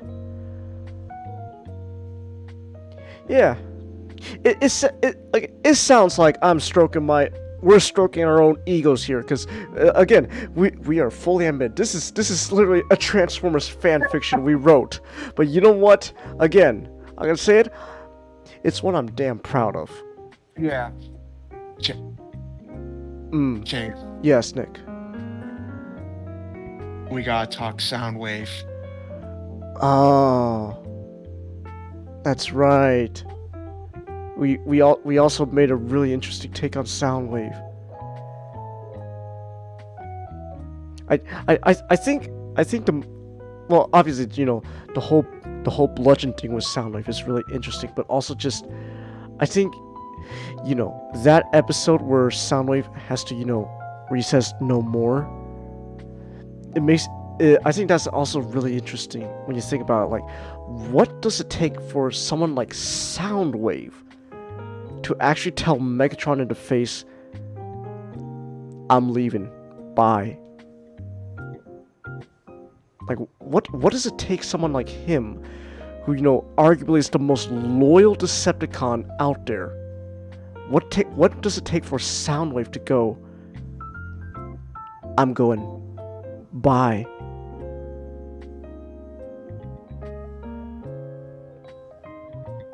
You know what? We could start off by explaining the whole bludgeon thing. Now, Nick, the bludgeon thing, that's your baby. that was 100%. Nick, that was 100% your mind baby right there. So, it had to do with the fact it all stemmed when you mentioned it was gonna be Jazz versus Soundwave. And I thought of something interesting. Because I thought it'd be interesting. What if it wasn't like because we had Jazz as like a great, like, you know, kung fu master and stuff like that. So what if to make things interesting?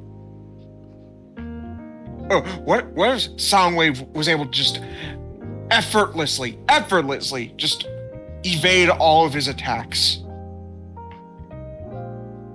And that so I thought to do that you gotta get your moves from somewhere. And then I thought, you know, maybe they had what if they had the same master? And then I thought, what if they need to what if they both need to avenge their master?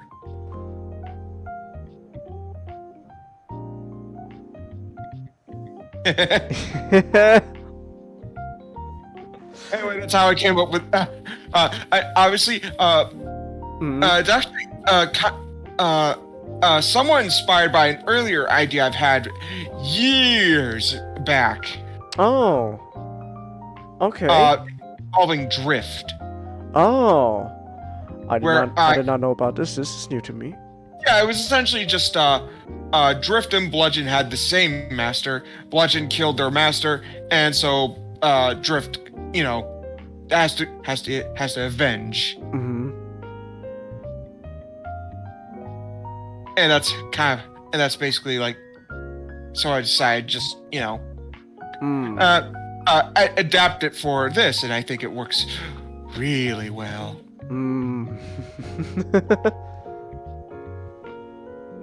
Especially added with Soundwave. Actually, Okay, so here's the thing, Nick. So we established that Jazz has his nunchucks from like animated, and Bludgeon obviously uses his swords. I don't think we ever gave Soundwave a weapon, but hear me out, Nick. I don't want you to, because actually because the more I think about it, that actually it tells you the level that Soundwave is. He doesn't need a weapon. Angus, I wasn't gonna give him one. Nice. I wasn't gonna give him one. Cause I realized like we didn't give him a weapon. I like that. His fists are his weapon. Exactly. And besides, once Bludgeon's taken care of, well, Bludgeon's not gonna need a sword.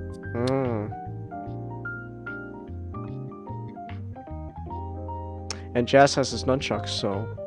Yep. Alright.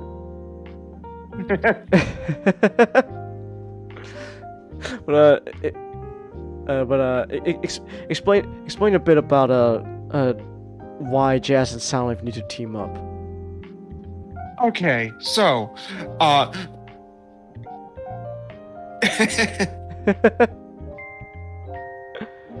it all starts way back when Jazz had to was basically indoctrinated into the Yokotron's dojo. I forgot how we joined the dojo. Did we establish? Let me check real quick. If not, I think because I remember Soundwave. Right, Soundwave was I remember the way you described it to me. Soundwave was like the Jason Todd. Yeah, he was a street rat. Let me see here. No, actually, we didn't even write down anything for Jazz. Huh? We could come up with some in a moment, but yeah, just. I mean, long story short, though, we know his origin.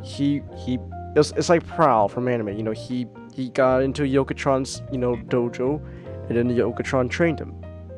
Yep. And so, at one point before he can, Jazz can fully master his training by mastering process over matter. Jazz left to go find the war. But he was pretty young, and he didn't. And he basically joined in, and only saw like 1 or 2 battles, and it wasn't really all that. So unlike Ironhide and Optimus, he kind of got away without any mental scarring. Yeah, I mean, he probably has his fair share, but like it's not like to the point of like Optimus or Ironhide. Yeah, Jazz was able to recover from those scars pretty easily. But Jazz, when he comes back, he sees the dojo in like ruins because it just got attacked. It's currently being attacked by Bludgeon, who was a former master student of Yokotron. And when Jazz gets into the dojo, Jazz literally witnesses Bludgeon decapitating Yokotron. Jazz's response: shoot Bludgeon in the face. It didn't kill him though. It actually just blasted Bludgeon's face off his body, so he just has like the skull, like the samurai skull he had. He likes it that way. He also took Yokotron's helmet. And so Jazz has kind of been living with the fact that maybe if I stayed, I could have saved him. So when Bludgeon comes to Earth, he couldn't save him, but he can avenge him. Yep. So Jazz leaves to basically do what he has to do. Mm-hmm. And in the middle, he's stopped by Soundwave. Now, something we also got established with Soundwave, just in case we didn't establish it earlier. Soundwave almost never talks. Oh yeah, that's right. He only talks to those he's close with, i.e. the cassettes. Mm-hmm. So whenever he speaks, it's usually just like one of my favorite things is like when we're talking about like him and Shadow Striker kind of have this understanding where like she can knows like what do you want? Like while they're in a fight. Mm-hmm. He just points and she'll immediately know, okay, got it. Shoot that direction. And and there's already a rivalry between Jazz and Soundwave because Jazz is like, man, this guy's good. I gotta train better if I want to beat him.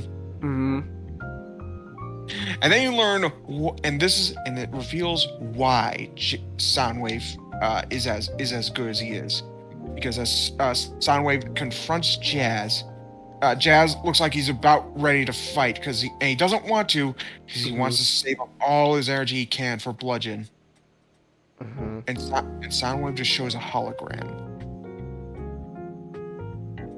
of a young Soundwave at like a martial arts tournament holding a trophy with his master Yokatron right next to him. Mm-hmm. Soundwave's avenging too. Not tell them about the little thing. Oh, I will. And right as they're about to confront Bludgeon, Soundwave opens his chest and pulls out a green strip and ties it around his head.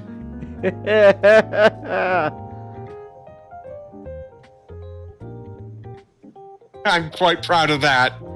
Oh, Nick, when you told me that, I had the biggest grin on my face. I was like, oh, you cheeky bastard, that's amazing. You're welcome.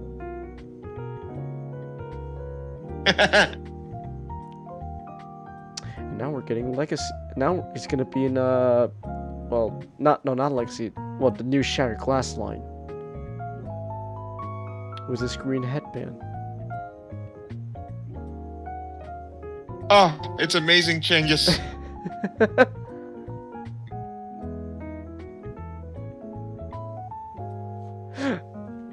Oh, it's great.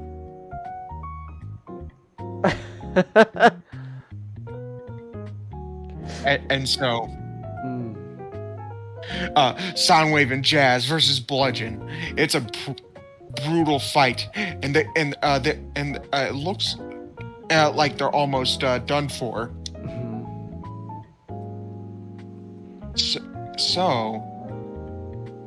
But they managed to do one thing that Bludgeon is unable to do. P over M. Processor over matter. And with that, they were able to turn the tides. And right as Jazz is about to do the finishing blow, he can't. It's just not his way. Don't know about the other guy though. And Soundwave using Bludgeon's sword decapitates Bludgeon.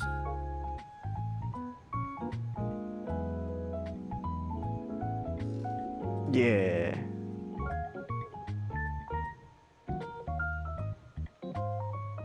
Then they hold a funeral. Yep.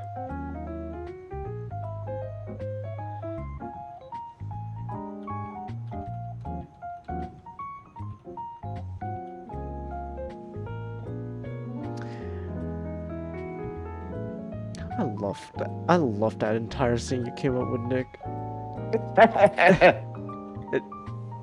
this all started because yeah, again, like when we were coming up with like the pilot story, like our pilot episode, like, so everyone's got some kind of Decepticon to fight. Who's Jazz gonna fight? And then it's like, oh, Jazz Soundwave, you know, music versus music. It got better. And it got better. And then after that, we have the Space Bridge competition episode. Nautica and Bulkhead compete to see who can build a better space bridge. I also love how I put down. Okay, so there's some things I do like. So one, Perceptor, despite being, you know, arguably the smartest of the entire, you know, Autobots on Earth, doesn't know how to build a space bridge. But Bulkhead does. It's like, wait, you know space bridge engineering? Well, yeah, I graduated top of my class. Unbelievable. And then there's Nautica says she could make a better one, so they're competing. And I also love how I said while the two compete, Optimus is just watching on a lawn chair.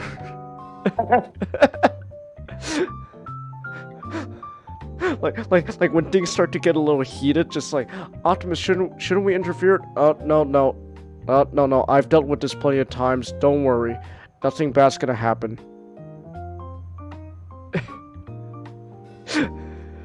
And then I love how it ends with just the competition ends up as they end up destroying both their bridges. and all the resources they had to build Space Bridge were used up. So they can't make a space bridge anymore. But it's like, we did it! It's like, we did it! You know what, Nautica? The real space bridge was our friendship. You're right. We're still stuck here. We're still stuck here, and you used up all our resources to make a space bridge. So we're in trouble? Nick, I love how I put immediately after that, it cuts to Nautica, Bulkhead, and Swerve in like timeout. And then Nautica and Bulkhead ask, wait, why are you here, Swerve? It's a long story, you don't want to know. Meanwhile, Optimus is supervising. Swerve, no talking.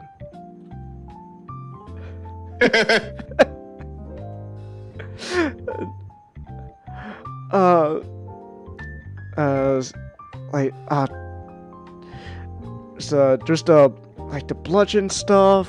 What else is there? Autobots go to Hollywood. That's right. Autobots go to Hollywood. That's another thing. One of my favorites. Autob- I came up with the idea because I was watching Hoist Goes Hollywood. But I'm like, I was like, yeah, I want this.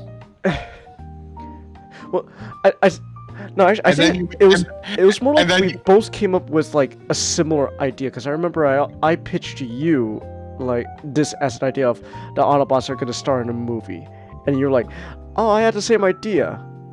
So we just kind of put the two together, but you were the one who decided it's around a Bumblebee.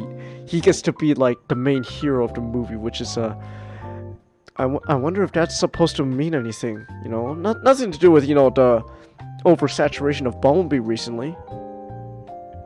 No. Bumblebee's great though. Oh yeah. But then I was the one who decided, you know what? Let's give a little nod to our man, Peter Cullen. Where so So Bombi is. I need to write down like the definitive like outline for like the actual dialogue, but like pretty much like I'm gonna try to remember summed up from memory. So Bombi's like practicing his lines for like the movie, since he's been cast. And then it's like hey Optimus, do you mind if I practice in front of you? Oh no, go ahead, be my guest. All right, he says stuff like I am Bumblebee, prepare to meet your fate, villain. How about that, Optimus? Not bad. Not bad? Not bad. You don't sound too enthusiastic about it. I'm very supportive, Bumblebee. Not bad.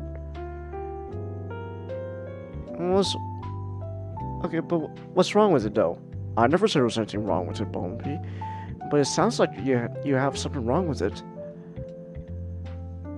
Well, see, it's not bad if you're going for, the Hollywood hero, as I'm hearing. If you want to be a Hollywood hero, then go ahead. But that's not what real heroes are like.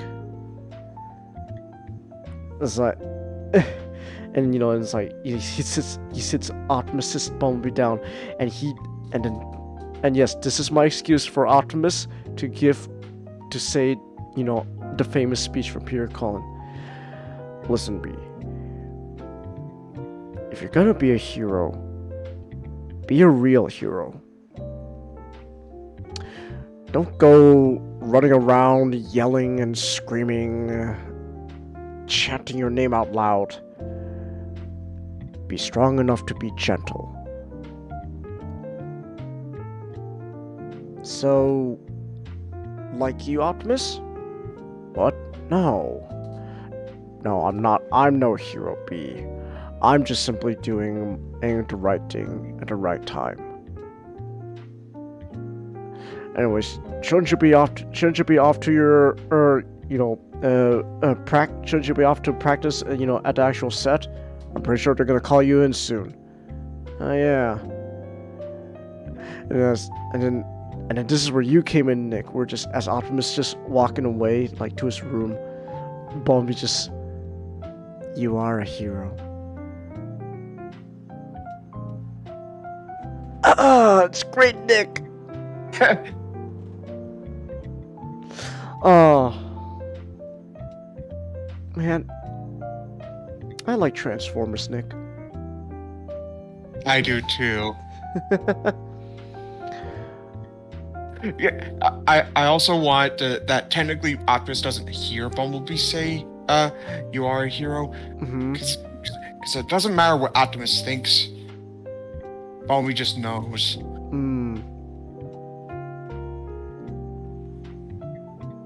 Yeah. Oh my gosh, past 1 o'clock where I am. We've been talking. You know what? This has been the longest segment of the podcast. We've been talking about Transformers for how long now? For good reason. For good reason, but it's past 1 o'clock. We need to. And, oh shit, we scared away all our viewers. Because we were talking too long about Transformers fanfiction. You know what? I don't care. I had a fun time. Part 3, Nick. I don't see why not. I'm pretty sure we should end it at part 3. Yeah, we should end it at part 3, but yeah, I think this is probably a sign that we should call this stream here. We've been going for so long. Okay, yeah, everyone's probably asleep by now, but oh well. But yeah. Actually, you know what? Before I leave, before I call it a stream, I do. So, how about this, Nick? We could do a part 3. We're gonna try to keep it a little shorter than before, but we'll keep it. We'll do a part 3 maybe part 3 we can tell about Blackout. Yeah. But tell you what, I had this idea, so we could do a part 3. So hear me out, Nick. So I had an idea that maybe what I can do is I can then record. I can make like I could record pretty much I could record just me explaining Express, like episode by episode. Like one video would just me be telling about like our idea for episode 1, and another one would be about episode 2. Like, Alright. Yeah, like go ahead. Have me show up at points just so I can say random shit. like it's like in the style of what was I gonna say I'll wait. What was I gonna say? Nick, do you know who Celtic Phoenix is? Sounds familiar. He's a guy I follow because one thing he's been doing recently, and this is the only way I'll ever like continue following the show, is he's been doing a series of videos where he fixes Ruby. Yeah, I remember seeing you as one of his patrons. Yeah. Oh, nice. So like so something in the style of like his videos, but it's just it's Express, Nick. Here I could you can put a playlist in the back room. You know, it'd be cool. Yeah, Nick. I don't know how. Mm-hmm. But it'd be pretty cool if we can get someone to do some illustrations. That'd be cool. We gotta find a way though. Maybe waistcoats. Maybe. At least for now, the way I thought of it was just just for the sake of this is what I can do, and also it'd be kind of funny. It's just I just record in OBS and just control a bunch of PNGs.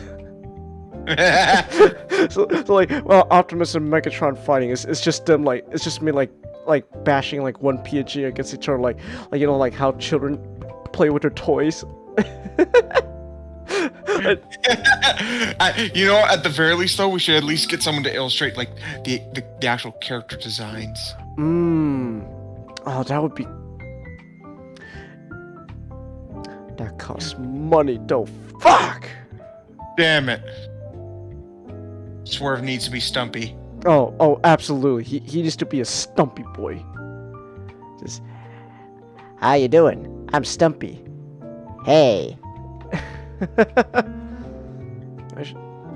And also completely optional, because it wouldn't make sense. But I would love if they also drew him with a Hawaiian shirt. Actually, you know what I can do, actually? And you know what? Oh shit, Animica, you showed up right as we're about to end! Damn it! Oh. He sensed the discussion of fixing Ruby. Oh. Hey guys, what's up? You had to take a nap. Oh, I'm sorry, Anime Guy. We're about to end because it's past 1 o'clock where we are, but we're talking about ideas of how to continue telling our ideas for Transformers Express. And I was telling Xenonick here, Anime Guy, you probably know this. I was telling Xenonick we could do Transformers Express videos in the style of Celtic Phoenix's like Fixing Ruby series, where like he just goes over like like an episode by episode like plot points and details, but that's just us, but like with Transformers. So that's what I was thinking. And I was also gonna say, Nick, you know what I can do actually? It's been, and you know what? This is actually a good thing for me because I haven't picked up a fucking like pencil and drawing pad like for like a fucking how long now? I can actually try like it's gonna be rough. It's gonna be very rough, but I could try like giving like very rough sketch ideas of like what they could possibly look like. I could try my hand at that, because I remember I used to actually draw Transformers, Nick. I used to draw them, and you know what? It's probably a good idea to probably get back in the game a bit. Obviously, I don't think it's gonna be anything, you know, worth really anything to use like for like a video, but like rough sketch ideas to give like an idea of like how I would imagine these characters to look. I can try my hand at that. That'd be a good exercise. And the guy says, that'd be awesome. I'll help out the machinima side since I have False Cybertron. That'd be cool. Maybe for like for like battle scenes, but like what me and Nick were thinking of though, like that would be cool. Anime guy, you know what? Maybe we could arrange something like that, like maybe for like battle scenes, but like the way we thought of like these characters, like we imagined it would be something not really for like False Cybertron. This is something like very much like animated, where like these are like some unique design, and proportions going on. I mean, Optimus is, you know, he's a little on the wide side. You know. I heard that. To be fair though, Bulkhead is perfection. His anime design is perfection. Don't at me. Yeah. And like what else is there, like and yeah, like just like I just imagine like more like stumpy, like more again just animated like proportions going on there, but like the machinima thing could help like for like battle sequences. We could think of something there. Like that's just an idea I had, Nick. It's been in my mind ever since like honestly this morning. And I figured now's probably the best time to tell you, since probably after this we're gonna be heading to bed. But I just wanted to tell you that. But yeah. Alright, but I do like your idea though, Anime Guy. Actually, you know what? Let me screenshot this conversation right now in OBS. Just screenshot. Alright. Screenshot. I'm just gonna save the screenshot and I'll like pin it to myself. Let's see. Like it says, I could record a horde mode battle scenes. I also have a lot of Gundam Battle Operation 2 videos on YouTube, so you could just say for the sake of showing how a battle is, this mobile suit could be a transformer as well, because I customize the colors. Oh. Wait, I didn't know you had YouTube, Anime Guy. I know you link your Twitch channel on our Discord often when you stream. I didn't know you had a YouTube. Fuck it, Anime Guy, drop that YouTube channel link in Flex and Chill in Discord. Let me check that out. Drop it in there, I'll check it out. Alright. But yeah, we have been going for almost 3.5 hours. This is man, so this is somehow one of our shorter podcasts, and yet somehow we end at the same time as usual. Amazing. Like I said, it's mostly for recording stuff for people to buy my gameplay stuff. I don't care, man. Pop it into YouTube in Flex and Chill. I'll check it out. All right. So, with that said, then we're gonna call this podcast here. Next week, I'm actually not gonna be streaming too much because next week is exam. I have an exam that week, and I gotta study for that. So, like, actually, hold on. I'm gonna post in the back room, Nick, if I still have the photo. If I didn't delete it. Yeah, I didn't delete it. I can show you this picture, Nick. That tells you how much I have to look through to study. It is now. Fortunately, it's the exam is open note, so I could just like look through all the stuff. But let me tell you, get load this, Nick. This is what I have to go sort through. If it will load Discord. Oh my goodness.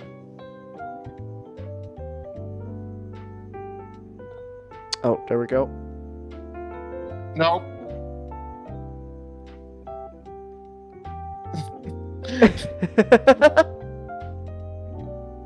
Nope.